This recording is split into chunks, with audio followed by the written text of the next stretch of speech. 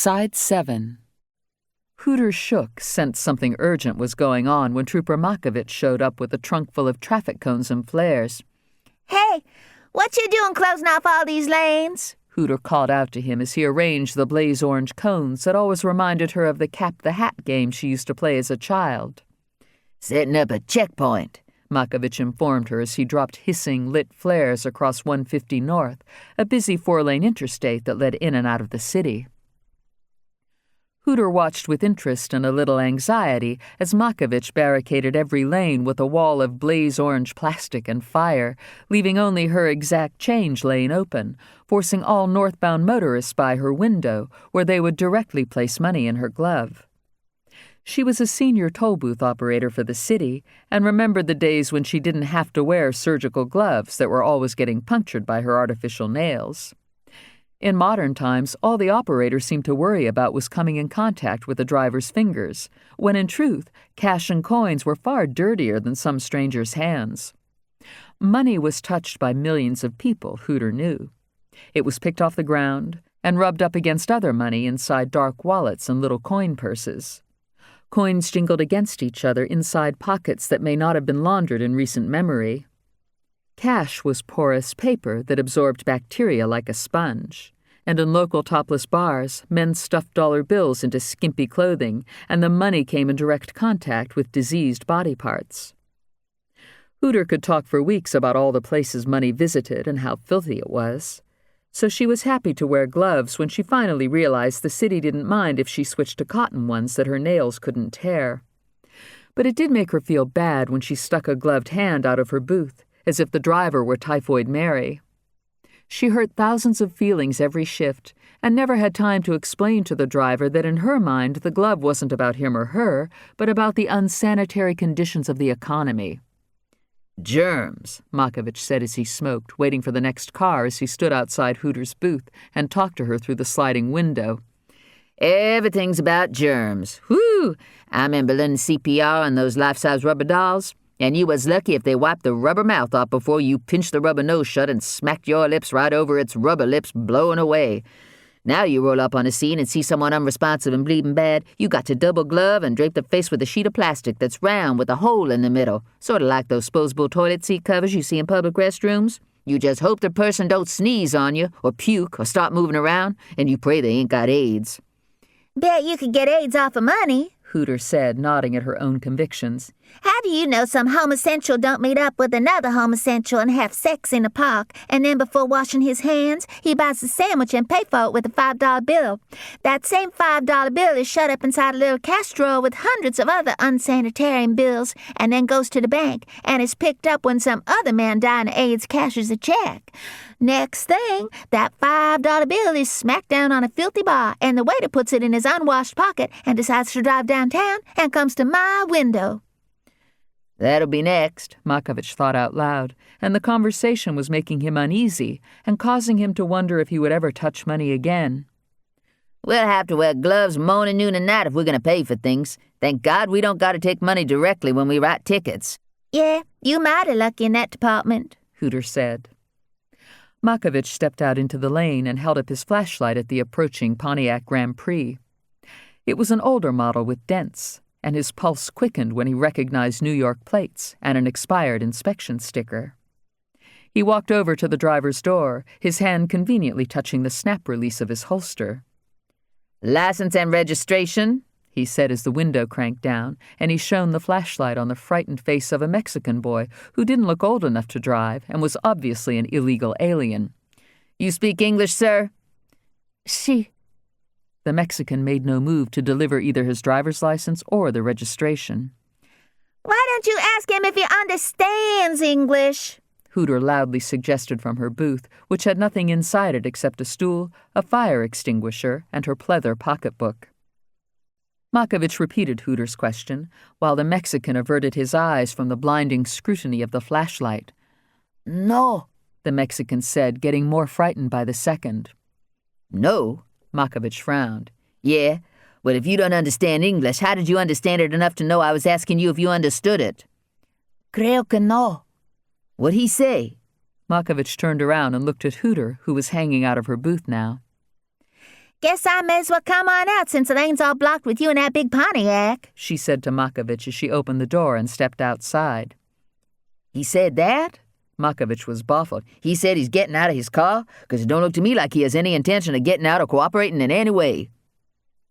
Hooter caught only fragments of what Makovich was saying as she buttoned her overcoat and slipped a lipstick out of a pocket. She pecked her way over the asphalt in 6-inch high-heeled red pleather boots. One thing about being a toll collector was that it involved a constant exposure to the public. Hooter was fastidious about fashion and fresh makeup and making sure every dreadlock was in place and interwoven with bright, colorful beads. It ain't good not to cooperate, honey. Hooter peered through the Mexican's open window. Now, you cooperate with this big trooper. Nobody wants trouble, 'cause they be looking for a suspect right this very minute who could very well be you. So you best cooperate and not make things worse for yourself. Hooter, don't tell him so much, Makovich whispered loudly in her ear, her perfume rushing up his nostrils and enveloping his brain. What that you got on? Poison? She was pleased he'd noticed. I got it at Target. How'd you know we was looking for a suspect? He whispered into her perfume again. Why else she'll be blocking off all the lanes except the exact change line, huh? She replied. You think I was born yesterday? Well, I've been around, let me tell you, and I'm the senior operator at this toll plaza. Woo, I wasn't putting you down or nothing, senior operator. Makovich teased her a little. Don't you be smart-mouthing me. Woo, I ain't smart-mouthing no one, least of all a pretty lady like yourself. How about you and me having us a drink after our shifts? He thought happily of the crisp $100 bill Kat had handed over after their quick helicopter lesson. The Mexican was rigid in his seat, his eyes wide and shielded by a hand. He was shaking and gripping the steering wheel so hard his knuckles were blanched.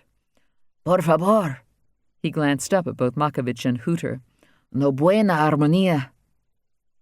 Cruz Morales had a vague understanding of English and was accustomed to tossing out the simplest Spanish phrases that most New Yorkers caught immediately. But there was a sea of incomprehension between him and the cop and the toll booth lady, and Cruz could not afford further investigation. He was 12 years old, with a false ID, and had driven to Richmond to pick up a package for his older brothers. Although he hadn't looked at whatever was inside the tightly wrapped bundle hidden in the tire well, he could tell by the weight of it that he was probably transporting handguns again.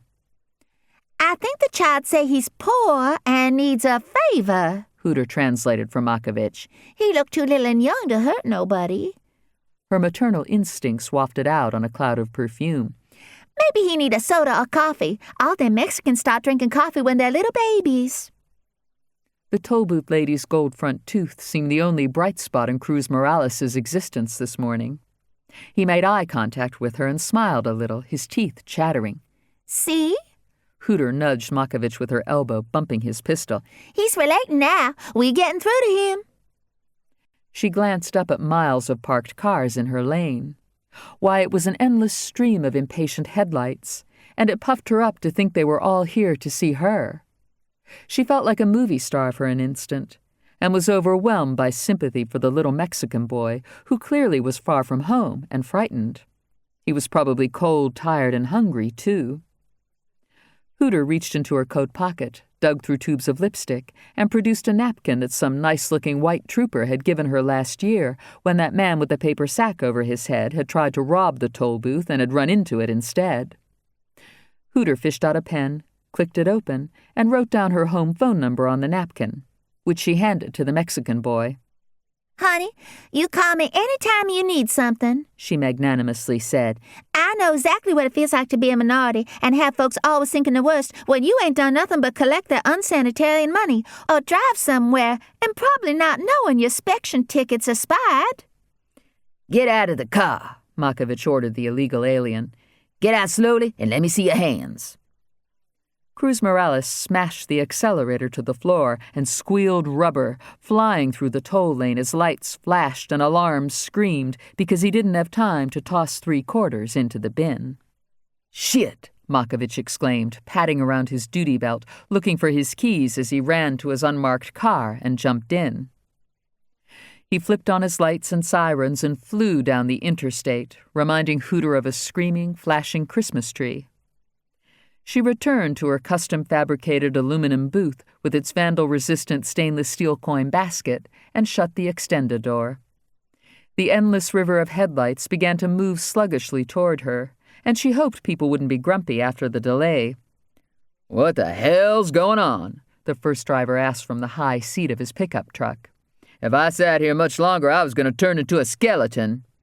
Then that pretty lady friend I'm sure you got waiting at home for you won't have as much of you to love. Hooter teased him with a flash of a smile. I sure do like that rainbow bumper sticker. She nodded at his windshield. You know, I've been seeing more and more of them lately. Like maybe people is looking for the bright side and feeling hope. I might just get me one of them rainbows and stick it on my toll booth. The driver leaned over and popped open his glove box. "Here." He handed her a stack of rainbow bumper stickers. "Be my guest, girlfriend." See? Hooter said to the next driver as the pickup truck with the rainbow stickers sped off. If you're nice to folks, it's contagious, just like germs is, only being nice don't make you sick. She reached out a gloved hand and took a dollar bill from Barbie Fogg. I know why all these cars are stopped, Barbie said. You heard about that man who got blown up over there by the river? It's all over the radio. Oh, my. Hooter returned a quarter to her and dropped 75 cents in the toll bin. I don't got a radio in my booth 'cause there ain't no time for me to listen to it. What happened, baby? Cars began to honk, turning the interstate into an endless flock of migrating Canada geese. The police won't say, but it will be in the paper in the morning, Barbie replied. Problem is, I don't get the paper, so I'll never know what happened. You just drive through my booth tomorrow, Hooter said with importance. I always read the paper before I go to work. I tell you all about it. What's your name, baby? They exchanged names, and Hooter handed her a rainbow bumper sticker. You put that on your minivan and it will bring smiles and hope to all you pass, Hooter promised. Why, thank you. Barbie was touched and delighted. I'll do it the minute I get home. Chapter 19. Governor Krim chalked the tip of his lucky pool cue, cigar smoke hanging in a hazy halo around his head, as he tried to make out striped balls on the red felt-covered table that Thomas Jefferson had brought back from France, or so Maud had claimed when she discovered it on eBay.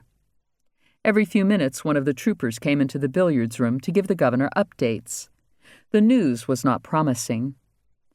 Checks of vehicles passing through toll booths had produced only one car with New York plates, and the driver, clearly Hispanic, had fled. So far he had not been caught, and the consensus was that he, the heinous serial killer, had left the city heading north. Other disturbing developments included Trooper Truth's latest essay, which accused Major Trader of being a dishonest, self-serving pirate who was trying to poison the governor. As if things weren't grim enough, Regina had planted herself on a Chippendale commode chair, slurping ice cream she had mixed with homemade Toll House cookies she had helped herself to in the kitchen. She was chewing with her mouth open and talking non-stop, distracting the governor as he peered through his magnifying glass at the pool balls he went after. "Good shot," Andy said when a red-striped ball bounced off the table. He quickly caught it and discreetly tucked it into a corner pocket. "You aren't letting me win, are you?" the governor said, chalking his stick again. Everybody always lets you win, Regina told her father. Except me. I refuse to let you win. Regina was a gifted pool player, and between her father's terms as governor, when she was at liberty to come and go as she pleased, she was known in area bars for her trick shots and ruthlessness. The only person who had ever beaten her without cheating was that dumbshit, disrespectful Trooper Makovich. "Here," Andy offered Regina his pool cue. "I'm not with it tonight. You take over. If you don't mind my asking," he said to the governor as Regina racked up balls, "how did Trader come to work for you?" "A good question," the governor replied. "It was during my first term as governor, and as I remember it, he was a low man on the totem pole. But I got to know him because he used to stop by the mansion to help out with things, such as supervising the inmates, which is not the most desirable job." Regina broke, and 4 solid balls whizzed into 4 different pockets. "Shit," she complained. "I'm having an off night, too." Pony had just stepped inside to see if anyone needed a touch more brandy, and he caught what the governor said about inmates. He was hurt. It always wounded him when the first family implied that just because a person was a convicted felon, he could never be trusted with anything ever again. "Might I get you another cigar?" Pony asked Governor Krim in a sullen tone as Regina held the cue behind her back and knocked a ball into 2 more balls, all 3 of which spun off at impossible angles and smacked into pockets. "I must admit I'm very disappointed to learn that he might have been trying to poison me," the governor added. "I think we should go back to having tasters. Make that scoundrel one, as a matter of fact." "If you can find him," Andy replied. "My guess is he's going to disappear, and probably already has. It's too bad we don't have any hard evidence on him yet, or we could have arrested him before he left the mansion." "Sounds to me like Trooper Truth has plenty of hard evidence," Krim commented with insinuation in his tone. "And that indicates to me this renegade columnist may be Trader's accomplice. How else would Trooper Truth know about my being poisoned? Now tell me that, unless he had something to do with it." Andy hadn't anticipated this turn in the governor's thoughts, and he got a little worried. If Hammer were subpoenaed and asked under oath if she knew Trooper Truth's identity, she would have to reply truthfully, and Andy could find himself in a world of trouble. As if Krim were privy to Andy's thoughts, he said, "I need to talk to Superintendent Hammer and find out what she knows." "I'm sure she'd be happy to talk to you, Governor," Andy said, "but she's had a terrible time getting hold of you and never hears from you." "Never hears from me?" The governor gave Andy a magnified eye. "I've written her a number of notes not only about her poor little dog, but inviting her to official functions." "She's never gotten them, sir." "So that damn traitor was interfering with everything." He was getting very put out. "Seems to me he's been lying to you from the start," Andy agreed. "A fresh cigar would be a good idea," the governor said to Pony, who was still waiting patiently in the doorway. Krim stubbed out his half-smoked cigar in Regina's ice cream dish, which he mistook for an ashtray. He was getting impatient as his unsportsmanlike daughter tapped one ball after another into the pockets. "That's why I don't like to play with you," he said to her. "I never get to shoot. I may as well not even be in the room. Tell you what I'm going to do, son." Krim directed this to Andy. "I'm going to assign you to a special undercover investigation. I want you to find out who Trooper Truth is as quickly as possible and see just what his involvement with Trader might be. And while you're at it, let's get the dentist back and make sure those Tangier people aren't up to any other mischief." Why don't you put both Andy and me on a special mission, and I'll help him solve crimes and get bad people off the streets? Regina suggested as the last solid ball spun across felt, banked several times, and sank out of sight. Maybe he can teach me to fly, too. "Maybe Miss Regina and Mr. Andy should help out with that fisherman who just burned up," Pony said from the doorway. "I hear things aren't going too well. Some old woman ran over the body, a bicycle, and a tackle box. The troopers are talking about it. They say a mean Hispanic's on the loose and will probably kill some other poor black person the same way." "And what way might that be?" the governor inquired. "Spontaneous consumption." "Well, I expect Dr. Sawamatsu will be the judge of that," was Krim's response. He had appointed the most recently hired medical examiner himself, and he had the utmost confidence in the infallibility of Dr. Sawamatsu, who had originally come to Virginia for the sole purpose of studying gunshot wounds. His intention had been to take his training back to Japan, but the traffic was so bad there, and he was so tired of living in a crowded house with people he didn't know, that he lingered in the Commonwealth well beyond the completion of his internship. Then the governor, who was always trying to attract Japanese businesses and tourists to Virginia, called Dr. Sawamatsu one day. "Dr. Sawamatsu," the governor said, and the doctor would never forget what followed. "Let me get your honest opinion about something. As you know, the chief medical examiner is a woman I'm not especially fond of. All of her staff are Americans, and I'm wondering if I had a Japanese medical examiner in Virginia, would that make a difference?" "To whom?" "To these Japanese Fortune 500 companies who keep relocating or never relocate here to begin with. and to Japanese citizens in general who have yet to discover colonial Williamsburg, Jamestown, our many amusement parks and plantations and resorts and so on, as long as they speak English, and all of them do." Dr. Sawamatsu had to think quickly. He wanted to be a medical examiner in America more than anything else, but he was keenly aware that his patients were not important players in tourism or the business community and rarely had any influence whatsoever, either before they were carried into the morgue or after they left. "When you have especially sensational cases, it most certainly would make a difference," was Dr. Sawamatsu's reply, "because of the publicity and the message it would send if the medical examiner were Asian. In such a case, I believe my people would reciprocate and locate their companies and tourists here, providing you give them a tax incentive." "A tax incentive?" "A big one."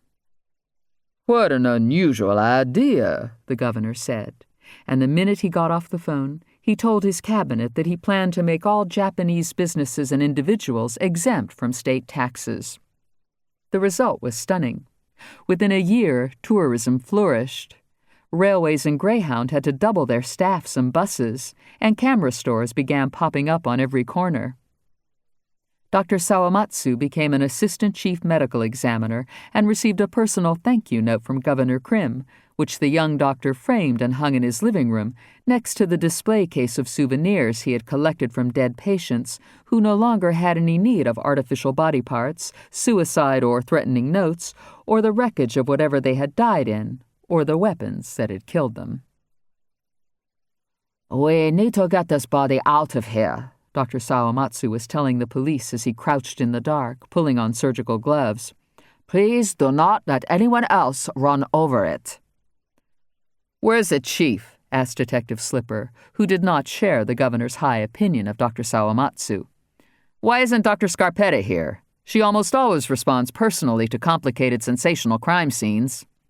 "She went to court in Halifax and will not be back until very late," Dr. Sawamatsu replied rather testily. "Now, we must get this body to the morgue right now." "I'm not sure we can retrieve the stretcher out of the river," Detective Slipper hated to tell him. "We'd have to bring in divers." "No time. We wrap him in sheets and carry him to the ambulance," Dr. Sawamatsu ordered. "I look at him in the morning. I can't see anything out here." "Glad I'm not the only one," Lamonia grumpily agreed.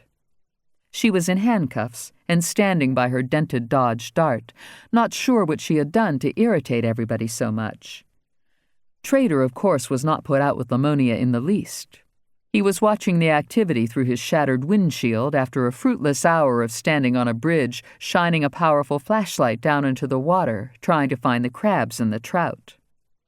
Trader was deeply grateful that Lamonia had virtually destroyed the crime scene.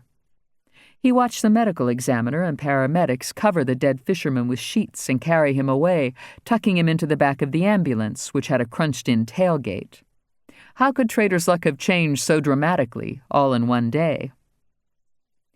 Major Trader's career and entire life were in shambles, and always had been if he were honest with himself. He looked at himself in the rearview mirror and was faced with a reflection that might as well have been his maternal grandfather, also named Major. All of the men in his mother's lineage had been called Major since Anne Bonny had had sex with a pirate and given birth to a son she named Major because it was a higher rank than captain, and she'd never met a pirate ranked higher than captain. All the Major men bore a resemblance to one another. They were a sturdy lot with ruddy faces, big girths, pale, shifty eyes, and thinning hair. As a child, Trader had enjoyed a spree of pyromania and had never been caught. To this day, no one on Tangier Island knew that Little Major was the one who torched a shed on stilts that turned out to be a soft crab plantation. Thousands of crabs in the midst of molting had been killed, the year's harvest lost, the economy ruined. To make matters worse, the fire could not be contained and spread up several creeks, incinerating scores of bateaux before the blaze was finally extinguished, alarmingly close to Hilda Crockett's Chesapeake house, known for its long family-style tables, crab cakes, clam fritters, home-baked bread, ham, and more. Young Major Trader also became adept at sneaking the family flare gun out of the waiting boot where his father hid his liquor. By experimenting with lighter fluid, gasoline, and bourbon, Major realized he could torch places from a distance by filling a milk jug with a flammable liquid and, when nobody was looking, fire a flare at the jug and cause a small explosion, much like what he had done to the fisherman. Pony also had led a lawless life as a young one, but unlike Trader, Pony lived with remorse and an overwhelming sense of shame and regret. Having grown weary of watching Regina play pool while her father stood idly by, tapping cigar ashes wherever he thought he saw an ashtray, Pony and Andy had wandered out into the garden. They sat on a granite bench in the cold and began to talk. "May I get you anything, Mr. Andy?" No, you're really nice to keep asking, but why don't you just take it easy for a while and tell me about yourself?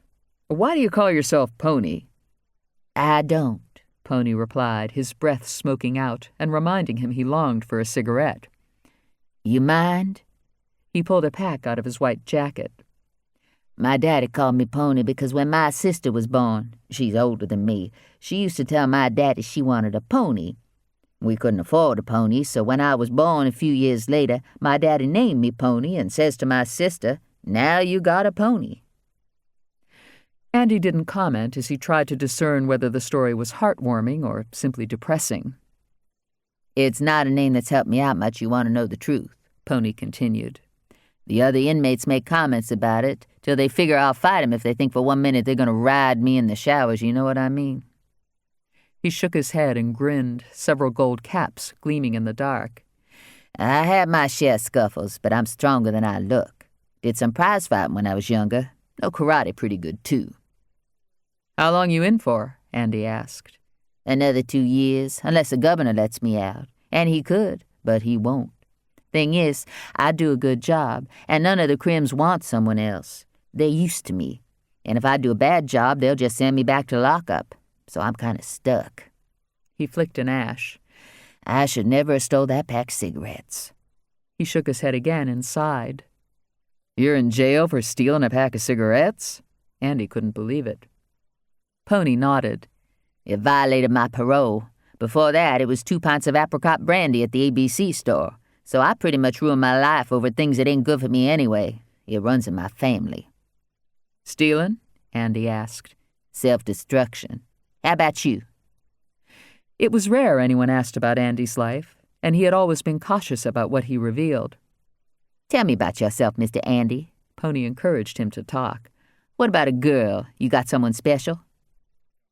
Andy dug his hands into the pockets of his uniform winter jacket and hunched his shoulders against the unseasonable chill as helicopters churned up the night. Clouds had moved on, and the moon was a sliver that reminded Pony of a gold smile. "Not at the moment," Andy said. "I was on and off with an older woman I met in Charlotte, but we're finished." "I guess she's still in Charlotte?" "I don't know where she is. I want her to be friends, but she's not that way." "I don't understand women," Andy confessed. "They're always saying men don't know how to be friends, but when I try to be a friend, they act weird about it." "That is the truth." Pony slowly nodded his head. "You tell it, brother. Women never say what they want and mean what they say or admit to even wanting, unless it's something they don't want or they want you to think they do or don't want, so they can play, you know what I mean? My wife's a sweet woman when she's not too wore out from doing the first family's laundry or mad at me for going back to lockup during my vacations and holidays. But to look at it from her side, I know I don't always shoot straight with her either. Sometimes I ought to just come out with it and say, 'I sure do love you, baby,' or 'You sure do look good to me right now, baby,' or 'I carry this sickness in my heart, baby, 'cause I know I've spent most of our good years behind bars, and that's not fair to you, and you got no idea how much I just ache for you when I'm away like that.' And I guess, Mr. Andy, I don't want to admit to her or myself that I probably fucked up my life forever, you know what I'm saying?" He sucked on the cigarette. "You know, it's probably too late, and I'll probably never get out of lockup because the governor will forget, or the next one will, or the one after that. And I guess I don't got sense enough to cause trouble in the mansion and maybe get fired and then sue the Commonwealth for discrimination, which would entitle me to lawyers who would take me on for a cause and look into my prison record and discover there's some mess up in a Department of Corrections computer, and I would be a free man. As is, I don't got no money for a lawyer, and right now I ain't no cause. My point being, if I did the wrong thing, everything would turn out all right for me. I know exactly how you feel, Andy agreed. But you've still got to do the right thing, Pony. Look at Trooper Truth. He did the right thing by telling the truth about Major Trader, and now the governor suspects Trooper Truth of doing something wrong. I hear you. I wish I knew Trooper Truth, Pony said with a sigh. He sounds like one fine person, and it's about time someone blew the whistle on Trader. I've known all along he's a rotten apple up to no good. Yes, sir, I wish I knew Trooper Truth. Maybe he could fix my mess with the Department of Corrections. Why don't you call the DOC yourself and see if you can get someone to look into the matter? Andy asked. 'Cause I ain't allowed to make no personal calls from the mansion. And they don't listen to inmates anyhow. Everybody in trouble says there's been a mistake, so why should I be any different? Regina was hiding behind an ancient boxwood and heard every word. She had lost interest in pool and wished she had thought to wear a coat when she decided to sneak out into the garden and eavesdrop. She had a special talent for spying on others and was hoping to gather a little intelligence that might be useful to her. But as she listened to Andy talk to Pony, she felt herself go soft inside and forgot her original motive. She, too, had been frustrated in her occasional efforts to make friends and often felt wrongly accused. Regina was shivering uncontrollably, her breath rising in frozen clouds. Her stomach was feeling funny, too, and her intestines were tacking this way and that as they filled with an ominous wind that seemed to have gusted up from the sewer. If I were you, Andy was saying to Pony, I'd send Trooper Truth an email and see if he can get to the truth of why you're still in lockup. You think he'd do that for me? Pony noticed that a boxwood was shaking and smoke was rising from it. It can't hurt to ask. Well, I don't got access to email either. Pony watched the shaking, smoking boxwood with growing alarm. He thought of the fisherman and panicked. I think that boxwood over there's about to blow up, he exclaimed as a loud, dull detonation sounded from behind the shrubs. Andy sprang from the stone bench and raced over to the smoking, foul-smelling bush as Regina gave up her cover and rose like a mountain. "What are you doing?" Andy demanded. "Practicing investigative techniques," she replied as she clutched her huge, quivering gut. Well, don't you be hiding behind things and looking like you might explode, Miss Virginia, Pony said, weak with relief. Lord, you had me going for a minute. Thought that crazy man had planted that pipe bomb in the garden and we was all going to burn up. "It's time for me to go," Andy said. "Pick me up first thing in the morning so we can start working this case," Regina said. Even when she wasn't feeling well, she had a manner of making suggestions as if she were ordering an airstrike. "I'll be waiting for you early." "Not possible," Andy replied. "I need to go to the morgue first thing to check on what the medical examiner finds in the case of the man who was killed at the river. You certainly don't want to see something like that. It's very unpleasant." "Of course I want to see it," Regina said with inappropriate enthusiasm. "It's very, very unpleasant and upsetting," Andy tried to dissuade her. "You ever smelled a dead animal that has flies all over it? Well, it's much worse than that, and the stench has a way of clinging deep up in your sinuses so that every time you get around food, the smell wakes up and makes you feel quite nauseous, not to mention the sights and sounds in the morgue." "I'm going." Regina would not take no for an answer. Andy's mood was very dark as he drove through downtown. He was beginning to wish he had never met the Crims at the steakhouse the night before. There was no one he would have avoided more arduously than Regina, and now it appeared that he was going to have to be around her constantly. Not to mention, the governor was contemplating that Trooper Truth might be Trader's poisonous accomplice, on top of some psychos carving Trooper Truth into a dead body and then leaving evidence at Andy's house. "I've gotten myself into quite a situation," he said over the car phone to Judy Hammer. "Andy, do you have any idea what time it is?" said Hammer, who had been sound asleep when her phone had startled her back into this world. "You sound very discouraged. What happened?" Once again, Andy happened to be close to Hammer's Churchill neighborhood, and she suggested that he drop by, At the precise moment Fonny Boy decided to drop by the clinic and check on Dr. Sherman Foe, who was shivering blindly in the folding chair. Lord, I ask you for a miracle. Not a big one, just one tiny miracle, Dr. Foe was praying. Maybe a spare angel could drop by and get me out of here.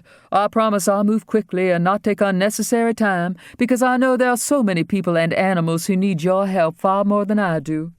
But I can't do anybody any good as long as I'm tied up here on this island, and I'm stiff and getting sore in this metal chair. So just one angel, that's all I ask, for maybe an hour or two, however long it takes to get me back to the mainland. Fonny Boy listened attentively without being detected, because he had known since birth not to make sudden movements that might alert fish and crabs that they were about to be caught. Crabs especially were very wily and had excellent vision. If one didn't keep the wire pot perfectly clean, then the crab wouldn't be able to see all the way through it, and would get suspicious as to why a piece of rotten fish was inside a box-shaped tangle of eelgrass. Fonny Boy kept the family crab pots impeccably clean and could be as silent as a butterfly when necessary. He would make the dentist think that God was intervening and answering his prayer, when the truth was Fonny Boy wanted to take Dr. Foe up on his offer of employment on the mainland. Fonny Boy got up and made not a sound as he left the storeroom, then turned around and walked back inside and shut the door so the dentist could hear him enter. "Who's there?" Dr. Foe said with hope. "That you, Fonny Boy?" Yes. "Oh, thank God. I'm cold and need to go home, Fonny Boy. How's your tooth? The lidocaine wear off?" Yes. "What about the cotton you swallowed? Any problems with that?" Yeah. He talked backward, meaning he'd had no problem yet. I'll carry you ashore, he added. There's neither time to get the spyglass and searchlight off for my daddy, and it's right airish out, and you don't have a coat. But we need to scud along now afore all the bateaus head out to fish up the pots. "I don't care about a coat, and we can certainly make do without binoculars or a flashlight," the dentist exclaimed with joy. He had tears in his eyes, although Fonny Boy could not see them because of the brackish-smelling bandana that was still tied around the dentist's head. All these years the dentist had been reimbursed for working or pretending to work on that boy's mouth, and never once had it occurred to Dr. Foe that Fonny Boy was an angel. "God bless you, son," Dr. Foe whispered as they silently made their way out of the clinic. "Shh," Fonny Boy warned him. "Keep quiet." The island streets were deserted and dark, and there wasn't a light on in a single house, as every islander slept soundly and golf carts recharged. But Fonny Boy knew that soon enough it would be 3 a.m., and the watermen would be heading out to their bateaus, so he and the dentist had best hurry along. If Fonny Boy got caught rescuing Dr. Foe, there would be trouble. For sure, Fonny Boy's mother would march him straight away to Swain Memorial United Methodist Church, and she would rat on him to Reverend Crockett. Fonny Boy had been in trouble with Reverend Crockett before, and was sick and tired of memorizing scripture to pay for his sins. The family bateau was docked only several blocks from the church, and with every step, the silhouette of the church steeple seemed to watch Fonny Boy and follow him. The people of Tangier were God-fearing, and disobedience to one's parents was not tolerated. Although Fonny Boy might be an angel to Dr. Foe, Fonny Boy was openly disobeying his father and mother by sneaking out of the house and letting the dentist go. Furthermore, when Fonny Boy's father arrived to putter out to the crab pots, he would have no means of doing so, and would be extremely out of sorts because of his missing bateau. As Fonny Boy and the dentist descended rickety wooden steps leading down to the bateaus, Fonny Boy worried aloud and non-stop. He was having second thoughts, and was terrified to go down that last step, which would surely lead to an entirely new, scary world. The dentist tried to comfort Fonny Boy by telling him that he was feeling the same way the men and boys had felt in December 1606, as they'd filed down the Blackwall stairs on the Isle of Dogs and boarded the ships. Little Richard Mutton of St. Bride, London, was only 14, the same age as Fonny Boy, and no doubt froze on the bottom step too. "His family, was they with him?" Fonny Boy whispered. "Little Richard was the only Mutton on the list of settlers, at least that we know of."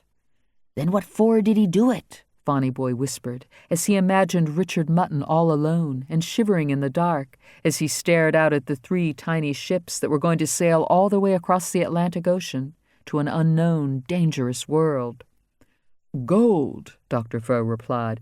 "The little Mutton Boy, like most of our country's first settlers, felt sure they would find gold or at least silver, just like the Spanish were in the West Indies, and of course they would be assigned great parcels of land so they could begin farming." "Who learned you all this?" Bonnie Boy asked in awe. "Some of it was in Trooper Truth the morning before you kidnapped me, and I've always loved Virginia history." Lights were beginning to fill windows in the small houses across the island, and Bonnie Boy jumped into his father's bateau and began to imagine gold and treasure as they sped through the bay in the pitch dark. It would have been a good idea for him to have checked out how much gas was on board and perhaps brought along an auxiliary tank or 2 for the hour-and-a-half voyage. As it was, they were 5 miles west of Tangier and inside restricted area R6609 when the outboard motor began to hiccup and sputter just before it quit. "Oh, no," Dr. Foe said as he began to fear that God hadn't answered his prayer after all, but had merely thrown him into worse trouble to punish him for his fraudulent life. "What do we do now, Bonnie Boy?" Every waterman kept a flare gun in his bateau, but Bonnie Boy couldn't possibly resort to that because he could not be rescued by his own people and then face the unthinkable punishment that would await him for running away with the dentist. He was also mindful of the military restricted areas all around the island and wasn't sure it was a good idea to shoot something up into the air. What if the military shot back? "You think the current will eventually drift us to Reedville?" Dr. Foe asked, as frigid air began to work its way through his inadequate clothing. "Nah," Bonnie Boy replied. He began digging around in the various compartments in the bateau, moving aside rope, a rusty pocket knife, several bottles of water, and mosquito repellent, which the dentist used liberally, even though it was too cold for insects to be on the prowl. The compartment under the pilot's seat was secured with a padlock, and Bonnie Boy tried to conjure up the combination. Anything of true value, including the flare gun, would be inside that compartment, and although he wasn't certain, he was hopeful that his father might have left the handheld radio in there, instead of taking it home. Chapter 20. Cruz Morales evaded state troopers by cutting through a series of alleyways and parked by a dumpster behind Freckles, just off Patterson Avenue. He sat in the dark, breathing hard, listening, his eyes nervously jumping everywhere. Country music and the murmur of voices sounded from inside Freckles, which Cruz took to be a small local bar. Suddenly he wanted a beer more than anything else. His nerves were fried, and he was as scared as he had ever been in his life. He was certain all those huge helicopters flying low with searchlights probing were in pursuit of him. He had no idea what he had done to cause such a manhunt, unless it was that package in the tire well. But how did the authorities know about it? When those white dudes at the automotive shop had taken him in back and given him the package in exchange for another package, Cruz knew he was participating in an event that might get him into trouble. But the dudes certainly wouldn't have snitched on him. What would be the point? And no one saw the transaction, and as best he could recall, it seemed the helicopters were already out before he even pulled into the automotive shop parking lot. So were the authorities looking for him before he did anything? How could that be? He climbed out of his car, opened the trunk, and retrieved the package from the tire well, which really wasn't much of a hiding spot since there was neither a spare tire nor carpet, and the first place a cop would check for illegal items was under the very conspicuous tire well door. Cruz was about to heave the package into the dumpster when the back door of the bar swung open, spilling light and loud voices into the dirt alleyway.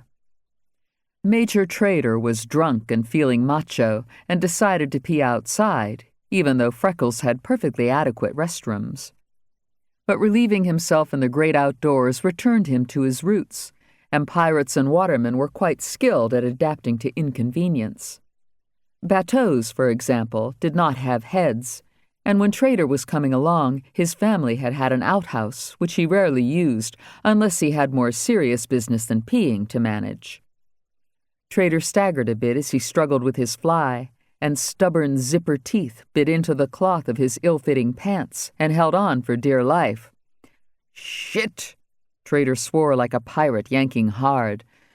Damnation seize my soul! The harder he tugged, the deeper the zipper sunk in its teeth. Now he was in a bind all right, because the zipper was stuck exactly midway, and the more he fought with the zipper, the more his bladder wanted to surrender. He clamped a hand between his legs while he danced and stumbled about, cursing the zipper and trying to rip its metal teeth apart. Cruz lurked in deep shadows behind the dumpster, peering out and watching all this in amazement. He had never seen such a display. And what the hell was the language flying out of that fat man's mouth? And why was he hopping on one foot and then the other and holding his privates? In the incomplete light, it seemed he was yanking himself up by the crotch, as if trying to break free of gravity and take flight. Now he was panting and cursing like a pirate, and his hopping and jumping were getting more vigorous, and propelling him around the dumpster in Cruz's direction. Cruz set the package on the ground and stepped around to the front of the dumpster just as the wild man hopped around to the back of it. Then Cruz made a run for it. He jumped into his car, cranked the engine, and sped off as Trader grabbed himself and hopped, his urgency becoming unbearable. The zipper had gone from being stubborn to having lockjaw. Those metal teeth weren't going to let go, and were clamped with such violence that the zipper felt hot to the touch. Trader yanked on the zipper and moaned in excruciating discomfort, feeling as if someone had attached a bicycle pump to his bladder and was seeing how many pounds of pressure could be squeezed in before it blew up and went flat with relief and shame. Pirates did not pee on themselves, not even as infants. It was one thing to pee on property and others, but you did not soil yourself, not even if you were in the middle of raiding a ship or torching a crab plantation. Trader was out of breath and exhausted from hopping when he happened to notice a package on the ground and sat on it with his legs tightly crossed. God damn it, he muttered repeatedly as the back door of Freckles opened, casting Trader in a stripe of light and making him squint.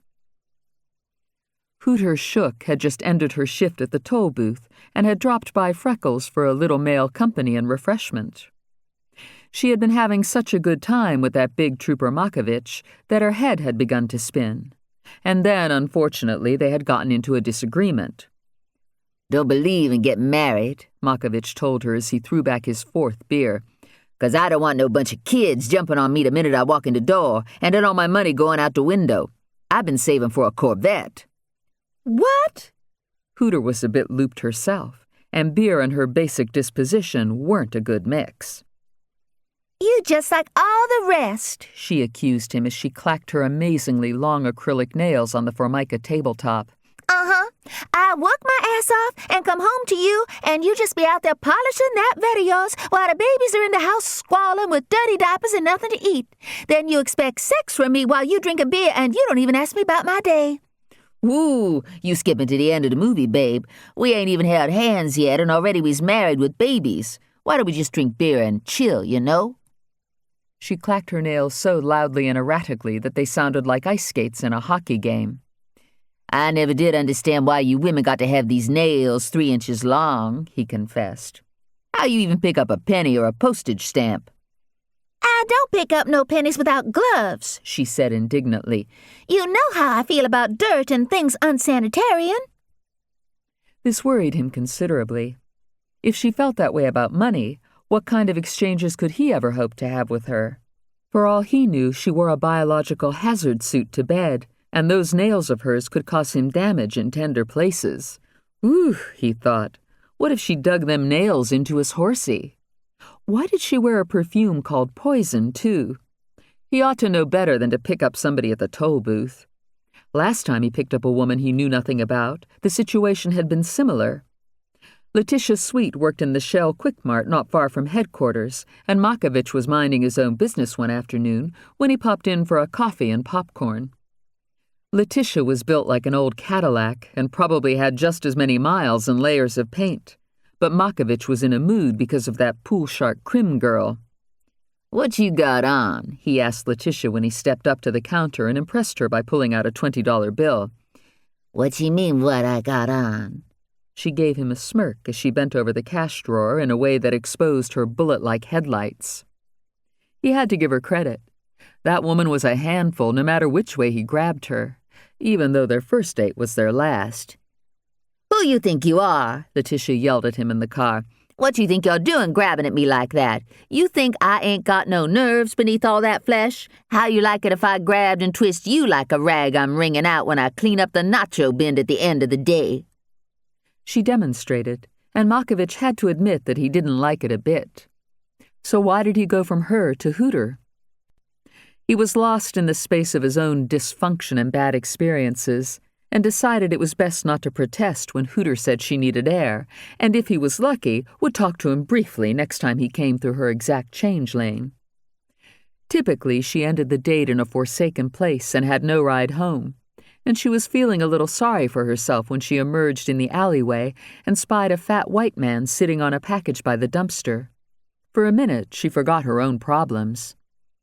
"Why, honey, you look like you ain't feeling too good," Hooter said, making her way to him on her wobbly heels. "What you doing out here in this cold alleyway? Want me to call the ambulance?"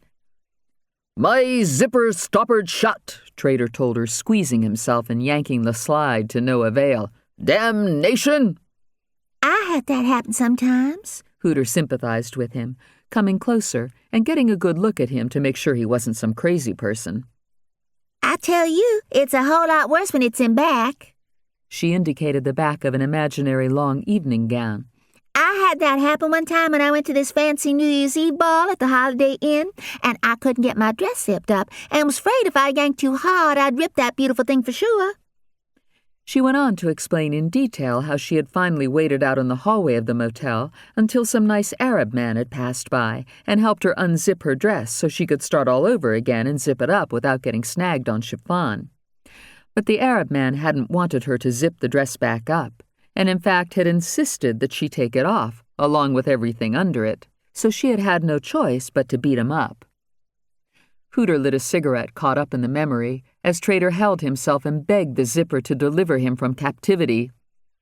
"Please let me free! Please let me free!" he begged near tears in a dialect Hooter was unfamiliar with. "Why, sure, baby." She bent over and lit a cigarette for him. "You can have all the smokes you want, and I won't charge you a cent, 'cause I don't touch pennies anyhow. I think it's a sin to let someone bum a cigarette and then charge him for it, don't you? What's that you sitting on, baby?" Trader was suddenly aware of the hard, lumpy package he was perched on beside the dumpster. He felt for it with his free hand and began to rip off the paper wrapping as he pitched the fresh cigarette in the dirt. "Guns," he declared, and then he further realized that maybe he could use one to shoot off his stuck zipper, as long as he was careful. "Oh, my," Hooter exclaimed. "What'd he be sitting on guns for? That's mighty dangerous. And why you have them to begin with all wrapped up in UPS paper?" Trader snatched out a 9mm pistol and dropped out the magazine, happy that it was fully loaded, even if he was unfamiliar with firearms unless it was a flare gun. He tugged and played around with the slide until he figured it was possible a round might very well be chambered. He spread his knees wide and carefully fired. "God Almighty!" he yelled when the bullet pinged off the brass zipper slide and ricocheted into the dumpster with a loud thunk. "You insane?" Hooter screamed, backing up a few steps and almost falling. "What you trying to shoot your privates for?" Trader lined up the zipper slide in the sights again and squeezed the trigger, furious when the bullet ricocheted off the slide and whizzed straight up, knocking out the streetlight.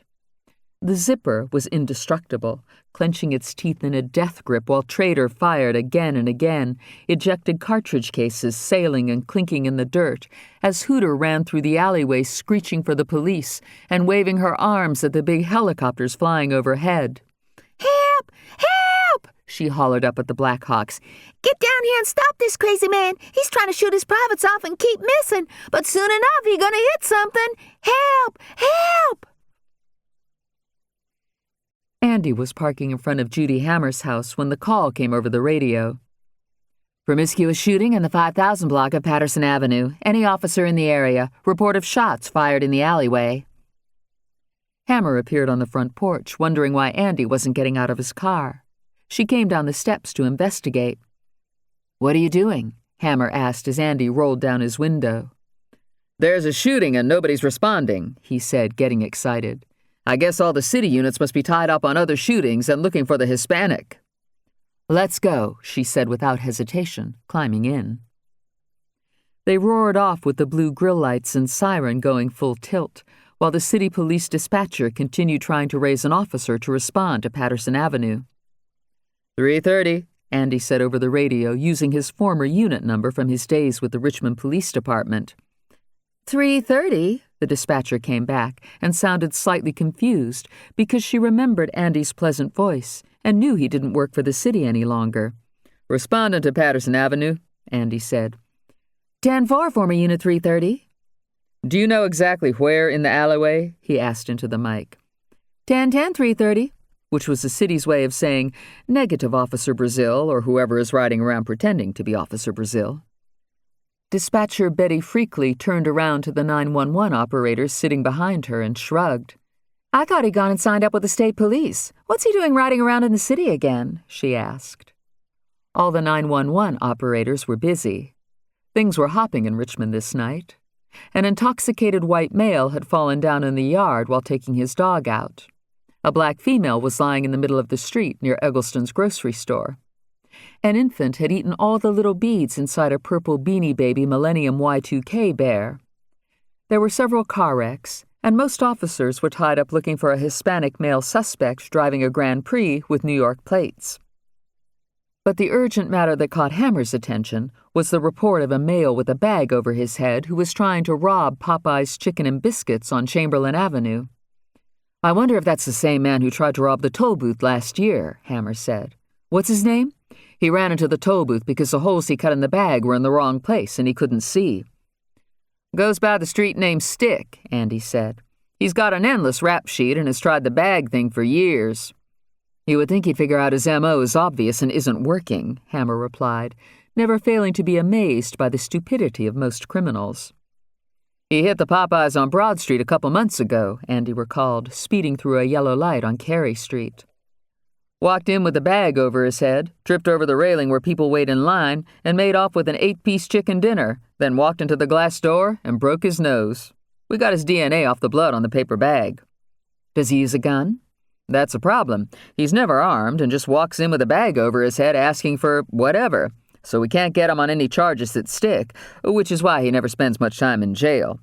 According to him, he asks for something and people give it to him without protest, so that really isn't a crime, and there's nothing in the Virginia Code that says it's illegal to walk around with a bag over your head. So the judge always throws it out when Stick shows up for arraignment." "Any officer in the area," the dispatcher came over the air, "report of a white male with a bag over his head down in the parking lot of Popeyes on Chamberlain Avenue, an ambulance en route." "I guess he tripped again," Andy said. Stick wasn't the only one to trip that night. When Barbie Fogg got out of her minivan in the carport, she stepped on the Barbie doll of one of the twins. As usual, it had been left where the child had played with it last. "Oh, my," Barbie cried out as she picked herself up from the concrete floor and checked for injuries. Barbie, who very much believed in signs from the universe, interpreted what could have been a serious accident as a signal that she had misstepped and overlooked something important. Oh, of course, she thought, as she remembered the very special thing that had happened before she'd stopped off to visit the nursing home, where she made the rounds visiting infirm and forgetful old women she didn't know. Barbie believed the universe had chosen her to be a healer, and at last the universe was about to reward her, which was why Hooter had given Barbie the special gift. Minutes later, her neighbors, the Klotz sisters, watched Barbie apply a rainbow bumper sticker to the back window of the Fogg family minivan. Yuva Klott was shocked as she peered out from behind the kitchen blinds. "Come here and look," Uva yelled at her spinster sister Ima, who was watching TV in the living room, the sound blasting. Lord have mercy, she's fallen down drunk and putting that thing on her car with children inside the house. What's going to happen to those little children when all the world sees what they mama just put on that minivan of hers? I always wondered about her. Didn't I tell you I always wondered about her, Ima? Get on in here and look right this minute. Ima shuffled in with her walker and squinted through the opening in the blinds. She stiffened at the sight of Barbie Fogg in her lit-up carport across the street.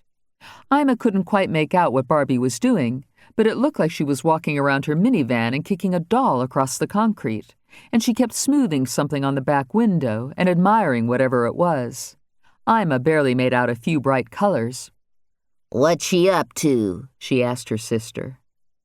Don't you see what she put on the window, Ima? She got her one of them rainbow stickers. Remember all them rainbow flags and stickers when we was living in the French Quarter? Ima gasped with such a start that she lurched forward with her walker and fell into the blinds. She grabbed them to steady herself, and they crashed to the floor. Barbie Fogg peered at the Klotz sisters peering at her through the suddenly transparent kitchen window and waved at them as they scurried out of view. Lenny? Barbie called out when she walked through the mudroom into the kitchen, where her husband was rooting around inside the refrigerator.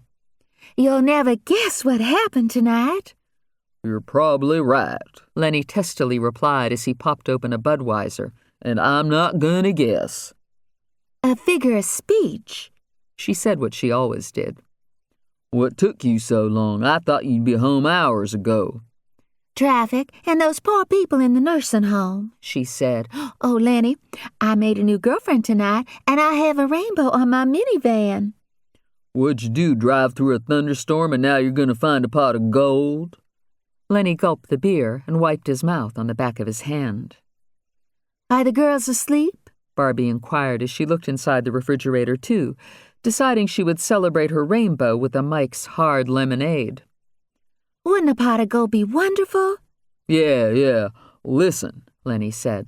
You know, one of my clients has got extra tickets for Saturday night's race, and as you know, I got to be in Charlotte at that real estate conference. So you want the tickets, or should I give them to someone else? I'll get a sitter and maybe take a girlfriend, Barbie replied, failing to add that she wouldn't miss a race for the world and was delighted that her husband couldn't go. Barbie had a secret passion for driver Ricky Rudd, who had the most flawless creamy skin and cute blonde hair. Whenever she saw pictures of him wearing that big Texaco star on the front of his colorful racing suit, or watched his number 28 bright red Monte Carlo roar around on TV, she felt tingles all over her body and would send him another letter. She had been writing to him for years, sending him weekly epistles when he lived in North Carolina, and then trying to figure out how she might get his phone number after he moved back to his home state of Virginia. He never answered, of course, but she believed he would if she didn't use a pen name and failed to include a return address. Along with Ricky, Barbie enjoyed an obsession with Beau Mann, whom she'd noticed when he was driving the Monte Carlo pace car at the 2000 Chevrolet Monte Carlo 400 last year. When Barbie made numerous inquiries in the pits and begged for her photograph to be taken with Beau, she was clever enough to trick him into giving her his address.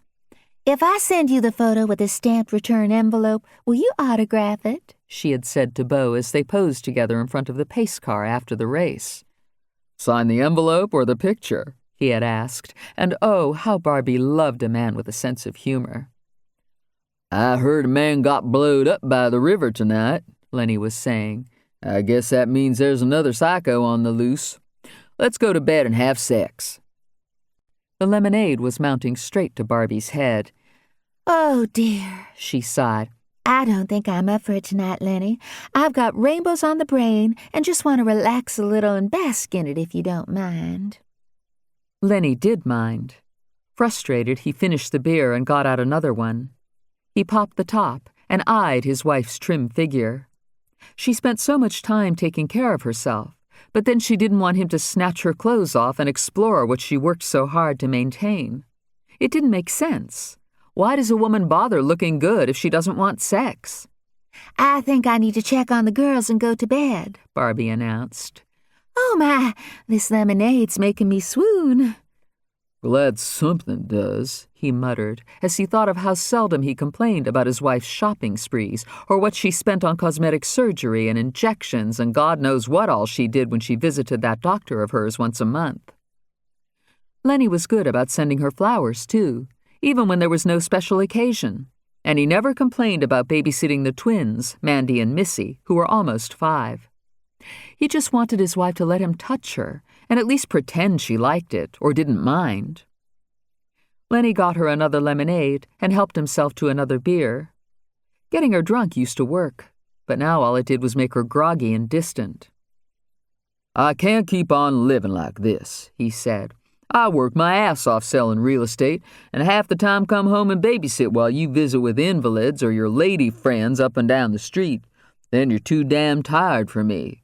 Or maybe you're just tired of me. A girl needs her girlfriends, you know. Barbie was having a hard time enunciating. I don't think men understand about our need for girlfriends. How many extra tickets did you get? Yeah, well, maybe I need a girlfriend too, he said in a sharper tone. Barbie began to cry. She simply could not endure his temper or ugliness, and she wilted in the heat of his fury. I don't know, she sobbed. I'm sorry, Lenny. I tried so hard to please you, honey, but ever since I turned 40, I just haven't felt like it. You know, like doing it at all. It's not your fault. I'm sure it can't be your fault. Maybe I need to see someone and talk about it. Oh, God, Lenny rolled his eyes. Now I'm going to pay for a therapist, I guess. And what sense does that make? Here you are, a volunteer counselor. Why can't you talk to yourself? She cried harder, and he felt awful. Lenny hugged her and begged her to be happy. You need to talk to someone, Sweet Pea. You go right ahead, he softly assured her. I got 2 tickets and could probably get a few more from that General Motors executive who just retired down here and bought that big house on the river. Andy and Hammer turned into the alleyway behind Freckles and noticed that all the streetlights were out. Trader, covered in filth, was sitting on a package by a dumpster that was spilling over with sour-smelling garbage. Trader was out of ammunition and still fighting with his zipper, near hysterics and desperate to pee. For God's sake, Hammer said to her least favorite government official. What the hell are you doing sitting out here on a package and firing a gun? And why is your suit so dirty?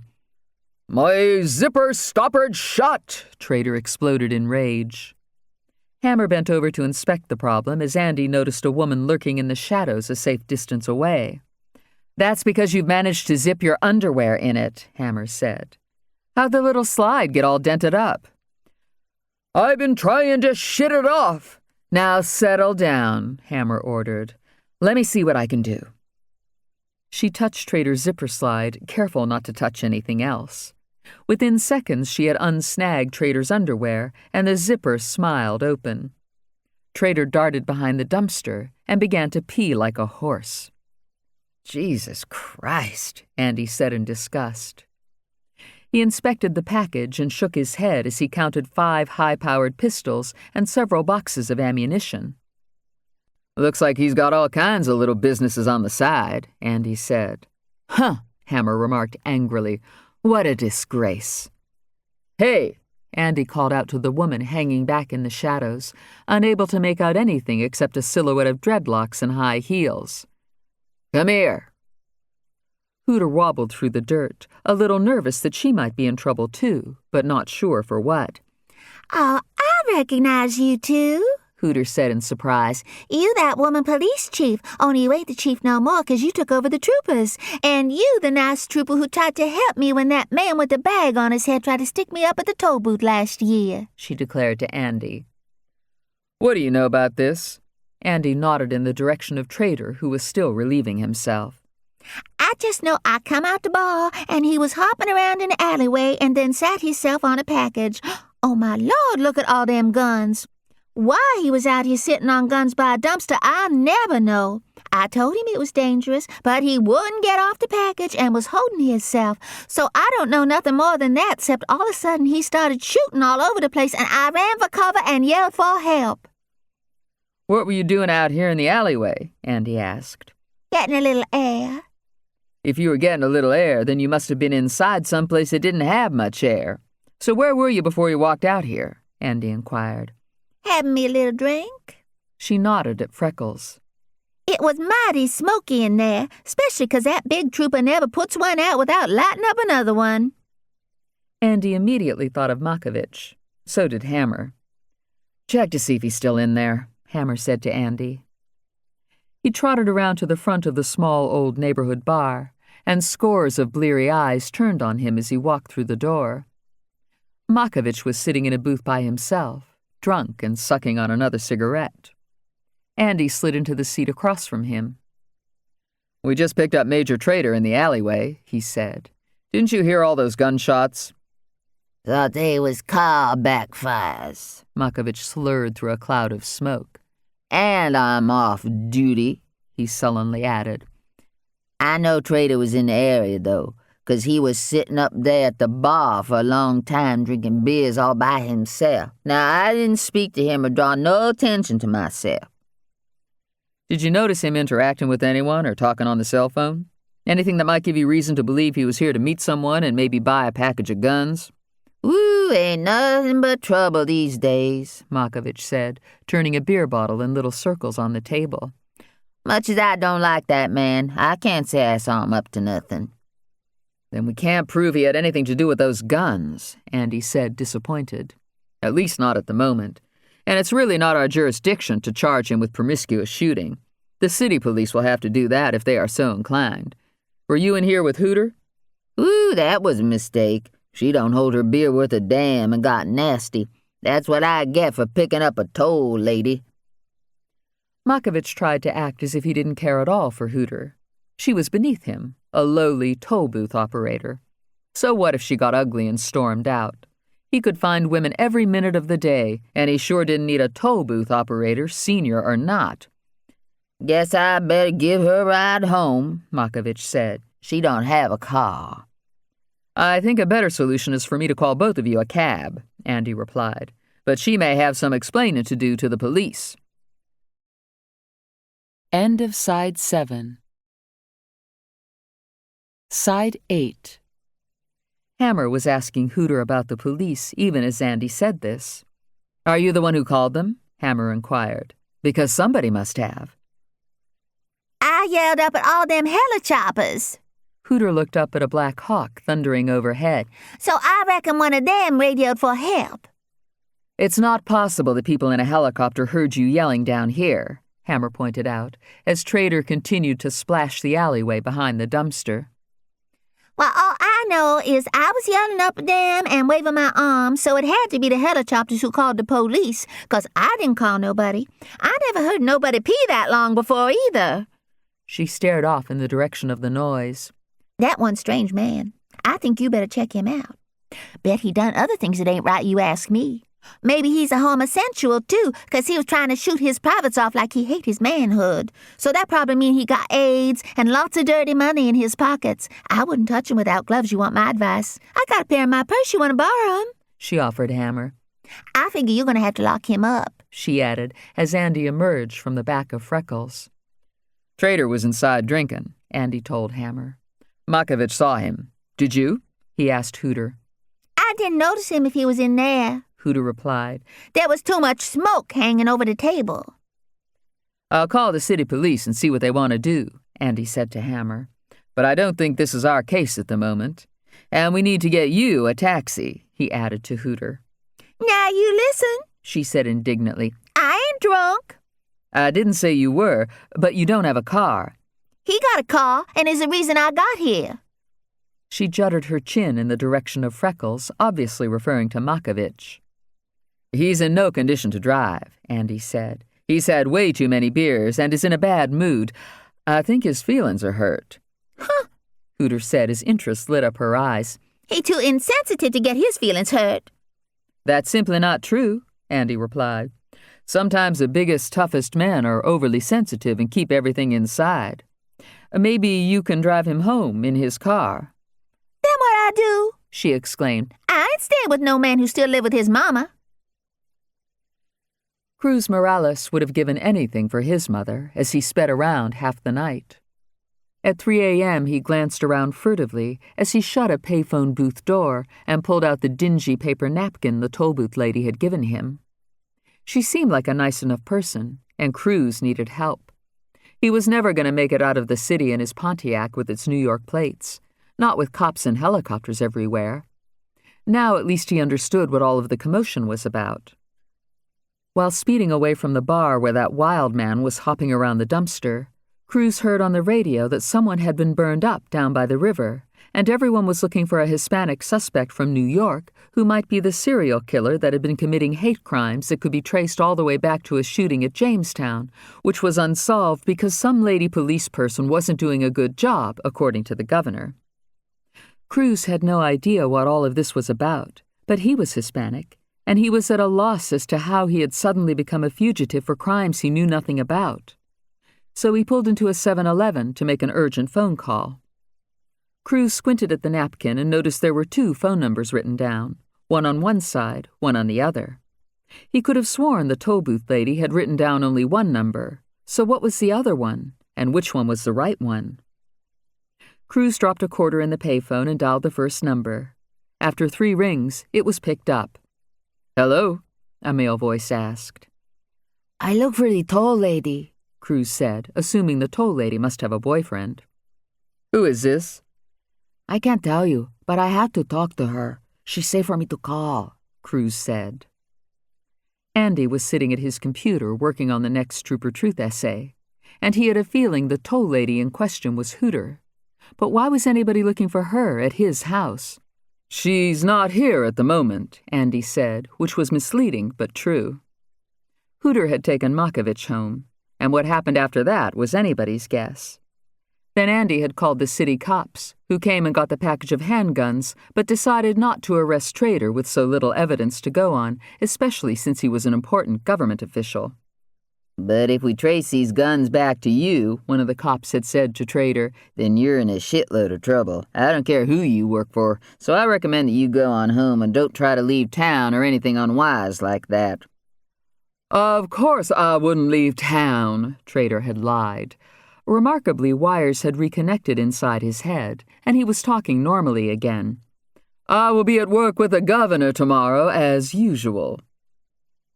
"Well, I guess you'd better ask the governor that," Andy had told Trader. "He's not too happy with you right now." "Nonsense," Trader had retorted. "We have always been on good terms, and in fact, he considers me his closest friend." "Maybe he won't if Regina's blood work turns out in an unfortunate way for you, Trader," Andy had replied.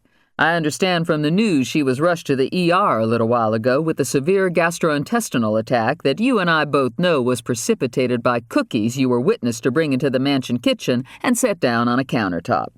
You were overheard to say that the cookies were for the governor only, but Regina got into them anyway when no one was looking." "No one's ever gotten ill from my wife's cookies," Trader had said. "When'd she get back?" the unidentified person with a heavy Spanish accent was asking over the line. "I'm not sure, but is there something I can help you with?" Andy tried to get this evasive, suspicious-sounding caller to talk. "It's just I'm concerned, you know. They say this Hispanic killed someone at the river, and I didn't kill no one, and the police, they be looking for me." Cruz was out with it as he huddled in the phone booth and noticed a black Land Cruiser parking at the gas pumps. "What makes you think the police are looking for you?" the man on the line asked. "Because they stopped me at the toll booth and chased me for no reason. I had to hide and afraid for my life. The toll lady gave me her number and say she helped me." Andy strained to figure out why Hooter would have given out his home phone number to a possible fugitive, and then he recalled working the Bagman case last year. "Maybe we should meet and discuss this," Andy suggested as he absently clicked the mouse and changed a word in the essay he would post momentarily.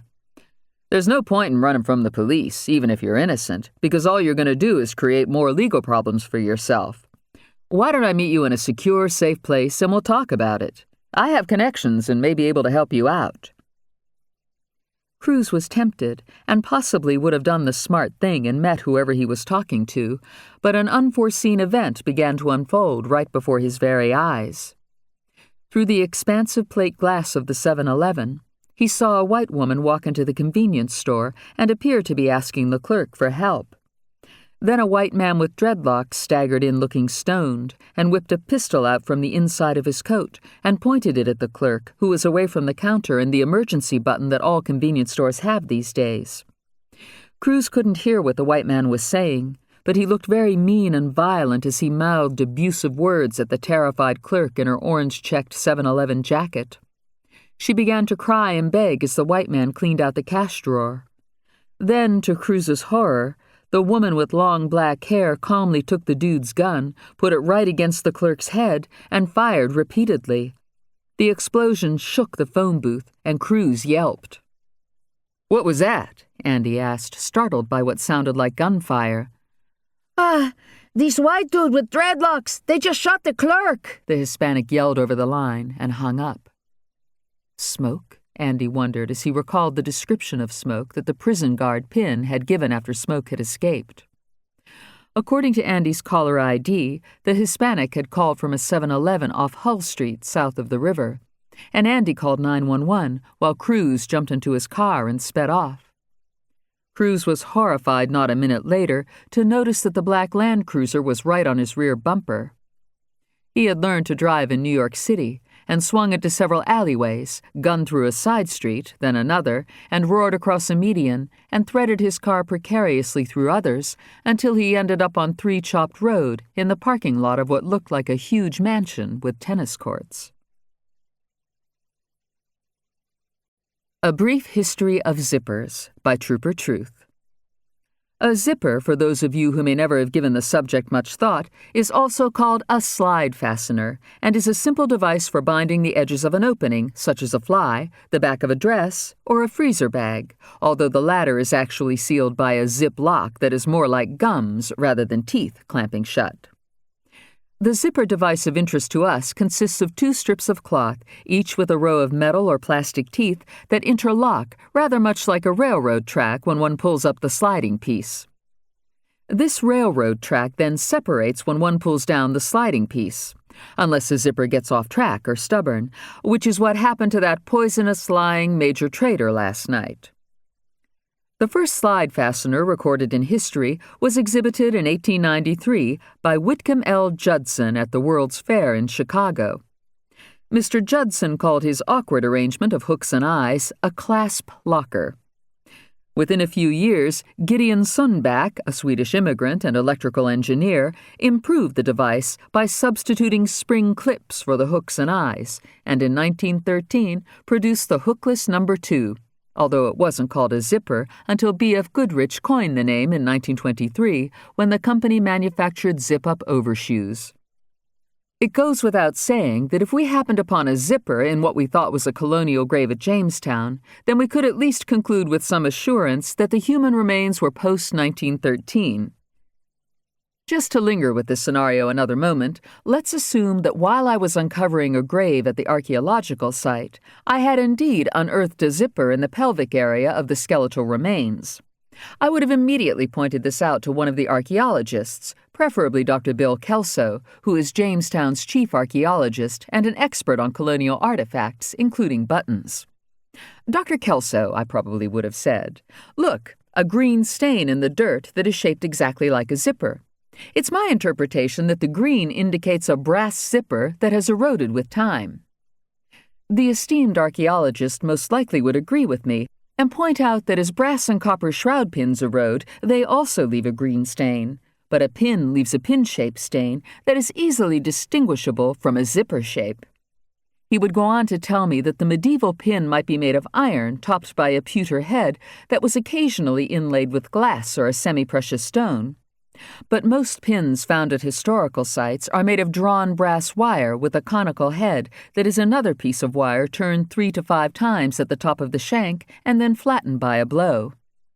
This method of making pins continued until 1824, when Lemuel W. Wright patented a solid-headed pin that was stamped out in a single process. If we found a pin that was at least 5 inches long, then we would suspect we had a hairpin on our hands, and the person in the grave most likely was a female. If we found a safety pin, then the grave was post-1857. If we found a shroud pin, then the person in the grave had been reverently wrapped in a winding cloth when he or she was buried. Should we find brass wire fasteners for cloaks, then the grave may very well be 17th century. As for needles, Dr. Kelso would probably mention, we hardly ever find them, because they rust, unless they are made of bone, in which case we might conclude the remains were those of a rug maker. What about thimbles? I might ask Dr. Kelso as I gently brush soil away from the zipper stain in my grave. It varies, he could very well reply, depending on their usage. Thimbles of the 1500s and early 1600s were squat and heavy as a rule, and rarely decorative. Should I uncover a very tall thimble, most likely the grave was mid-17th century, and if a thimble had a hole punched in it, very possibly it had been traded to a Plains Indian who had hung it on a thong as a tinkler to spruce up clothing and pouches. The early Native Americans had a great sense of style and very much enjoyed wearing beads, bits of copper, household implements, and heads and body parts of wooden dolls. Most doll parts available to the Native Americans were cast in pipe clay from a two-piece mold. Highly prized by colonial boys were toy guns and cannons cast in pewter or brass and with fully drilled barrels, suggesting the little boys could shoot up James Fort if they pleased, or if a Native American got hold of such a toy and wore it on a thong, he might accidentally shoot himself in the foot, or worse. Sadly, I did not find any toys or toy parts during my research with the Jamestown archaeologists, nor was it my good luck to find coins or even a button, although I did find a number of musket balls and an arrowhead and the skeletal remains of a woman who had been a chronic pipe smoker and hadn't cut her hair in 4 to 7 years. In keeping with being a truthful narrator, I will state for the record that I did not find a zipper while excavating at Jamestown. But if I had, I most certainly would have recognized it on the spot and gathered abundant information from it. To return to that scoundrel Major Trader, he is at large and unremorseful. He was last seen shooting a pistol behind Freckles, and quite likely is still in the city, going about his nefarious business as usual. If you click on the small jail icon in the upper right-hand corner, you can view a recent photograph of him with Governor Krim, who is the gentleman on the left, holding a magnifying glass. Please do not confuse the two. The governor is a law-abiding man, and I would like to take this opportunity to say the following to him. I know it is a delicate subject, sir, but you really must do something about your eyesight, and I'd like to suggest either a guide dog or a guide horse.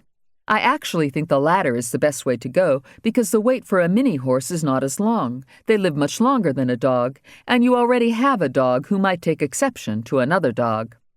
I have taken the liberty to inquire as to how you might get a mini horse, and I found that one is available this very minute. He is housebroken and at ease in sneakers so he doesn't slip on smooth surfaces. He enjoys traveling in the back of the car or van, likes other pets and children, and his name is Trip because he loves to travel. I have taken the liberty of emailing the breeders to hold little Trip for you and call your office with the information, which they have promised to do immediately. On another subject, sir, someone should look into your butler's situation with the Department of Corrections. It has been brought to my attention that there may be a computer error, and it is past time for your butler to be released from the prison system and work for you as a civilian instead of an inmate. And if I were you, I would look into Moses Custer's condition, too, and make sure he is in protective custody so his assailants don't hurt him again or worse. It is possible these same violent offenders struck again early this morning when a convenience store clerk was murdered, and they may even be connected to the brutal slaying of Trish Thrash. Governor Krim, it is time for you to show Virginians that you personally care about them and have no agenda other than what is best for the Commonwealth. Be careful out there. Chapter 21. Possum read the latest Trooper Truth essay several times and felt certain that the anonymous web crusader suspected that the assailants he mentioned were Smoke and the road dogs. Why wouldn't he figure it out? Possum whispered to Popeye, who was snoring on the bed. Everybody knows Smoke's broke out of jail and is up to no good, 'cause he ain't capable of being up to anything else. Oh, Lord, Popeye, what if the police somehow find our RV and haul us away, or Smoke gets in a shootout with them and all of us end up dead? Popeye instantly woke up. "It ain't fair," Possum went on, getting angrier. "What'd they have to go and kill that 7-Eleven lady for? Now there's a description of smoke on the news 'cause somebody saw the shooting." Possum took a deep breath and glanced back at the closed door several times. "Well, it's time I did something," he whispered to Popeye. "And I'm going to do it and just hope Smoke don't find out." Possum typed an email. "Dear Trooper Truth, that traitor man you just wrote about is a pirate on the web who calls himself Captain Bonnie. I figured it out 'cause of what you said the other day on your web about traitor being relations with that woman pirate who I guess must be dead now. I think you could trap Captain Bonnie by sending him an email and setting him up. Just say you will leave him a waterproof suitcase full of what he's got coming to him, and when he shows up, get him. Make up a screen name that's the same as mine so he thinks the email's from me. P.S. There is a score plan that has to do with Popeye. That traitor man is the one who set her up to be stolt." Possum clicked on Send Now and glanced at the closed door with relief. Thank God neither Smoke nor any of the other road dogs had seen what Possum had just done. Smoke would kill him for sure if he caught Possum sending an email to Trooper Truth and turning in a source. Smoke would stomp, kick, and beat on Possum, leaving him for dead, just like Smoke had done to that innocent man Moses Custer, who, even as Possum was thinking all this, was being handed the telephone inside his hospital room. "It's the governor," Nurse Carla said in a blaring voice as the cuff of her nurse's uniform knocked over a cup on Moses's food tray and spilled orange juice all over the front of his hospital gown. "You sure?" Moses didn't believe her and thought if she caused one more accident, he was going to find the emergency alarm button and push it hard. "I mean, what if it's one of them pirates trying to find me?" Nurse Carlos took the phone away from him, clunking him in the chin.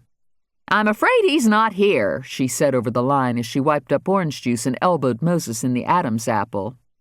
"No!" Moses grabbed the phone back from her. "What if it is the governor? I can't be hanging up on him. Who is this, if you don't mind my asking?" he said into the phone. "Before we go looking around room to room for Moses, assuming he's even in this hospital or still alive, we need to make sure who wants to know." "This is Governor Krim." "Which Governor Krim?" Moses asked, still unconvinced. "Governor Bedford Krim IV. There is no other Governor Krim because each time there's been one, it's always been me. I've been the governor of Virginia 3 times now, or is it 4? "We're still looking for this Moses person," Moses said, not ready to trust the familiar voice quite yet. "But while I got you on the line, you mind if I ask the names of your mama, wife, children, and any pets, and their ages and shoe sizes?" "I most certainly do mind your asking that and anything else personal," the governor replied, deeply offended. Okay, hold on a second." Moses put his hand over the phone, and his heart began beating hard. It was the governor, all right, because no governor was going to answer personal questions like that, and a pirate trying to trick Moses into thinking it was the governor on the phone would have made up the answers. "Hello," Moses said in a slightly higher-pitched voice. "Moses Custer speaking."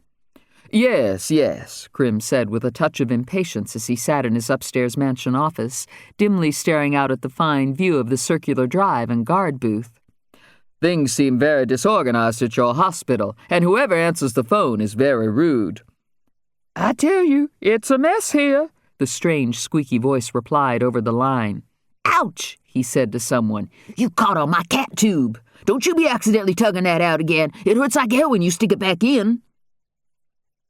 A muffled argument ensued, and the governor made out that Moses was tangled up in his catheter and refused to let the nurse remove it and switch him over to a bedpan. "I ain't using no bedpan," Moses declared. "Knowing you, that pan will get slopped all over me and the bed. Just leave in my cat tube and take my tray out of here before you spill something else or poke me with that fork." "Okay, Governor. I sure am sorry about that, but something wrong with that nurse. I tell you, she got some kind of condition like Parkinson's or muscular dysentery, and every time she get near me, I get banged up as bad as I was after them pirates beat on me and stole my truck full of pumpkins." "Well, I certainly make sure I never go to that particular hospital," the governor said as he scanned the latest Trooper Truth essay with his magnifying glass. "Oh, no, sir. You should never even drive past this place, and for sure don't never come inside. It is my heartfelt hope, Governor, that you don't ever need no hospital. I pray daily for your good health and prosperation." "What?" The governor returned to the advice Trooper Truth had directed personally to him. "What's that about perspiration?"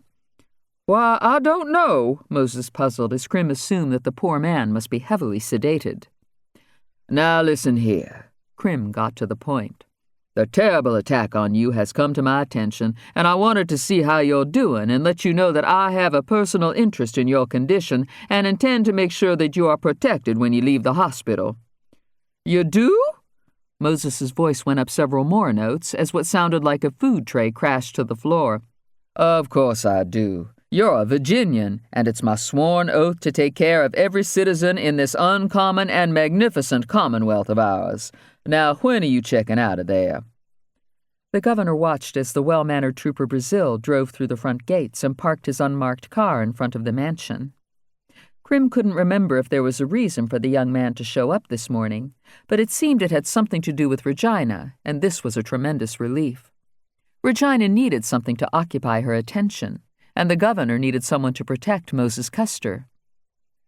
"I believe they're saying I could go home for the day out, assuming that nurse don't break my head or give me the wrong medicine," Moses was saying. "I sure do appreciate this. I can't believe I'm talking to the governor himself. Here I am, being beat on one minute and all my pumpkins gone. Then next thing, the governor himself is on the phone saying I'm going to be protected. And the governor himself even said he was sorry about what happened, even if it wasn't his fault, and I wasn't going to be in no kind of trouble for all them pumpkins clogging up the river." "Of course you're in no kind of trouble," the governor said as he watched Andy get out of the car and Regina bound down the front steps dressed in safari clothes. "By the way," the governor said in an effort to end the conversation and create a goodwill press situation, "Saturday night you'll fly in the helicopter with me and sit in my box at the Winston Series race, and a state trooper named Andy Brazil will be at the hospital to safely escort you home." "My Lord in heaven!" Moses was surprised and delighted. "I ain't never been to no real NASCAR race, not once in my life. You got any idea how hard it is to get tickets or find a parking space? I must have woke up in Oz." Crim made his way out of his office, preoccupied with questions about mini-horses and what it would be like to be led around every minute. He supposed he might as well give himself up to it. His vision was getting worse daily. This morning, when he had made his way down the mansion's sweeping staircase, he'd had to hold onto the banister with both hands. Then he'd sat in the Windsor chair in the ladies' parlor again and ordered 2 eggs over easy and a strip of crisp bacon. When no one responded, he had gotten up and wandered across the entranceway into the men's parlor and tried again. Finally, he'd ended up inside the elevator, where Pony had found him moments later as he was carrying fresh linens up to the 2nd floor. "Where am I?" the governor had puzzled as Pony led him to the family breakfast room. Have a seat, Governor, Pony had said as he pulled out a chair and draped a napkin over the governor's lap. Did you sleep well, sir? I didn't, Regina had answered as she piled butter on a mountain of grits. I keep having the same bad dream. Since no one at the table had seemed the least bit interested in her dream, she had decided to tell Andy about it the minute she climbed into his unmarked car. It's just like last time, she started in. I don't know what it is about tires. Why do you think I keep dreaming about tires? One dream after another, there's all these tires rolling down the highway with no cars attached, just rolling all by themselves. Where are you while this is happening? Andy asked her as he fastened his seatbelt and indicated she should do the same. In my own bed, as if it's any of your business. In relation to the tires, Andy rephrased the question. I'm jumping out of their way. What do you think? She retorted. You're on foot, then? Of course I am. None of us are allowed to drive while Papa's governor. We have to be driven around everywhere, and I'm sick and tired of it. I think it's pretty apparent why you're having tire dreams, Andy said. You feel like you aren't going anywhere. You're like a car with no tires, or tires with no car, and in either case you are stuck on life's highway, helpless and threatened and frustrated and feeling that the world is passing you by. The governor and the First Lady watched Regina and Andy through the window. They seem to be arguing, the First Lady observed. We can't have another dog, the governor decided. Who said anything about another dog, dearest? I can't get a C&I dog, the governor said. Trooper Truth's right. It wouldn't be fair to Frisky to have another dog in the mansion. Maybe a cat, but I don't think they have C&I cats, and I hate cats. I'm sure they can't train cats that way, dearest, Mrs. Crim said. I would think they would jump up on things and crawl under other things or simply do nothing, and that would be pretty tricky if a cat did all that while you were tied to it. They don't tie you to the animals, Faith said as she walked in on the conversation and jealously watched her dreadful younger sister leaving with the handsome trooper. You hold on to a little handle, and I just read in Trooper Truth that they have C&I horses, too, and he wants you to get one immediately. I don't think Frisky would mind a horse, Papa. Well, we most certainly can't have a horse in the mansion, Mrs. Crim protested. I want one, the governor decided. Today. I'm not sure how I feel about Regina going to the morgue, Mrs. Crim worried as Andy and Regina drove out of sight. Maybe it would be good for her, the governor considered. Might make her count her blessings and stop complaining so much. I agree, Faith said. She should be happy she's alive. The governor walked away and bumped into a life-size portrait of Lady Astor. Excuse me, he muttered. Barbie Fogg was bumping into things as well this morning. Bleary from too many lemonades, she collided with a sharp corner of the bed, cracked her funny bone on the toaster, and just seconds ago almost bumped into the car in front of her as her attention wandered all over the interstate. Usually when she drove her minivan to the Baptist campus ministry where she was a volunteer counselor, nobody paid much attention to her. But other motorists were certainly staring at her this morning, and in her stuporous state, she was finding their scrutiny very distracting. She had always been an attractive woman who dressed smartly but tastefully, and certainly she believed deeply in skin care. Skin was God's gift to women, she often told the female students who sought her advice and guidance. Clothes and accessories make no difference if your skin is bad, and everyone should visit the skin doctor regularly and use good cleansers and moisturizers and stay out of the sun. Now, it was true that her skin looked especially nice this morning after the glycolic mask she vaguely remembered applying last night after too much to drink. But why were all these motorists staring at her? Some of them were even honking their horns, and a moment ago a man with an earring zipped past in his Porsche and gave her a thumbs up. She slowed down at Hooter's toll booth and was pleased to see the rainbow bumper sticker proudly mounted on the sliding glass window. Why, you must work 24 hours a day, Barbie greeted Hooter, who looked a bit under the weather. We both have rainbows. Isn't it fun? I tell you, I had the strangest thing happen last night, Hooter said as cars lined up behind the minivan. She told Barbie all about the wild man in the alleyway who was sitting on a bag of guns out by the dumpster and trying to shoot off his privates. Then, you know that big trooper I dated last night? Well, Hooter interrupted her own story. I guess you got no reason to know him, but I had to drive him back home to his mama, and he wanted a little lovin', but I wouldn't give him none 'cause his mama right there in the next room, probably with a glass up against the wall listening to see what we was doing. So I say to him, why are you still living with your mama? And if I did what you wanted, what if she walked in? Can you imagine? Hooter said to Barbie. Can you imagine riding that big trooper's horsey and right in the middle of it, there's mama in a nightie standing next to the couch? I think that's sick. I'm telling you, that man's a strange one. What horsey? Barbie was horrified and confused. Just his little pet name for what I'm telling you is the biggest. Hooter's comment was obliterated by honking horns. Ever saw, girlfriend, only I ain't exactly seen it in person yet, but based on the commotion it was making as it tried to bust out of its stall, you get what I'm saying? Uh-huh, that's one big... More horns blared. Well, you would think I'm causing a lot of commotion myself, Barbie confided. All these people are just staring at me and honking and nearly running me off the road. She added as a huge pickup truck with mud flaps swerved to another line, and Bubba Loving flipped a bird and yelled something at Barbie's minivan. How does he know my name? She exclaimed to Hooter. I've never seen that man before in my life, and he just yelled my name. I'm good at reading lips. You don't say, Hooter remarked, staring after the pickup truck. I sure do hate it when they got them Confederate flags on their windshield and Bubba on the vanity plate. Good thing he went over to the smart tag line, 'cause I don't like Confederate money whether I got gloves on or not. I won't touch it if I got a choice, I don't think he say your name, though. Hooter was reluctant to tell her. Fact is, I doubt he know your name. I'm pretty sure he said Fog. Nuh-uh, he say something else that wasn't the least bit nice, girlfriend. I think that Bubba redneck call you a fag.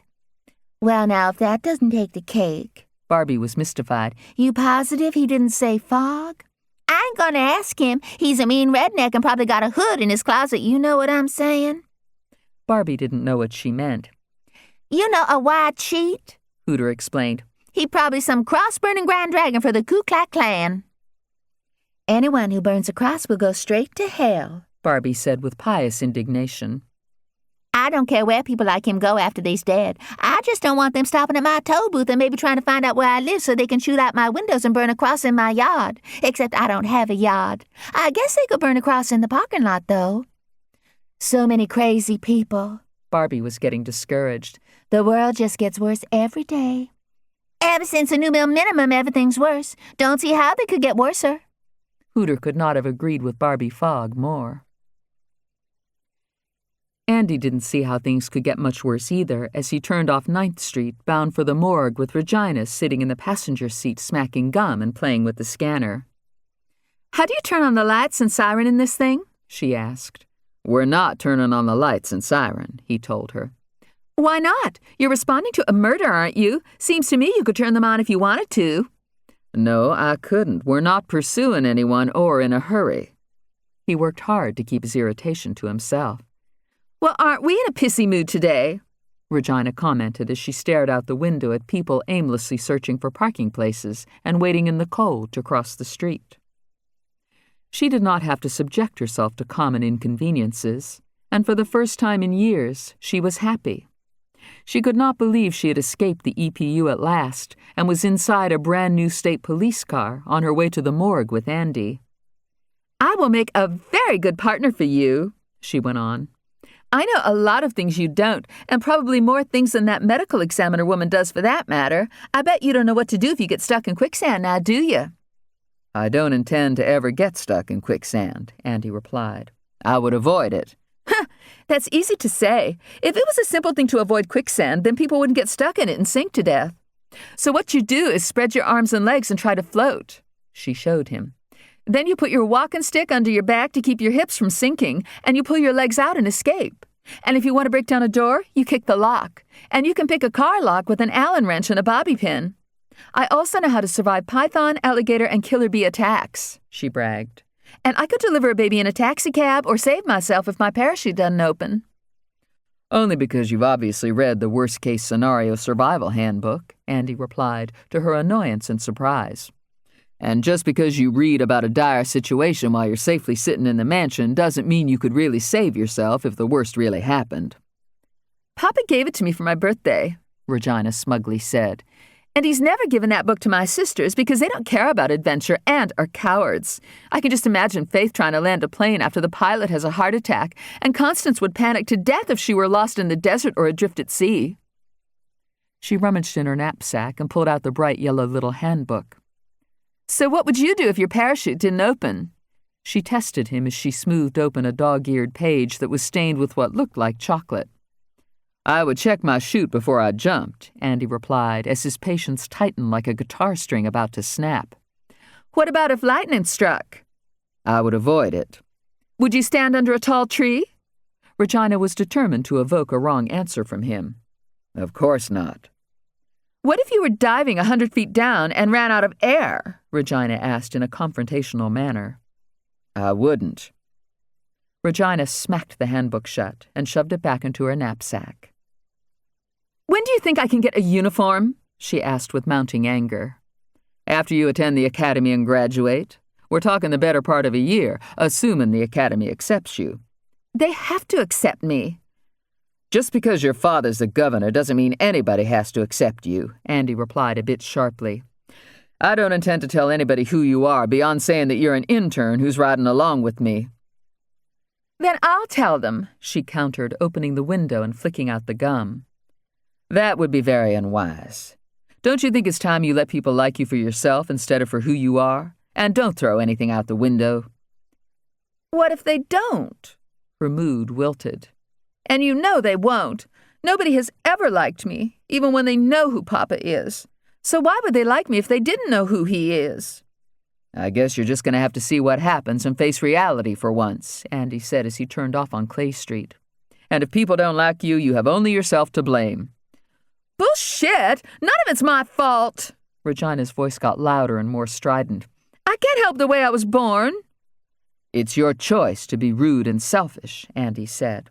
"And I'm not hard of hearing, yet. Lower your voice. Maybe for once you might think about others instead of yourself. How about the poor person back there who steps on that gum you just threw out? How would you like it if you stepped on someone's gum when you were dressed for work, in a hurry, couldn't afford new shoes, and had a sick baby at home?" This had never occurred to Regina. "The only reason no one likes you is because you don't like anybody either. People sense that," Andy went on as he pulled in behind the modern brick building called Biotech 2 that housed the chief medical examiner's office and the forensic laboratories. "I don't know how," Regina confessed. "You can't know how to do something if no one has ever shown you. And all my life, everyone has treated me special because of who I am, so I've never had a chance to think about anybody else." "Well, now you've got your chance." Andy parked in a visitor's space and got out of the car. "Because I'm going to treat you like shit if you treat me like shit. Maybe it's good you're at the morgue. You can practice being nice to dead people, and they won't care if you can't pull it off." "That's a great idea!" Regina enthusiastically followed Andy along the sidewalk and inside the lobby. "Except, how do you worry about someone's feelings if they can't feel anything anymore?" "It's called sympathy. It's called having compassion. Words foreign to you, no doubt." Andy stopped at the information desk and signed in. "Try to think about what the poor people down here have been through and how sad their friends and loved ones are, and for once don't focus on yourself. And if you're obnoxious, that's the end of your internship because I'm not going to put up with it, and I know the chief won't put up with it. She'll throw you out on your ass in a nanosecond." "Papa can fire her," Regina pointed out. "She'll eat your papa for breakfast," Andy said. He handed Regina a small notebook and a pen as electronic locks clicked free, and they entered the chief medical examiner's office.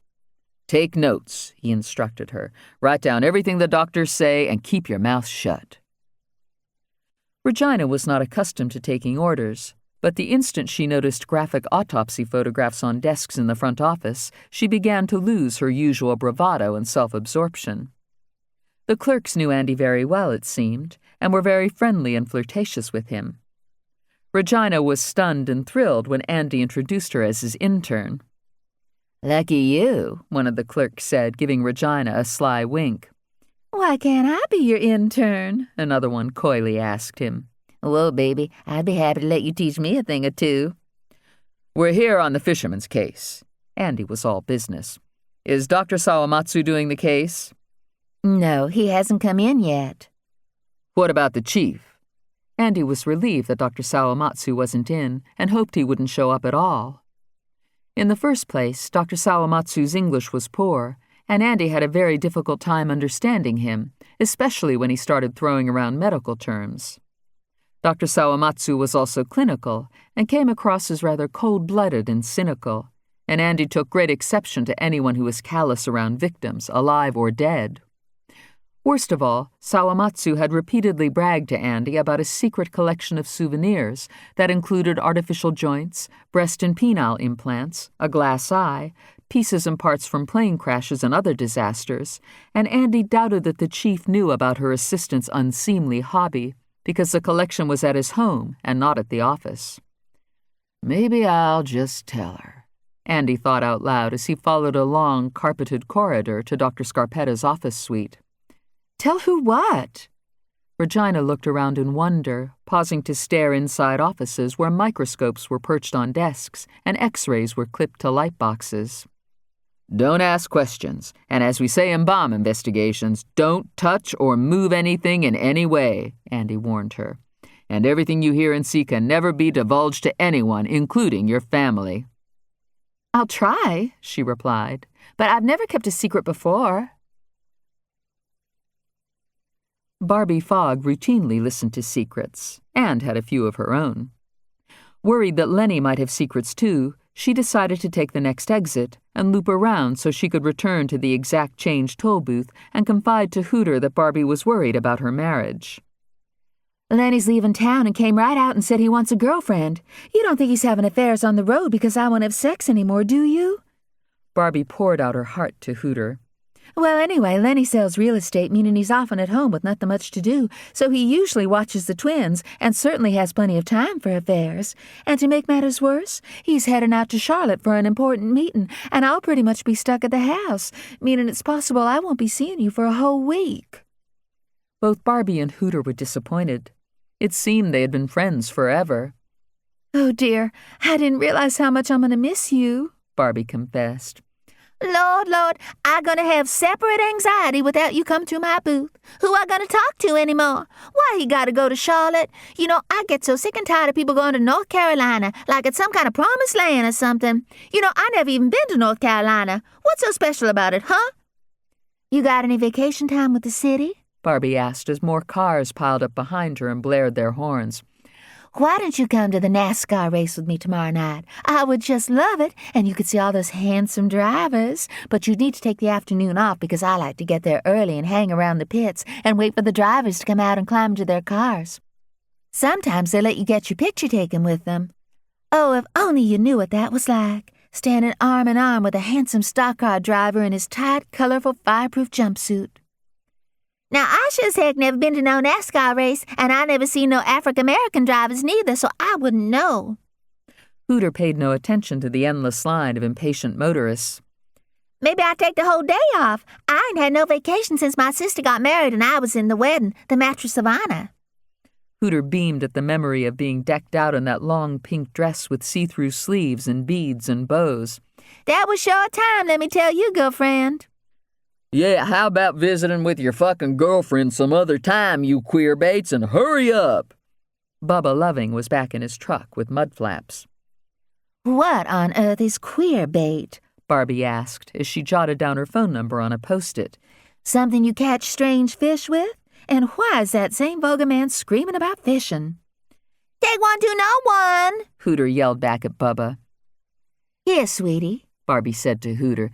You ring me up in the next few hours. I'll be at the Baptist Campus Ministry, and you just call and let me know if you can come to the race so I don't give the ticket to some other lucky person. Please come. Oh, dear, I just love having girlfriends to talk to. I just might do it. In fact, I will. Damn right I will. Hooter was getting excited by the idea. You count me in unless I can't get no one to cover my booth for me. How about you pick me up right here at, well, let's see, what time? 2:00 sharp. I'll slide on home and change and be waiting for you right here at my booth unless something come up. Then we have plenty of time to talk about your rotten sex life. Wouldn't that be wonderful? Bobby cheerfully waved goodbye as she drove on and forgot the 75-cent toll, setting off the alarms. The rainbow is working. Magic, magic everywhere. Sweet talk your girlfriend another time and we aren't waiting until heck freezes over to go through the toll booth, Lamonia yelled from her Dodge Dart. Lamonia was understandably in a foul mood. First she had gotten handcuffed because of her bad night vision. Now she was stuck in traffic because 2 interracial lesbians were flirting at the toll booth and a racist redneck was engaging in road rage. What had gone so wrong in the world? Dear Lord have mercy, Lamonia thought. The entire planet was self-destructing, and it was just a matter of time before Jesus would get fed up and come back, and Lamonia wasn't ready for the rapture. No, sir. She told Jesus every Sunday to please hold on for a while, because Lamonia had so many friends and neighbors who were going to be left behind if he came in on a cloud and the rapture lifted up all believers. Give your life to Jesus, Lamonia said to Hooter as she fed a $1 bill into a cotton-gloved hand. You tell it, girlfriend, Hooter said, dropping 3/4 into the bin and returning a quarter change. I'm not your girlfriend or anybody's girlfriend. Lamonia wasn't the least bit subtle about it. Ask forgiveness for your sins and pray to Jesus. Ask him to take your life and do something with it, you hear me? Because he's coming soon, and you don't want to be sitting in that little booth of yours and giving in to perversions with strangers and suddenly find half the cars coming through don't have drivers because they've been raptured up into heaven. Tell it, Hooter encouraged the pulpiteer. You tell it, girl. Lamonia needed no encouragement. 2 men are working in a field, and suddenly one of them is gone. 2 women are doing laundry in the laundromat, and suddenly one of them is gone. You'll be taking toll money, and suddenly half the drivers will be gone, and you just better hope you aren't still sitting in your booth, because if you are, that means you've been left behind. I'm ready for the rapture, girl, Hooter assured Lamonia as the 2 of them exchanged phone numbers. Oh, yes, I'm ready and looking forward to it. Always have been looking forward to it. Jesus be coming back. I always knew he would. Hooter stared up at the ceiling of her booth. You come on now, Jesus. You just come right on. I'll be waiting for you, and I won't even charge you no toll when you float down on your cloud. No, Lamonia protested. Don't tell him to come now. There's too much work to do, you silly woman. Look out there at all them sinners. Just miles and miles of them. Pray for them first, child. Hooter gazed out at miles of honking cars. Yeah, you right, girl. Most of them folks out there ain't ready for Jesus. Look how upset and nasty they is. Hooter shook her head sadly. So we asked Jesus to hold off a little longer. Just give us a little time, Jesus, she prayed loudly as Lamonia lurched out of the toll booth and rear-ended another car. Please, Lord in heaven, just give me Saturday afternoon off. You got that? Just one little vacation, Hooter prayed. That all I ask, Jesus. Chapter 22. Dear Lord in heaven, Dr. Foe prayed as he and Fonny Boy drifted in the bateau. We've been out here all night and half the morning, and I'm so cold and hungry I don't think I'll survive another hour. Please help us. Fonny Boy had given up on trying to get into the locked compartment and was blowing sour sounds on his harmonica and trying out various methods of hand effects and breathing techniques. He was on the verge of wishing that he and the dentist would be captured and returned to the storeroom, and regretted he had not bothered to carry sodas and food on board. But then he had assumed they would reach the mainland long before supplies became an issue. Lord o' mercy, I reckon the current's taking us clean back to the island, he told Dr. Foe.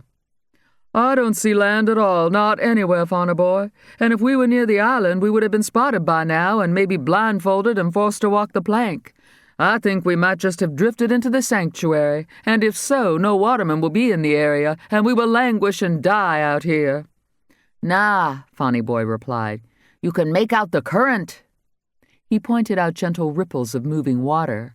But nigh as peace they'll figure we made off in the bateau, and if we don't make a hurry now, they'll be on us and we'll have to cite the Bible.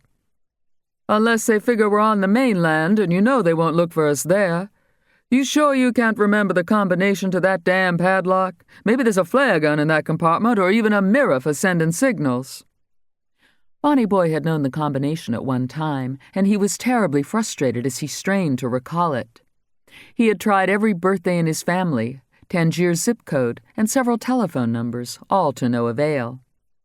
He rapped the harmonica on the side of the bateau to knock out excess spit, and tried a little straight harp, playing a melody in the key of C, and as usual starting with hole 4. Think hard, Fonny Boy, Dr. Foe tried to encourage him. Usually people use tricks to remember things, so my guess is your dad used some sort of association to come up with a combination that he wouldn't forget. Are there any other numbers that might be important to your dad? What about your parents' anniversary? Fonny Boy couldn't remember that either. He drew on the low end of the harmonica, trying a little blues jamming, like his hero, Dan Aykroyd. Now I know some of the watermen use compasses. The dentist kept trying. Possible there is a compass hidden your father routinely uses when he comes out to check the crab pots? The words crab pot floated out of the barely moving bateau, then settled into the water and began to drift to the bottom, where a large collection of kalanectes, Greek for beautiful swimmer, sapidus, Latin for tasty, were enjoying the quiet and security of the crab sanctuary. Clustered together were the fugitives from the bucket, and one of them, an especially handsome Jimmy with big blue claws and arms, decided to investigate the human voices and faint strains of a harmonica. He swam up through the murk, leaving his friends behind in a cloud of silt, and some 20 feet below the surface of the bay he spied the bottom of a bateau and heard voices again. Nah, he don't use neither compass. Don't need one, no ways, a young male said, and the crab recognized the voice as belonging to that skinny blonde islander who was always talking about pirate treasure when he was out potting in the dark early mornings. What about your post office box? Another voice asked, and the Jimmy didn't recognize this one, but he sounded as if he was from the mainland. Fonny Boy tried that number, but the padlock wasn't interested. A lucky number, maybe? Does your dad have a lucky number?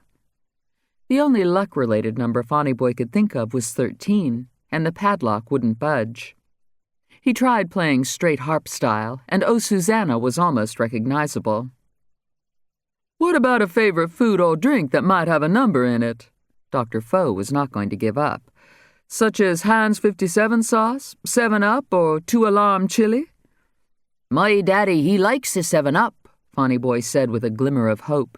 He's right fond of it with Spanky's ice cream, drinks more'n it of anybody I ever seen. But the combination, it takes 4 numbers, and 7 is only 1 number. What if you added the up part? Fonny Boy decided to stay in the middle of the harmonica and stick to blow notes. Is there a number that might mean up, Fonny Boy? Come on, think. The compass, it ain't got neither up on it, only north, south, east, and west, Fonny Boy replied. Up could be north now, couldn't it? Dr. Foe persisted. You know how people say they're going up north to New York or down south to Florida? Try 360. That's 3 numbers and is due north, so maybe he used 7 and 360 for 7-Up. The Jimmy's fusiform body propelled itself quickly back down to the bottom, where he warned his frightened friends. There's 7 of 'em up there, he exclaimed, and they's breaking the law by potting in the sanctuary, and I'm of a mind to get 'em warranted.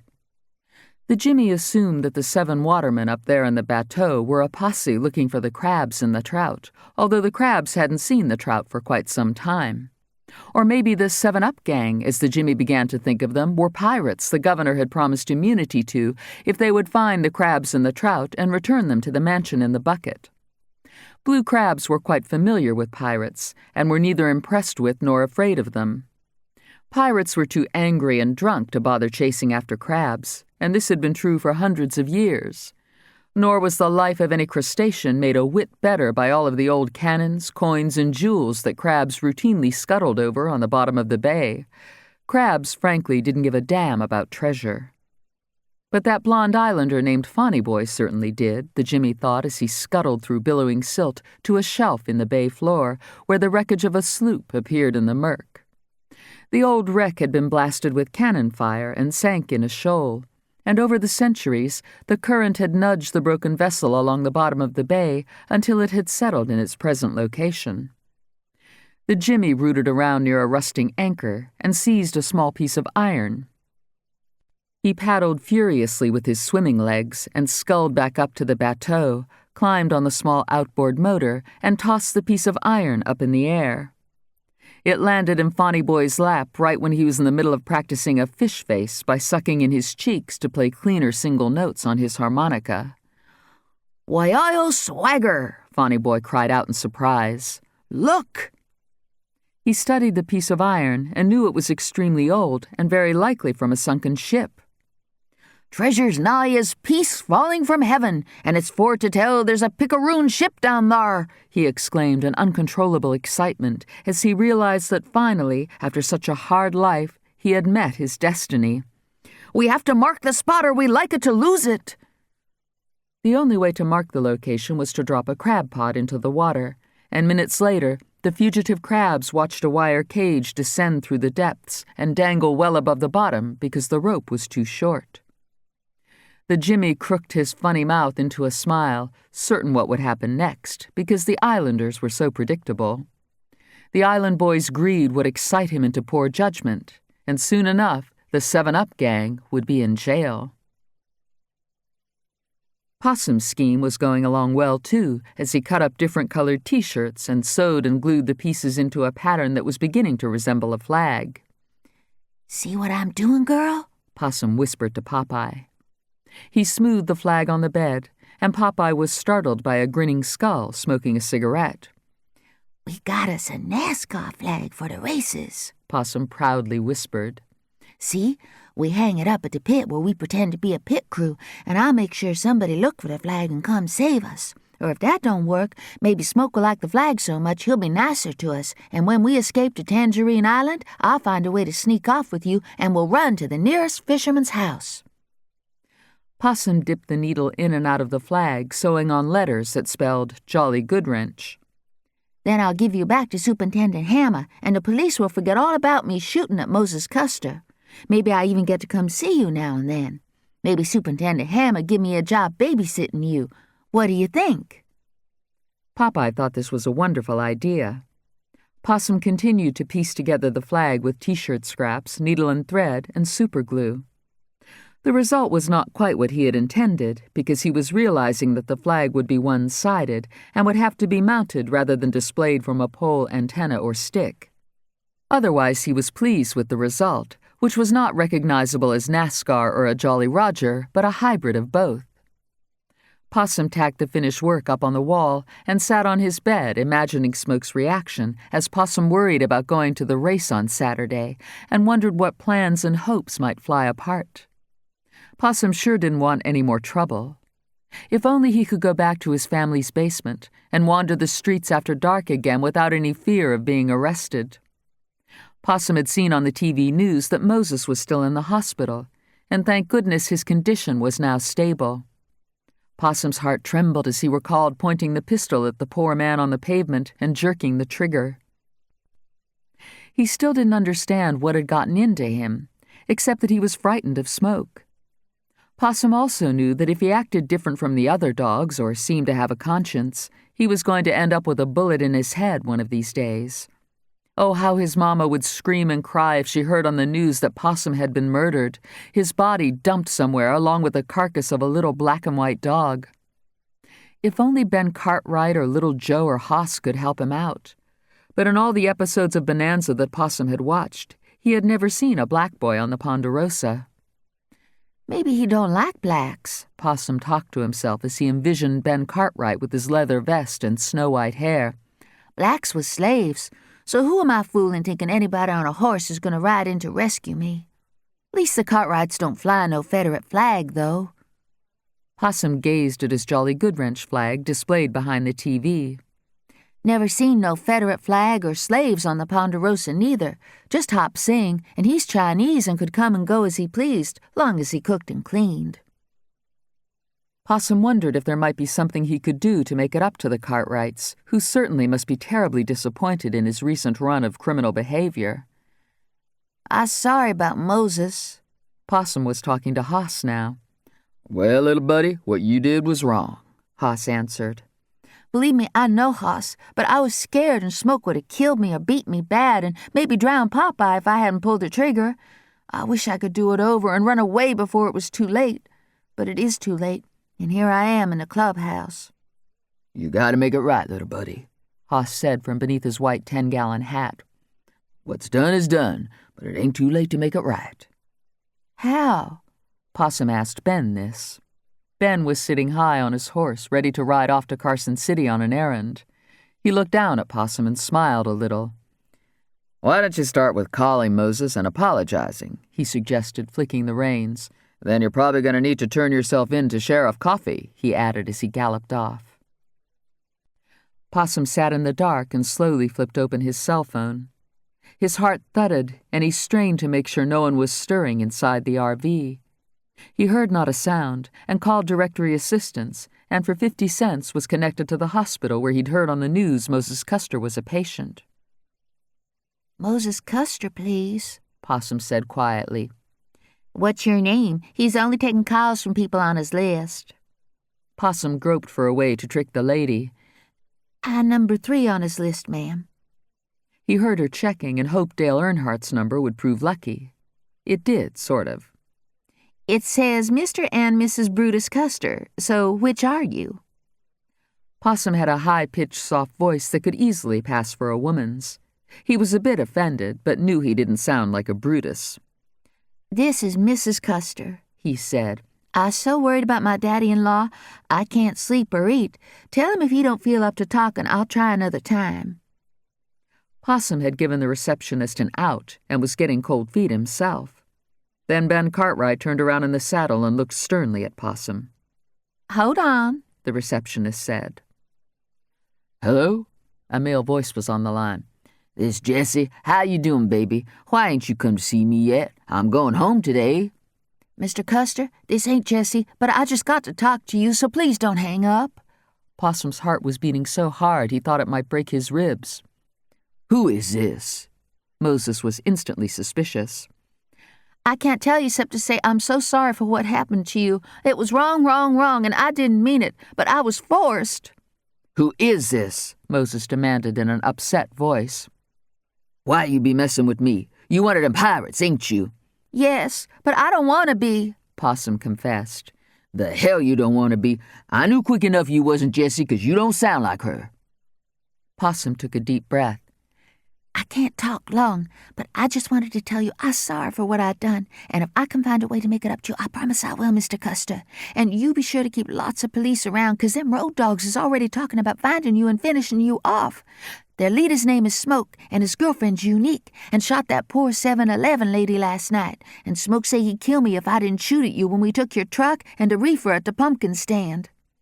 Sons of bitches, let 'em show their asses, and they'll see what trouble's all about. I do my best to talk him out of it. You? Who the hell is this? Moses was yelling, and Possum, beginning to panic, ended the call. What the fuck's going on in here? Smoke suddenly swung open Possum's bedroom door. Who you talking to? Possum tucked the cell phone under the covers just in time.